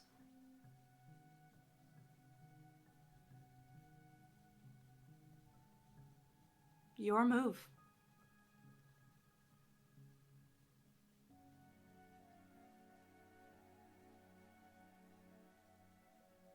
I feel I am caught between a rock and a hard place because I am now facing a situation where I may have to potentially take a life. However, I remember what I said to Ophelia, and I slowly put my hand in my coat to take out my own knives. He twirls his knife again. Don't have to admire the boldness of your buddy up front. Steve and Gregor will probably tear right through her. I admire that stubbornness, though.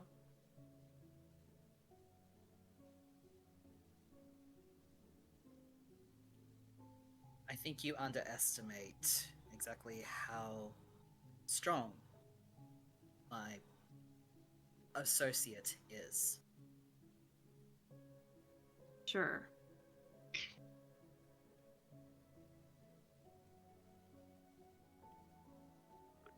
So how many of your associates dabble in blood sorcery? Not a lot. More than you think.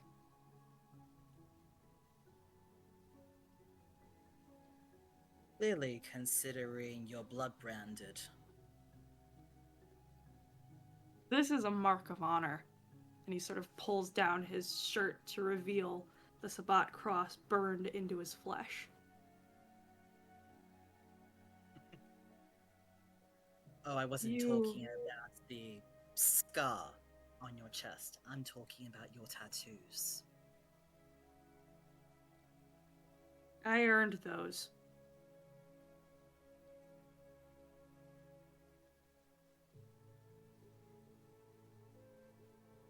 Earned them? I'd say the same as yours. They look nice. Shame I'm gonna have to put all that work today. It's a shame I'm gonna have to put all of that hard work to waste.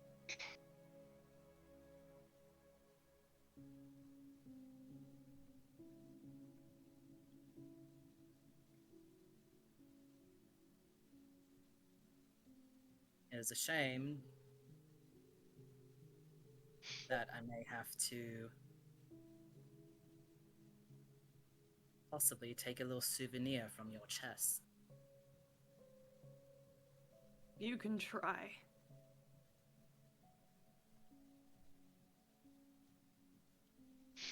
And he will sort of hold out his arms as if allowing you to take the first move.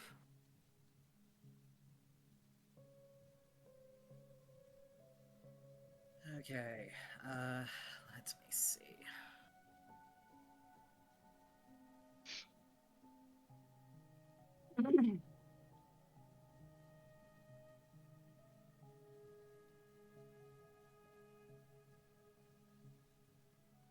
While you figure that out, let's move back up front to Ophelia. Yes. Yep.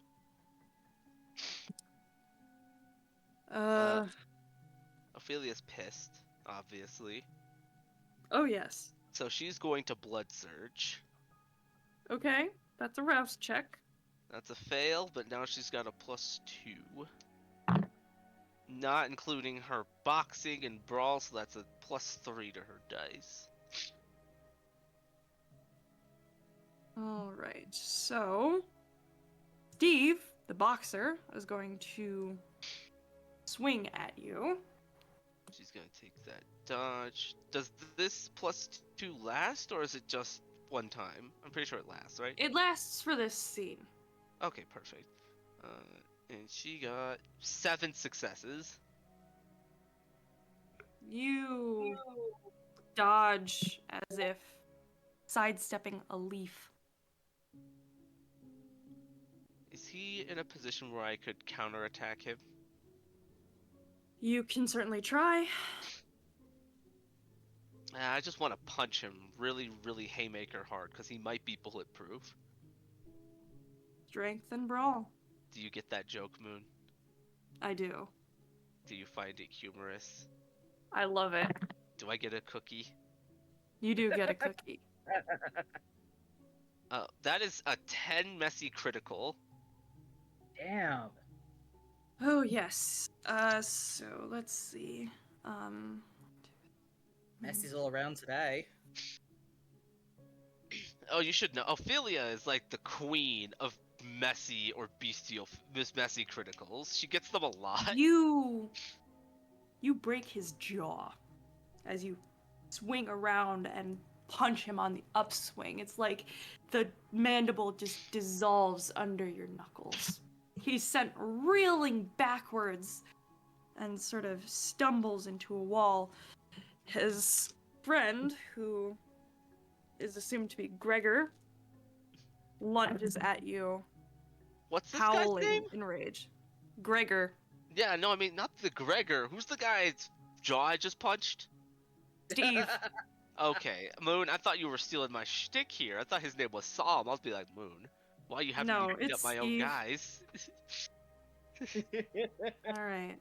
So difficulty 4 to dodge this one. Okay, dexterity, and then I get that +2. As long as I don't, like, fuck this up, I'll be fine. Yeah, 6. You dodge. He howls in rage as Is he sails past you. How close is he to me right now? What are you trying to do? I just want to know if putting the barrel of my gun to the back of this fucking dog's head is worth it, so that I can put him down like Old Yeller. You can try. It might not take him out, but you can try. No, I'm just gonna punch him. Okay? These Dex and guys brawl aren't again. these guys aren't worthy of my kindness.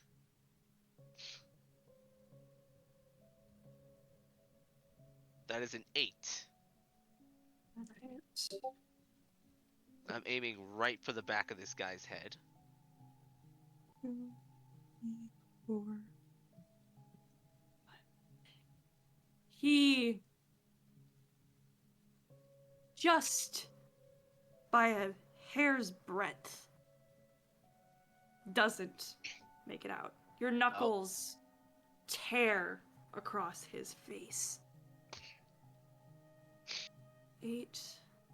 Got 2, 3, 4, 5 successes. 3. He growls. Now, puppy. Now, Cujo. Now, Old Yeller. The fuck did you just call me? Let's be a good puppy dog and lie down and play fucking dead. Or am I gonna have to teach you it? You fucking bitch. Oh, please. If you're gonna dirty talk me, at least finger me while you do it. He howls again and goes after you. Dirty athletics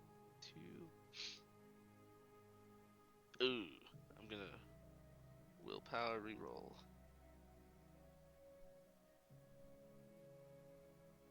Alright, I have 3 successes. He has 5. He claws you across the face. You will take... Let's see, so 1, 2, 3, 4, 5. You take a point of superficial. She just... And then... I don't like that this guy is talking a lot. I really, really don't. I want him to talk less. And I'm sick, so the sickly, tired, nightly delusions are kicking in. I want to take his fucking jaw. You may certainly try. I'm gonna try. Because that's grappling, so I still get my +3 total for it. That is a 7 success. He only got... Let's see, so 1, 2...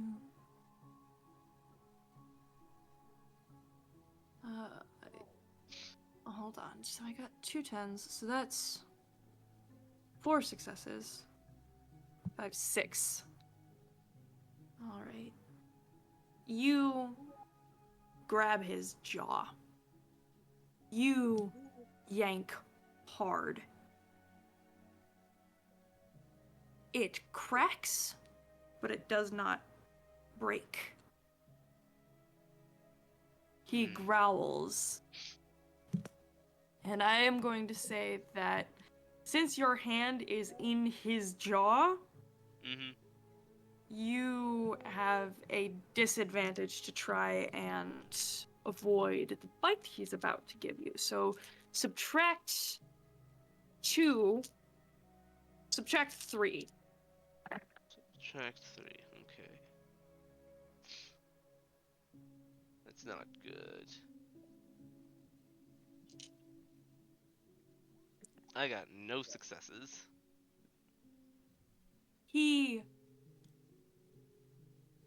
His fangs sink into your hand. It hurts. It hurts more than any of the damage that you have had so far. It's awful. The wound seems to almost fester as it bites. She roars in pain. Then she looks at him and she's gonna take a bite of her own out of his throat. Okay. While still holding on to his jaw. She like grits her teeth, using his jaw and mouth as a handle, and pulls herself in to bite his jaw. Alright. I will say that since this is close combat and he's got his teeth latched on you, he cannot. He also gets a -2. So That'd still be grappling. 3.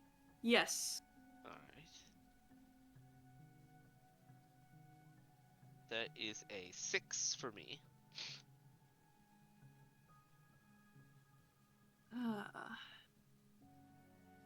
Anyone know off the top of their head how much aggravated damage a bite does? Not a clue. Here, I'll look it up. I have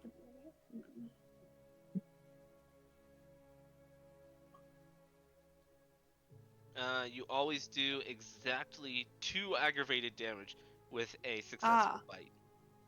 Okay, so you have 2 aggravated. Enough to go ouchie. Yeah. Yeah, so he has 2 aggravated now, and he is very, very bloodied. You basically rip his throat out. Ophelia looks... Is he dying now, or is he still alive? He's still kicking, but he's in a bad, bad way. Ophelia spits out the chunk of his throat and is like, "Your teeth are meant for piercing. Mine are meant for shredding." And she just tightens her grip on this thing's jaw. He wheezes. And then you hear a shuffle of footsteps behind you. Rhys, the young lady in front of you is now very frantic. She's swinging the candlestick wildly. She tries to strike you again. Okay, dexterity.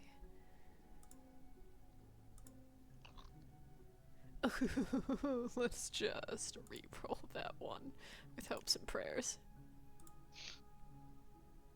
2 successes. Darn it. She also has 2 successes. So you dodge just as it swings by your head again. It catches your hat and tears it away.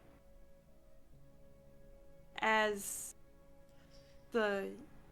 your hair sort of shifts, the young woman's eyes widen and she nearly drops the candlestick. What the fuck? So Rhys is gonna take advantage of her kind of Okay. confusion there.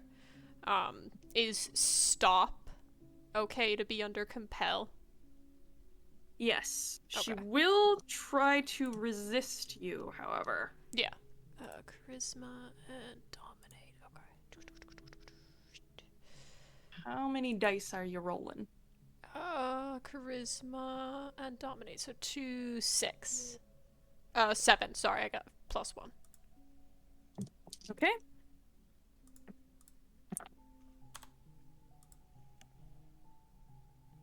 Oh god. Alright, let me try re-rolling. I have 1 more willpower. Okay. Yeah, I can re-roll 3.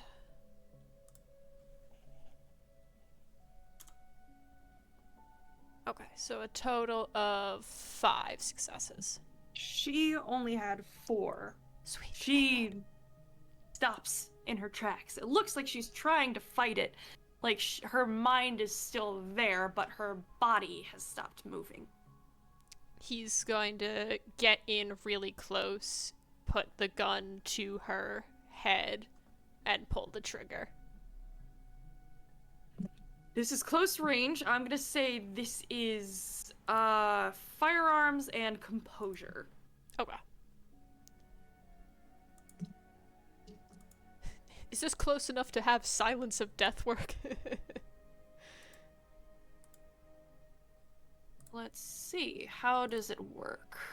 Silence of death nullifies the sounds a user makes. I wasn't sure if that included the gun, because it says the power This power does not eliminate sounds made outside of the user's personal space. Okay, got you. Sounds good.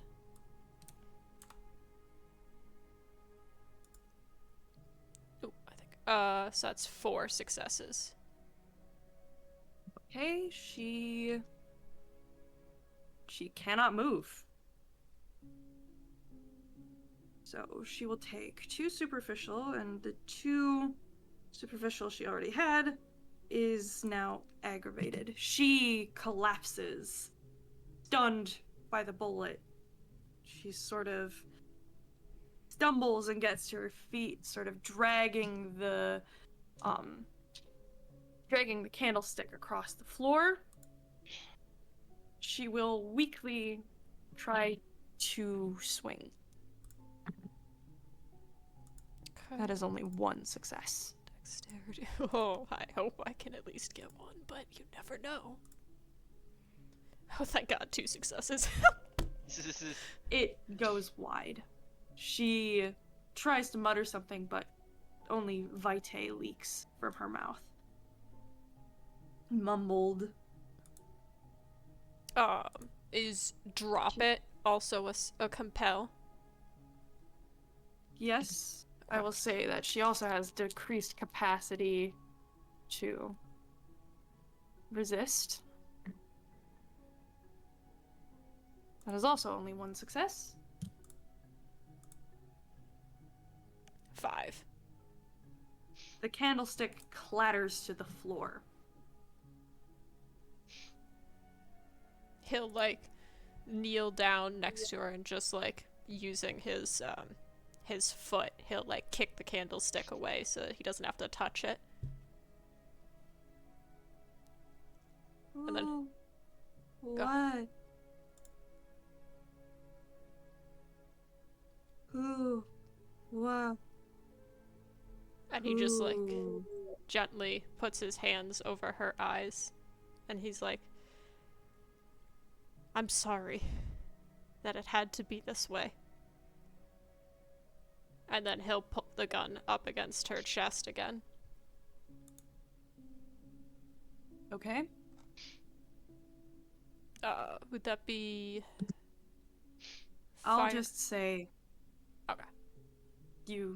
she's powerless. She's gone. She crumbles to ash.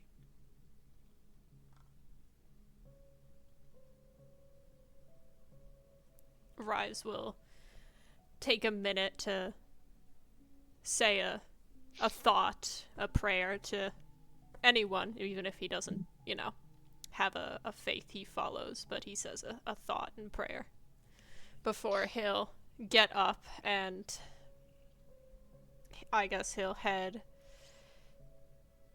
out again to make sure that the other two are okay. Let's go back to Aleister.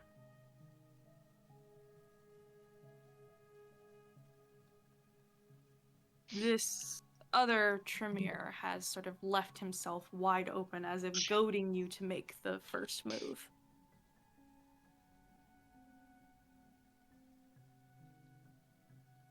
Aleister sighs and readies himself to take a swing at the Tremere's chest with one of his knives. Okay. So that will be Dex and Melee. Dex and melee. Oh, thank fuck, I've got a point in melee. I at least made sure I at least had something. Okay, so that's...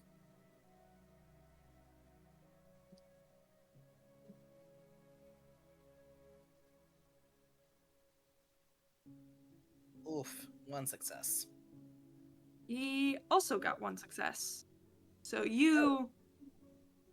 I guess it wouldn't even register. He moves to dodge, you move to strike. It slashes across his chest, but nothing happens. The blow is glanced off by some... The blow is glanced off. It doesn't do any damage.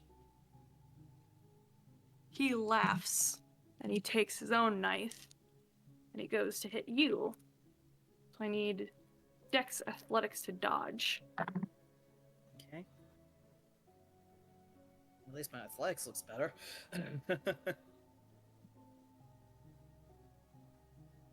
2 successes. 6 successes. Shit.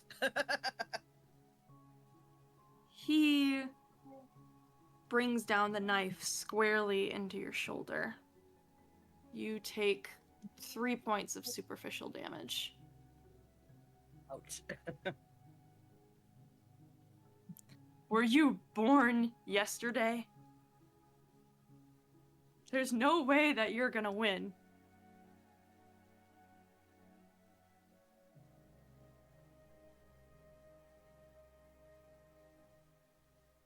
Aleister grits his teeth in pain, but the spilling of blood starts to poke something deep inside him. He can start feeling his own beast starting to rouse itself. He tries to force it down. He tries to force it down, and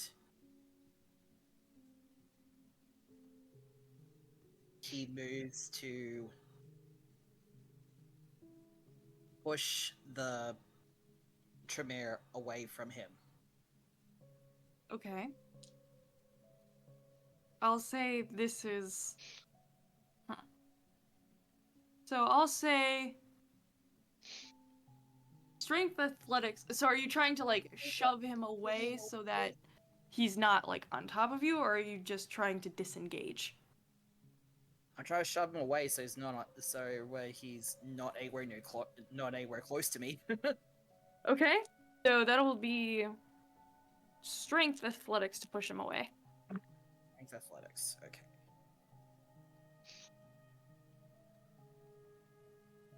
Please give me something good. 2 successes. He also gets 2 successes, but since you are the active kindred, you successfully push him away. He laughs. Is that all you got?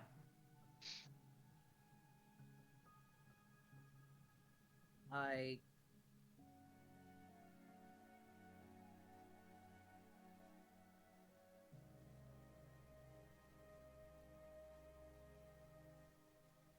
shift my stance and lower myself slightly, and I place both of my knives in front of me, since I am now very aware that there is no way I can rationalize myself out of this situation. All right. I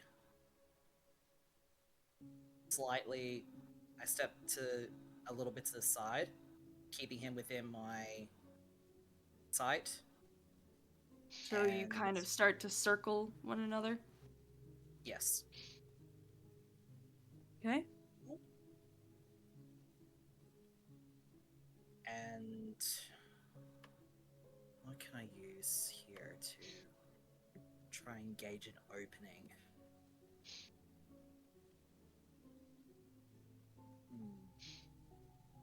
Dementation could put him off guard. I was actually thinking that. Okay,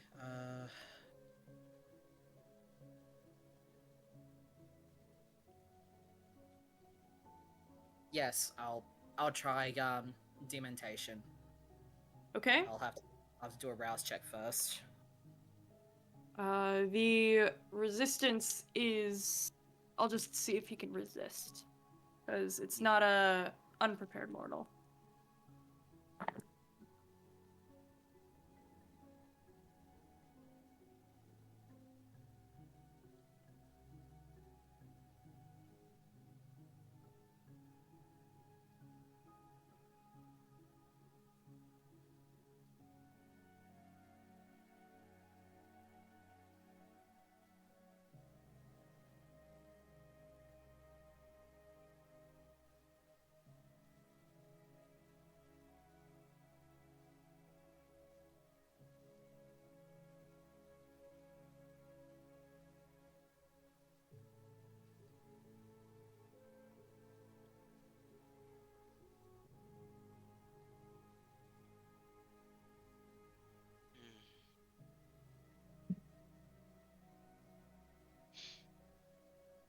So manipulation and dominate. Manipulation, dominate? Okay. Yes. So, oh, thank you.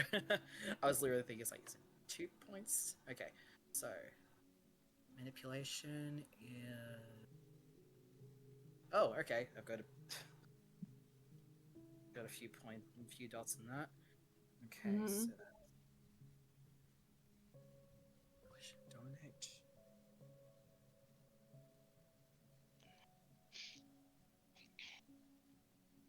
Oh, 6 successes. He only has 3. So, what is your goal? How do you catch him off guard? Well, considering that this skill can drive the target insane, I use my How do you- dementation. How do you make him go insane? Like, what does he see? Well, I'm going to make him start.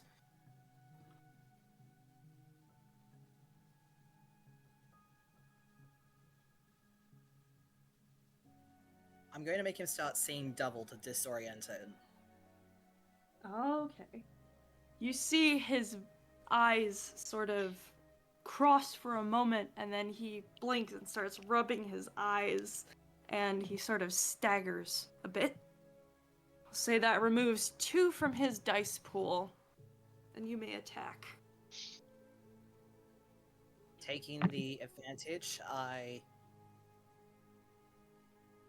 lunge forward to strike, Okay? and I aim to at least stab him in between his ribs. Between his ribs. Alright. So that's Dex and melee. Okay.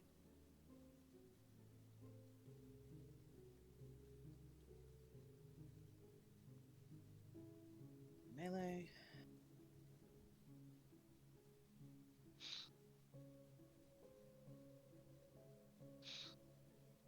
Two successes. He had 1. So you stab him in his ribs, and he yowls in pain. He swings wildly with his knife, almost sort of like blind in a wide arc to try and hit you. So that is only 1 success. This guy cannot catch a break. I dodge under the wild swing. Alright, Dex Athletics. Okay. Dex athletics. That is.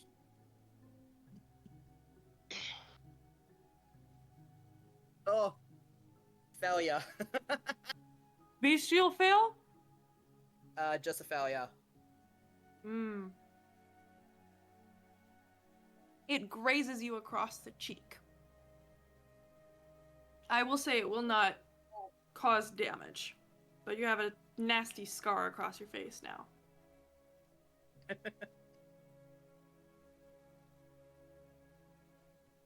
I bite back a curse in pain, and the continued spilling of blood is starting to rouse my beast more and more.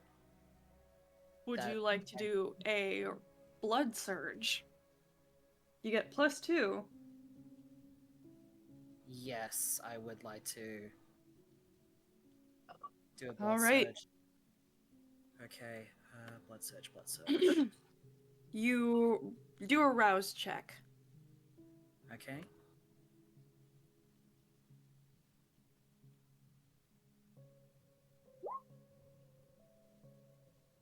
Did that work? Mm-hmm. Oh, okay.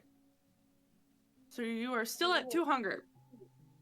And now you Sweet. have 2 dice to add to your roll. Okay. What's your next move?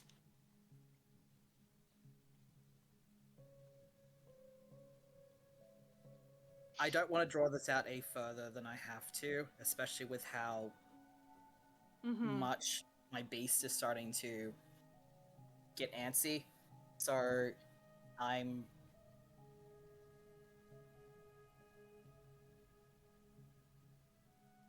I'm gonna go for the kill. I'm gonna slice it. I'm gonna slice his throat. You're gonna decapitate him. Yes. All right. That will be Dex and melee, plus the 2 from the blood surge. Okay, so that is Dex and melee. So that's 5. 4 successes. He had 2. So that's 2 more superficial.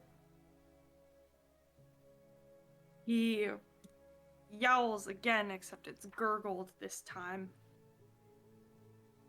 He kind of rubs his eyes and is like holding his throat. I will say he is severely discombobulated at this point. So just for the sake of time, what does Aleister do to finish him?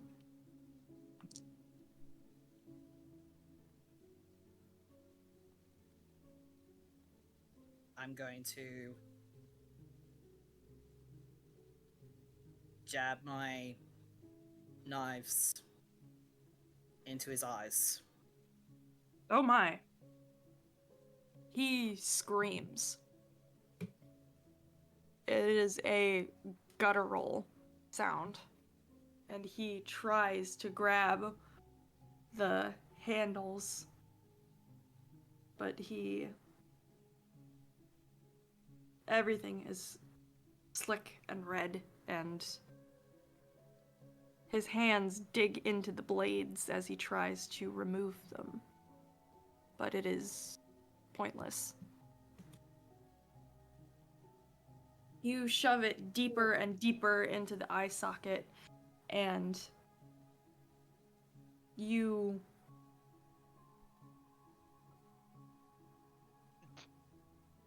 basically pin him to the floor.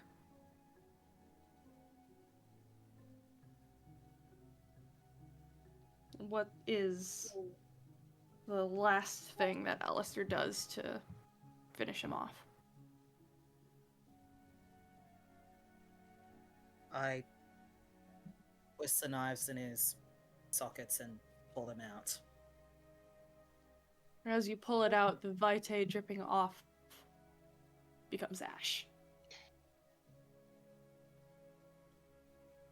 His body crumbles beneath your feet.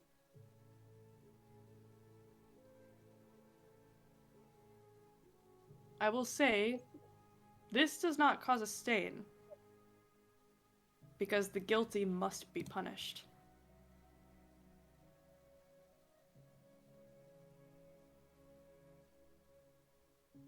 Let us move back. Sorry? Aleister just sits there with the knife still in his hands, just staring at nothing as the reality of what he's just done sinks in. Do you as a player feel this would cause a stain? No, it's just a shock. It's just the realization that there's no escaping death now. He is the way he is. Alright. Let's move back to Ophelia. You have a bloodied gangrel in one hand and a Bruja who is going in for another swing.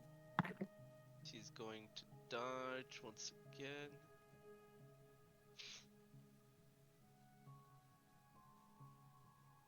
That is a messy critical with a 6 success. He only had 3. So he goes to punch you from behind, but you move your head out of the way. And it hits his gangrel friend instead. Good. He is severely bloodied.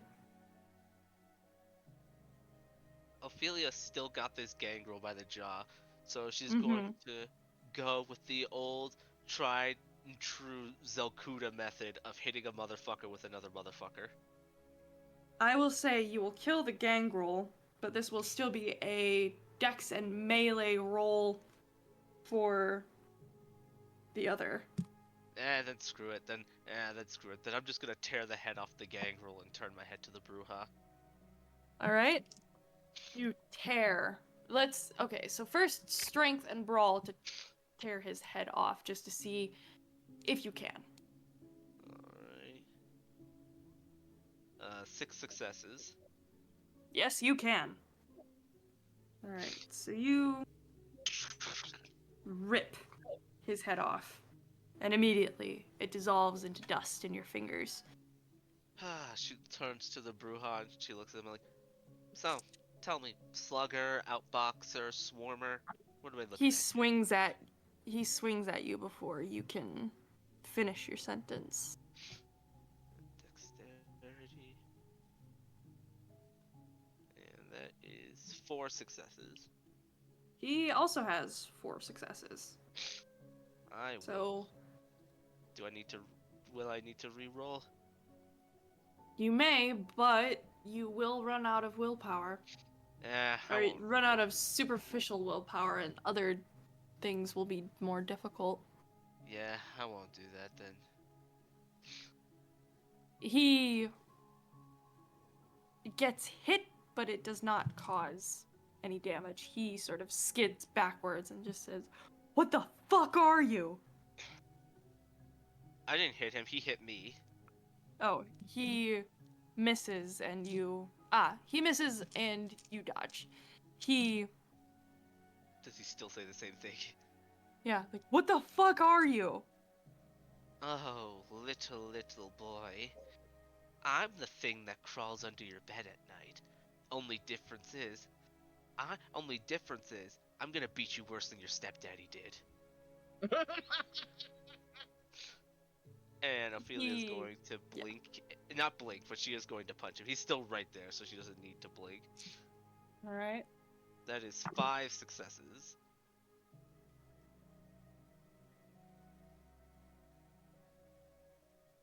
He only had 2. Ophelia's going for a open palm rib strike this time. Ooh, okay.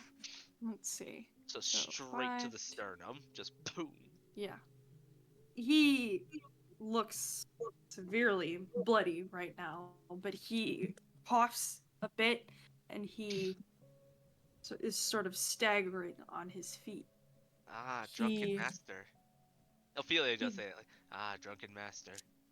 He growls and he goes in for another bite. Oh, another Fido.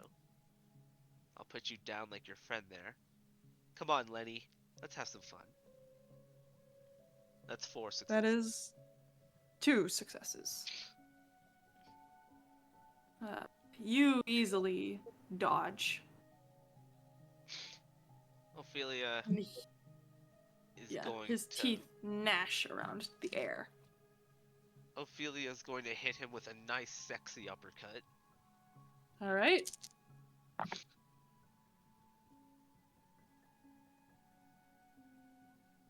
Messy critical, 9 successes. He has 2.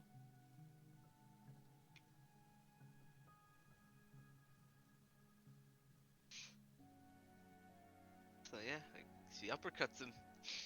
He is on his last legs. He is just on the ground. Like, he tries to sort of, like, get up, but collapses. Ophelia is like, let me start the count. 1, and then she shoots him. It doesn't take much. The bullet passes through him, and he is dead. I'll start the count. 1, 10. Spins it back into her, like, underarm holster. Well, that was pretty good. Alright, anybody else alive in here? Rise! Other guy! There is no response. Nope, looks like Rhys and Alexander are dead. You belchy. You good? A little bit. God, It's I all wish I good. had some ginger ale right now. It's all good. I'm having Pepsi, so yeah. Oh. Fair, fair. The bloodbath is concluded. Ophelia, you are covered in dust and blood. What you're saying is Ophelia's bloodlust is sated.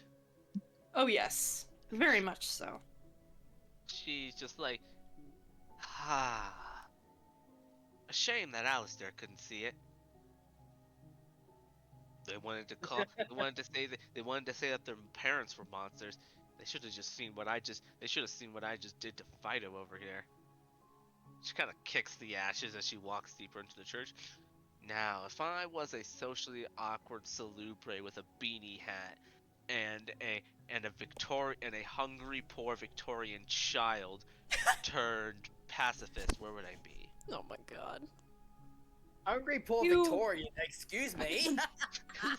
You walk right into the cathedral, and there is Aleister over a pile of ash. Oh, hey, Aleister. Oh, hey, whoever Aleister was fighting.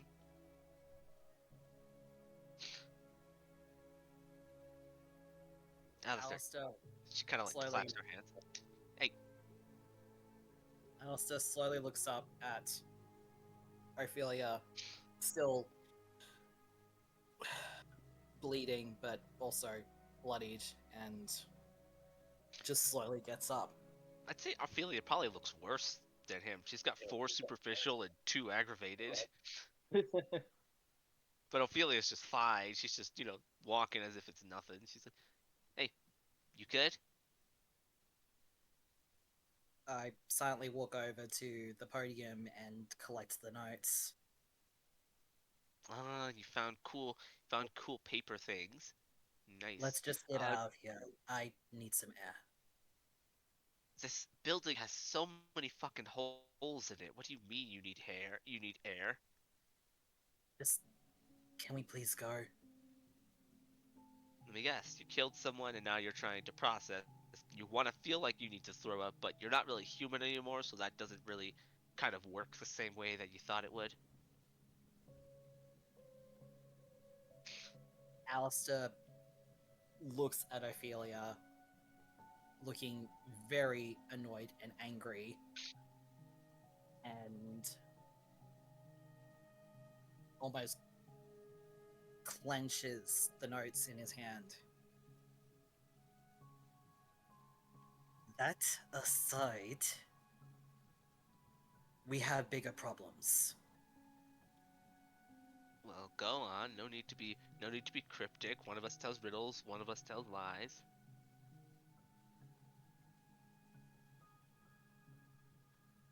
He shoves the notes into Ophelia's hand so that way she can see just how grave the situation is.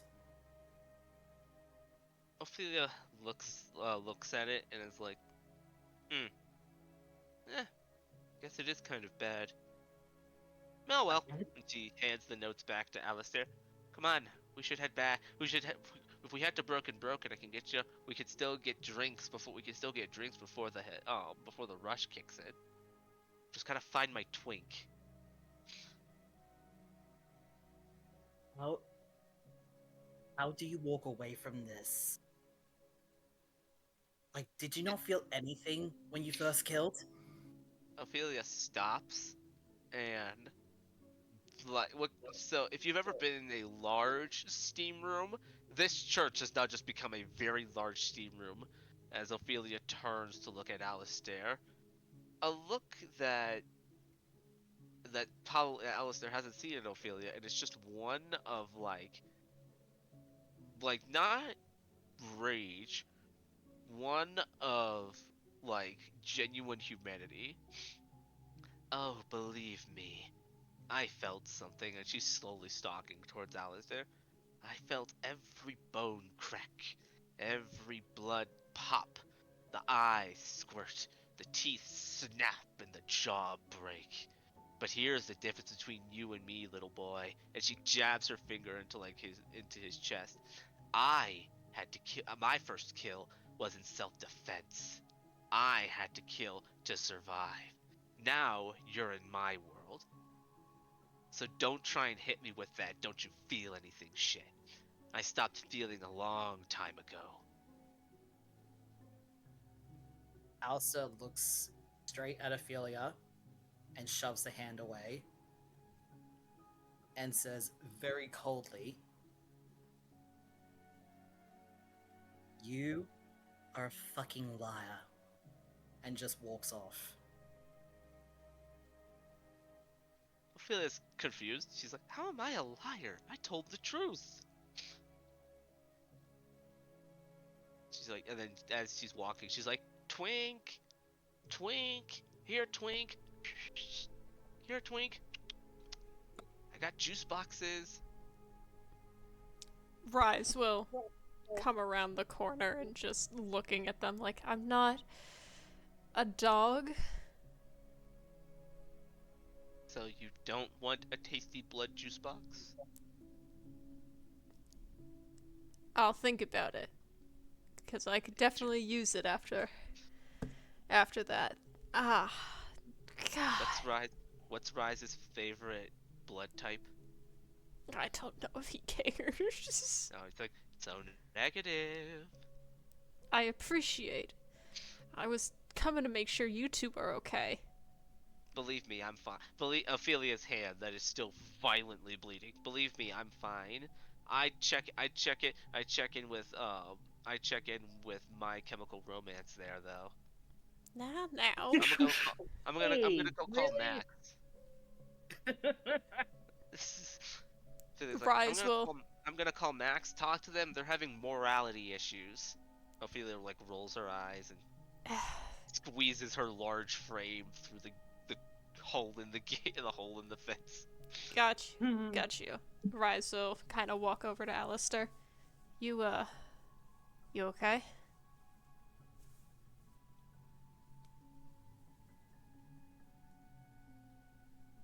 Don't understand how she could be so blasé about that. You know, when you fight so hard to protect everything, it tends to come at a price. That price for Ophelia is, well, she can't care about everyone.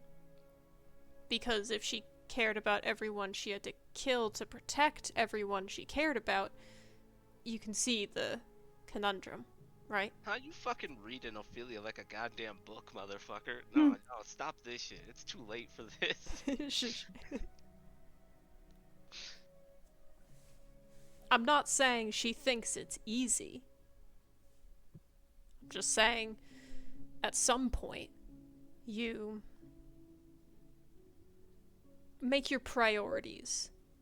What's more important?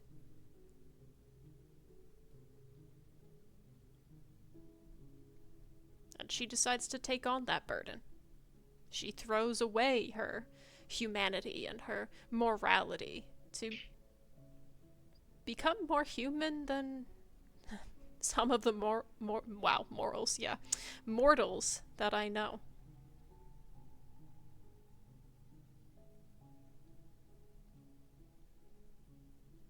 Did you have a religion, a faith? Anything you can maybe say a prayer, offer some thoughts up for the person that you had to defend yourself against tonight?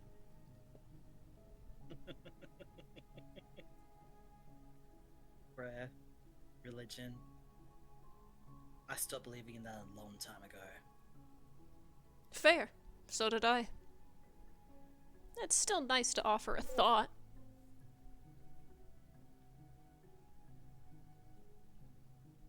My only thought is I just had to kill a kindred from my own clan. I just fought one of my own.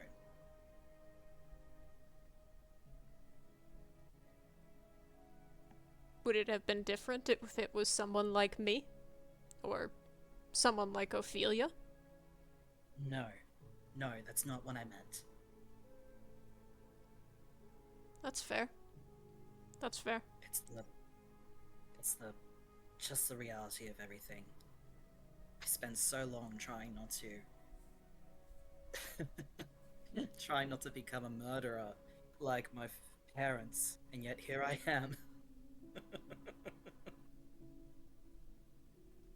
You think he would have let you go?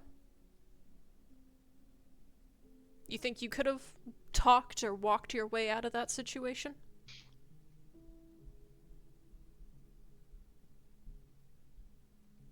These people, they think we're kindred, are basically gods, right? So, you really think you could talk down a narcissist?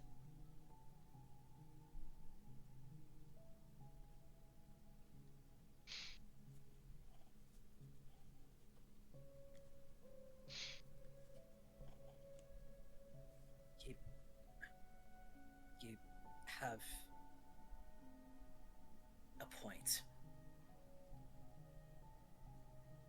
It's just something that I have to make peace with. You don't have to do it alone. It's funny when I asked to know more about this world, I never thought I'd be in so deep. Isn't that the truth? Yeah, when I was embraced, I didn't know violence. Not until that accidental breach of the masquerade. Now that I'm deep in the thick of it, it's just trying to rationalize to myself that I can't even say I'm not a bad guy, because that's a very gray area, but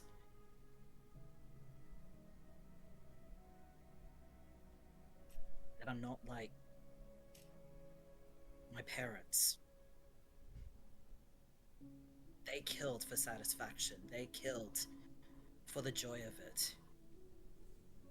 I mean, for fuck's sake, my father killed people and stripped them of their clothes and made them into clothing to sell to other people. How fucked up is that? Pretty fucked up. Just rationalizing that what I did tonight wasn't anything like what they did. But I guess it's just something I'm gonna have to figure out on my own. I want to try something.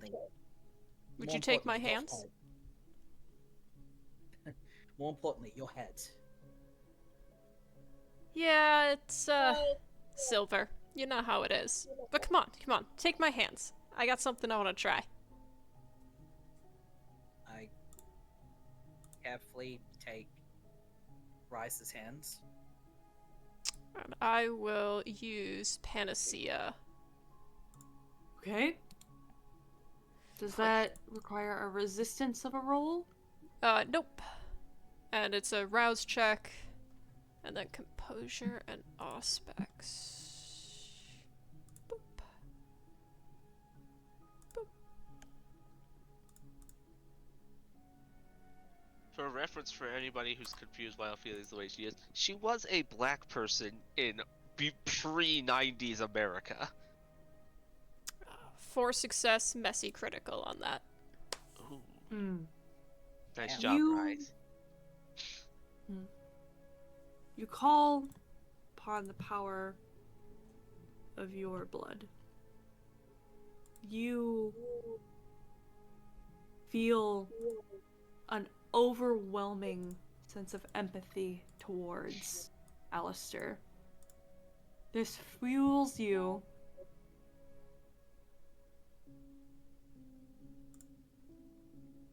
and you summon that power. Your third eye opens. It weeps slightly. Aleister, you see this eye open and weep. It is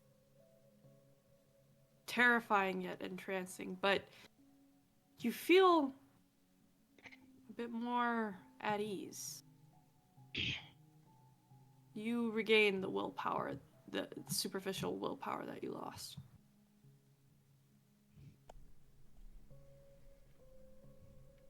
You are not alone.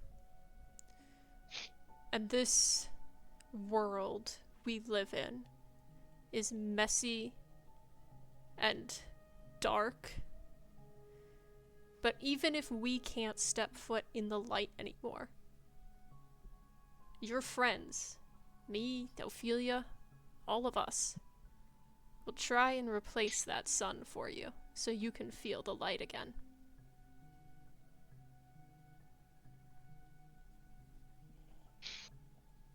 I blink at Rhys and remove my hands and give a slight laugh. I don't think I've had friends, just associates. It's a foreign feeling to me. Well, I hope it's not a bad one, he says as he's kind of wiping away the blood from his forehead. No, it's not. Good. Yeah, of course. Now, Ophelia, I was promised a juice box. Ophelia's digging through trash cans looking for change. Ophelia! There's nothing there. My juice box! Yeah, I'm coming. Yeah, I'm coming back. She, like, with ease, hops over the fence and walks back. What do you want? I got... What? Ophelia looks at them like, what? Ophelia, I was out of line when I said that. Nah, no you weren't. Rhys Think just about giving the look to Ophelia like, also say you're sorry? Ophelia kind of quirks an eyebrow and gives Rhys the juice box. Look, Thanks. I'm not gonna say that you weren't stressed. It's a stressful life we live in. However, you can't assume everybody's seeing things the same way you are. We aren't. We haven't lived the same way. You haven't lived in the same... Who did we lose? We lost. It's all good. We're wrapping up so Fox. It's like you haven't lived the same life that I have. Had to go through a lot of the same struggles. Had to do a lot of the same things that I do. Thus, why should I feel offended and upset at somebody who clearly knows nothing about me? You have a point there. And the other point, Aleister looks at the notes again. We need to relay this to the prince immediately. Yeah, no shit, Shylock. We need to do that ASAP. However, I think we've all earned a drink. I have Rhys, to agree with you there. sitting there with his juice box. Earned? I need it. My head hurts. I know, Rhys. Ophelia rubs Rhys' head. I know, Rhys. I know. Oh, and one more thing. It's not My Chemical Romance. It's Motionless in White, you dumb fuck.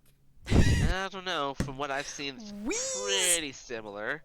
Wheeze! Now, Ophelia wraps an arm around. There is a big difference. As someone who has listened now to who knows how many raps as we went here, there is a big difference. Let us listen to more! Running off. Where's Max? I think, actually, I was about to tell you guys that. I don't know how, but Max wrecked 3 cars on the way here, and is coming in what he describes as a freaky white man's minivan. Oh, so we're gonna get... It rolls up, and there's like a wheezy honk. Oh god. How did he wreck 3 cars? This is a listen. This is a man who I paid for lunch, who I paid for dinner for once, and that was about $200. And he spent the entire $200 on pizza and proceeded to eat every single pizza. This He man also- is a machine. He also drag races, I'm pretty sure, so I'm not surprised. Yes. You Hi, guys get Max! this car. Pizza.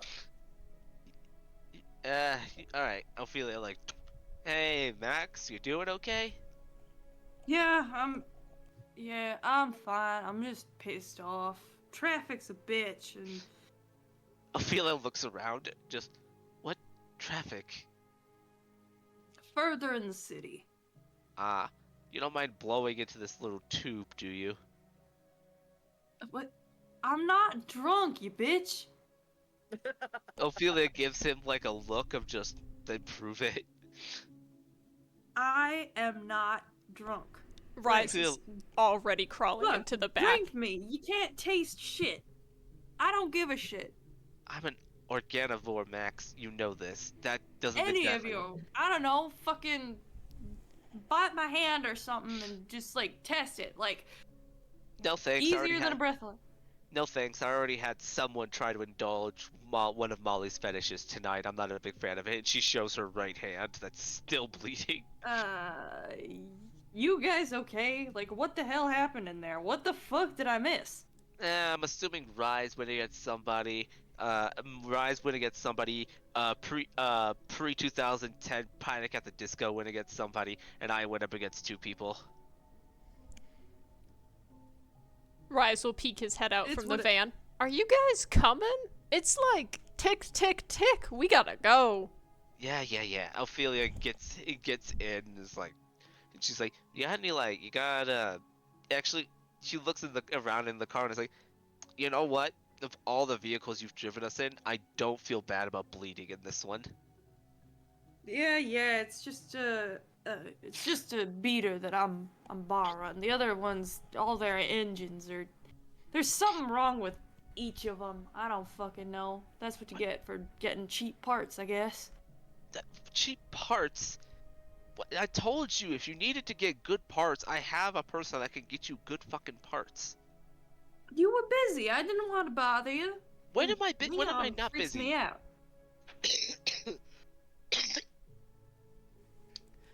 Rhys will when am I open not his busy? bag and like offer Aleister, can you drink from a bag? Yes, I can. You want one? Max, if you swing by one of the seedier parts of town, I think I can grab a guy while we're driving. In this Sure. van, probably. I grab the bag and just drink from it. Alrighty. Feeling better, Aleister?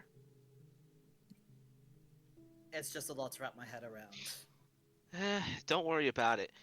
Unfortunately, there's way more to come, and I wish I could say that it gets easier with time. But for your sake, I hope it never does. Rhys, there's more. He was not there for the conversation. Oh, the murdering part. Rhys, the murdering people. Actually, I'm not even sure if I would equate it to murder. Excellent. Technically, these people don't exist. I in thought most you meant cases. more of these guys were coming. I was like, I mean, Oh no, there's a significant amount more coming. Rhys just basically collapses into a puddle. It's like the Tyranids in Warhammer 40k. It's like everything we've seen is just a scouting party up to this point. There's way more coming. Mm-hmm. Speaking of scouting, I did confirm that this place was used by the Sabbat. I couldn't I found tell them. by the people trying to murder us. I found a mark upstairs. Was that before or after? Before or after During. what? Ah, during. Ah. Very perceptive. And also, the mark is fresh. It was literally made a day ago. Well, good to know. That means that this entire area could be falling with them. So I suggest we get out of here. Yeah, that's probably a good idea. All right, Max. On my way. To Broken. Sure. John. Please tell me you at least have vodka at your bar. Oh, what? Hang on. What did you? Ophelia looks back. What did you just say to me? I said, please tell me you at least have vodka at your bar. What do I look? What do I look like? Some sort of cheapskate? It's not my bar, but I. And she does it in quotes. I own it just because I own the area, basically. Of course, I have vodka. What do I look? What do I look like? Someone who doesn't understand good drinking? God, I mean Cough, that is cough. the most Ophelia's a insulting. baron. Cough. Yeah, that is the most insulting thing you've said to me all night. Actually, genuinely. Yeah, all those mean things you said to Ophelia, and this is the thing she gets genuinely upset about. Is you questioning her and her taste in liquor. Well, you never know. I've been to some pretty shit bars. Well, mine is it's a shit bar. Plus, Molly's there sometimes, so you know. Molly's there That frequently. was me saying that off the table there. Like, Oh, I've yeah. been to some pretty shit bars, and their vodka was crap. That's Very fair. fair. Ophelia's like, oh, speaking of, I've got a message from Molly right away. And she throws her phone onto the floor of the van just as she opens Anyone it. want I've to got do wits awareness? Of course. I've got a See message what it from Molly. is. Where awareness? Where are you? Aleister, you can too. And yes, Aleister, this is a reoccurring joke. No, Perception it's at fine. 2. It's fine. I'm all for the fun. 3 successes. You sound so proud of yourself. I'm so happy with you. Oh, Rhys, you sound so proud of yourself. You're like 3 successes. I am. 5 successes. See? Rhys, you catch a glimpse of Molly's contact name and a photo before it is thrown. Aleister, you see, as you are sitting directly behind Ophelia, you see a young woman in the photo. It looks like she is in a bar and she is drinking something. She has removed some of her clothes and is in only sort of like a lacy bralette. What's up, Miss Molly? Mm-hmm. Ophelia is like putting her like, is just like sitting there just like, you know what? You guys will be drinking. I have other matters to attend to. Rhys will So- lean over to Aleister. Ophelia will be drinking something else tonight. I will shoot you, Rhys. You love me. Molly? Aleister raises an eyebrow, and considering his surprising haunts that he frequents, if you read my notes, storyteller, Aleister Dark raises cabarets. Aleister raises an eyebrow at Ophelia with a smirk and says, "So, who tops?" Ophelia like straightens up, and the distinct sound of shotgun shells being loaded can be heard. Just chung, chung. Now, Molly would miss us. You'd be in trouble with her. Not Aleister. Molly hasn't met Aleister. Well, I would tell Molly about Aleister and make her miss him. What? Would you like to meet Molly, Aleister? I would be delighted. All right. You arrive at Broken, and it is bumpin'. Oh, yeah. Ophelia. Ophelia, would you like to describe Broken to us? So imagine. I'm trying to think the best way to describe it. So imagine, like the typical bar you might see when like walking down like some sort of like the New Orleans Strip. So it's got the old-timey sort of like wood exterior and whatnot, but it is incredibly well maintained. There's obviously a second floor with blacked out windows and no balcony, but there's obviously a second floor, but the main floor is massive. There is a bouncer, there's 2 bouncers in the front, Tony and Jimbo. Jimbo just got hired. Tony is checking people's IDs. He looks a bit older, has a slight kind of, he's leaning on one of his legs a bit, like his good leg a bit. And then on the inside, there is a massive dance floor with a very long bar with several bartenders. If you pay close attention, you realize some of them aren't exactly human. And they've got a DJ and a couple dancers on stage too. Not strippers, but go-go dancers. And Molly is in the middle of them,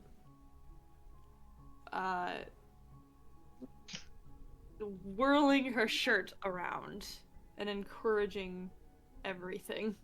Ophelia's like rubbing her temples, and she leans to Tony. Is like, "How many has Molly had tonight?" Enough. Clearly, and it's like clearly. God, our entire stock of scotch is probably gone. Nah, our gin is though. Fuck. Ophelia gives like a distinct kind of whistle. It goes like, it's like free free. Molly kind of like perks her head up and sees and just sort of like half stumbles, half jumps off of the stage and sort of floats her way through the crowd and just falls into Ophelia's arms. Just like, "Hi, babe, I missed you." I missed you. I missed you too, Sugar Plum. How many drinks have you had tonight? And why? And why? And why? And why are your mosquito bites out for the entirety of the world to see?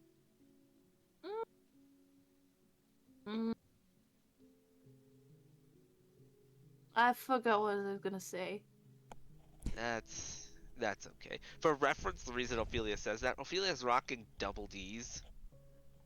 I got the mosquito bites reference. I did not. Mosquito bites is talking to Molly, just the small boobs. Ah, yes. Ophelia. We're talking like almost flat-chested tits here. Oh, not completely flat-chested. No, Molly's not flat-chested, just smaller enough that Ophelia's like, oh, they're so itty-bitty. Yeah, mosquito Nice. bites. Yeah. In comparison to Ophelia, yeah. Yeah. Molly kind of looks over and smiles when she sees Rhys, but sort of tilts her head seeing Aleister. Who's this? Oh, this is Aleister. They're a bit of a new one. Don't mind the dress. They're just heading to the Black Parade.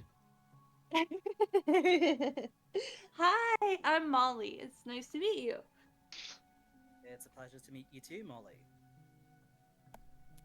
I miss Molly. And she. Hi, Rhys. How are you, sweetie? I'm good, as always. Our lesson's on Thursday. Don't forget. I won't. Oh, I shouldn't say. Lesson? Ophelia kind of quirks an eyebrow at Rhys. Rhys glances back at Ophelia. Don't worry about it. Ophelia grabs Rhys by the face. We're gonna talk about this, and drags Rhys upstairs, and we're gonna talk about this. Molly kind of smiles to Aleister and kind of, she's swaying a little bit and just says, are you? She kind of like makes like a hooked tooth gesture with her fingers like by her mouth. That's so fucking cute. Aleister flashes a smile, showing off his very nice fangs. Her eyes sort of glimmer, and she's like, this is great. Are you? Don't know what happened. And she kind of like traces your cheek where you were cut. Are you okay? Do you need anything? Like, I'm here. I serve all kinds of clients. I carefully remove Molly's hand and I tell her it's just a cut. I'm more concerned about you because you look like you're about to topple over. Ophelia comes back mad with like Rhys. I'm fine. I've had way more than this before. This is just a casual Tuesday. Unfortunately, Molly is right. If Molly is this drunk, and Ophelia kind of lifts up Molly and gives them like a gentle, cute little shake. Like, if Molly is this toasted, that means that Molly has put down enough alcohol has put away enough alcohol to put a Japanese businessman to shame. But offer still stands. Rhys, you thirsty? Rhys will just smile and just tap his bag. I'm good, sweetie. All right, I'm gonna put Molly to bed before she starts trying to give handies to more people. Say night night, No, Molly. I want to talk to Allie more. Ophelia's just, Aleister, I was like, all right, how about this, Molly? You go upstairs, you shower, and you put your jams on. I'll get Aleister a drink, and we'll all come up there and we'll all hang out with you. How about that? But he can drink me. Ophelia kind of like gently flicks. Like this is the most gentle flick that like Alice. The most gentle thing Aleister has seen Ophelia do is probably handling Molly. Just hey, no arguing. Behave yourself. Come on. We'll She see like you in a gives bit. like big puppy dog eyes. Be good. All right. We'll see you in a bit, Miss Molly. Please, I promise I won't ask again. No, not this time. Another time, okay? We just had Aleister just had a very rough night with some personal traumas, and I need to get him the correct levels of drunk. But I am right here. Honey, you're the wrong levels of drunk. Ophelia gives many face kisses to Molly.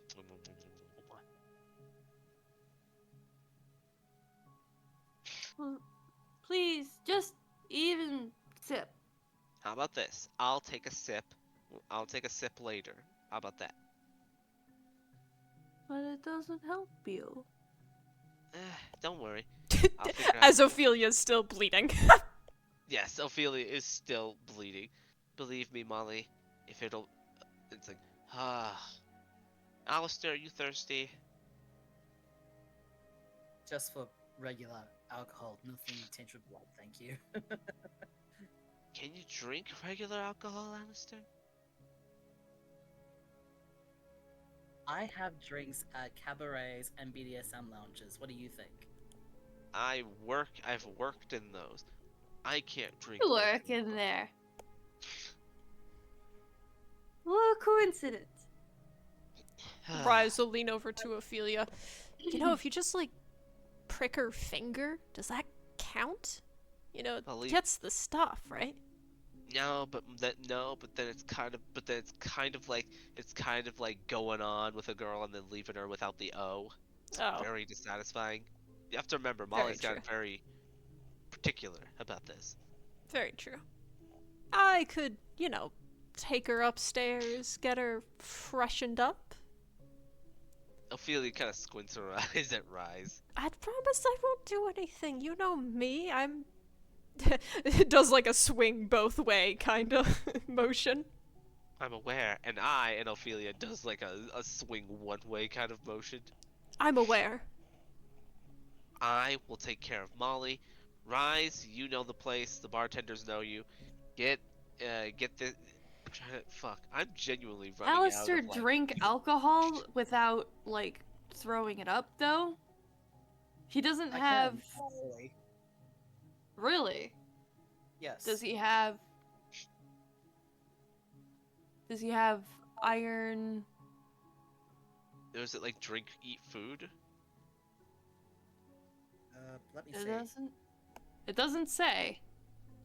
I thought I put that down.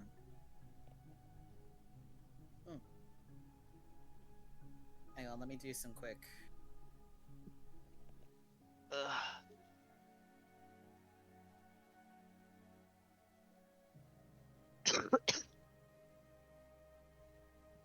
I mean, you can't. I mean, if you have high in humanity, you can like drink alcohol, but it won't satisfy hunger. That's about it.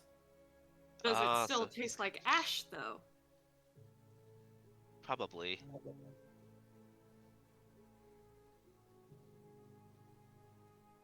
I think the whole point of like eat food and drink is that then you're able to like taste it. Yeah, unless it's mixed, right? Like alcohol and blood. Or if they use Blush of Life, which I don't think any of us have used. I don't think I have it. Ophelia rarely uses Blush of Life, but that's because Ophelia is Ophelia, and people are just used to Ophelia being the way she is. Okay, so I just double checked, and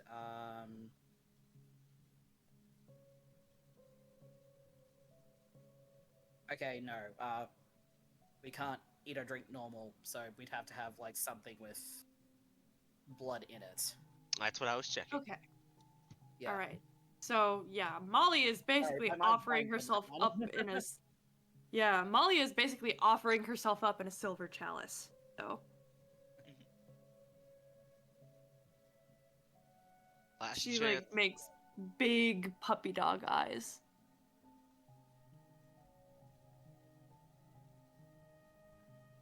I think considering the looks Ophelia is giving Rhys, Aleister politely declines and says that I already have that covered back at my base. While you're drinking my- here, you're not drinking at your place tonight. You're drinking here. That's the idea. So, do you want to drink or not? Ophelia is like doing the like showing off her girlfriend thing. Like, this is my wife sort of gesture. Like, do you want it or not? I'm good, thank you. She is consenting. I'm good, thank you. Ophelia's like, Aleister does have boundaries. Ophelia like, rolls her eyes like, fine. Rhys, take her upstairs. Molly As you kind of wish. pouts, but relents. As you wish, my queen. And, Don't even start. I will karate chop you in the head again. there's sticking his tongue out. And, just freshen her up. I just want to make sure, right? Just get her in the shower. Do not touch her in the shower. Get her in the shower, and then drink a little blood. Get her into her pajamas, and get her some water, and we'll be up in a bit. I am insulted you think I would do anything of that nature. I know that she's with you. Anyway. Yes, but Molly has done it with other people and offers it to other people. You know me better. I'm your friend. Now. Come along, Miss Molly, he says, swooping her off her feet. Okay. Bye, Allie. And Hope Alice to see you again. and Molly, no kissing Rhys on the mouth this time. But he's so cute. I'm aware. Miss Molly, behave, please. Ophelia then like walks Aleister to the bar, and she like taps the bar. The bartender comes over. It's like, we need the red menu. He nods and slides over a small slip of paper. She slides it over to Aleister. Pick your poison. It's on my house. Thank you.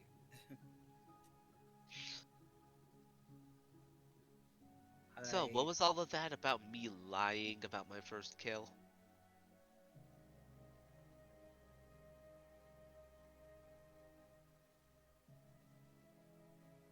If you really didn't feel anything from your first kill, you would not have described it with as much passion as you did.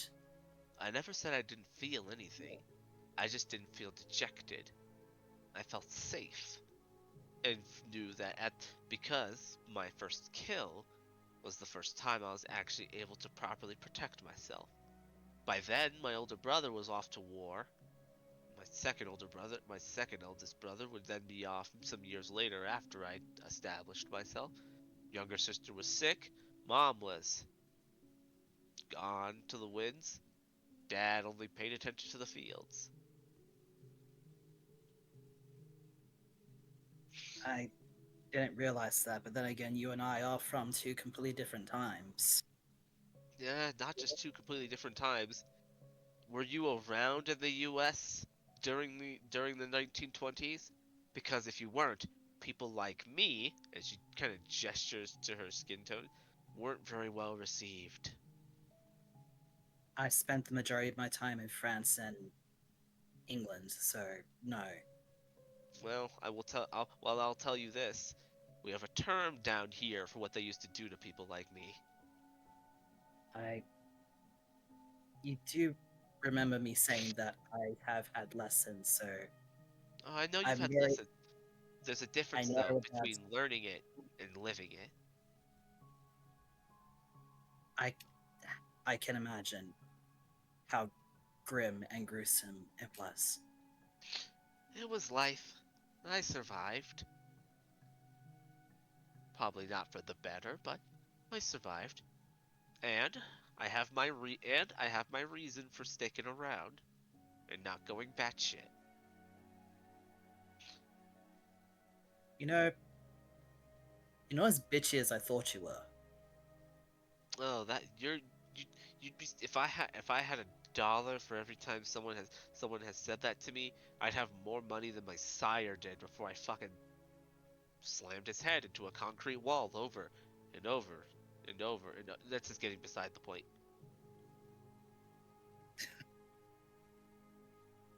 Anyway, in your very crude way, thank you for waking me up to this reality. Don't thank me. Perfectly honest, I would have preferred if you could have avoided it altogether. If it were up to me, at least. And she points to just one that says the Ophelia special, and she points to herself. He nods and slides over a very thick substance in a mug. Like a Stein glass. Mm-hmm. Ah, oh, that's the good shit.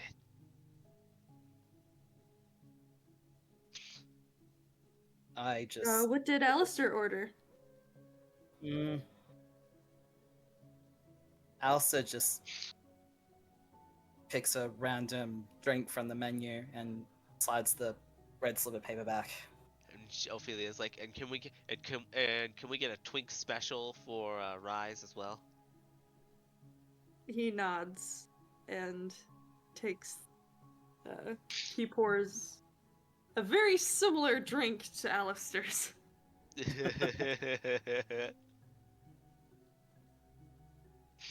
Ophelia takes the drink and is like, "We'll talk in my place. Come on."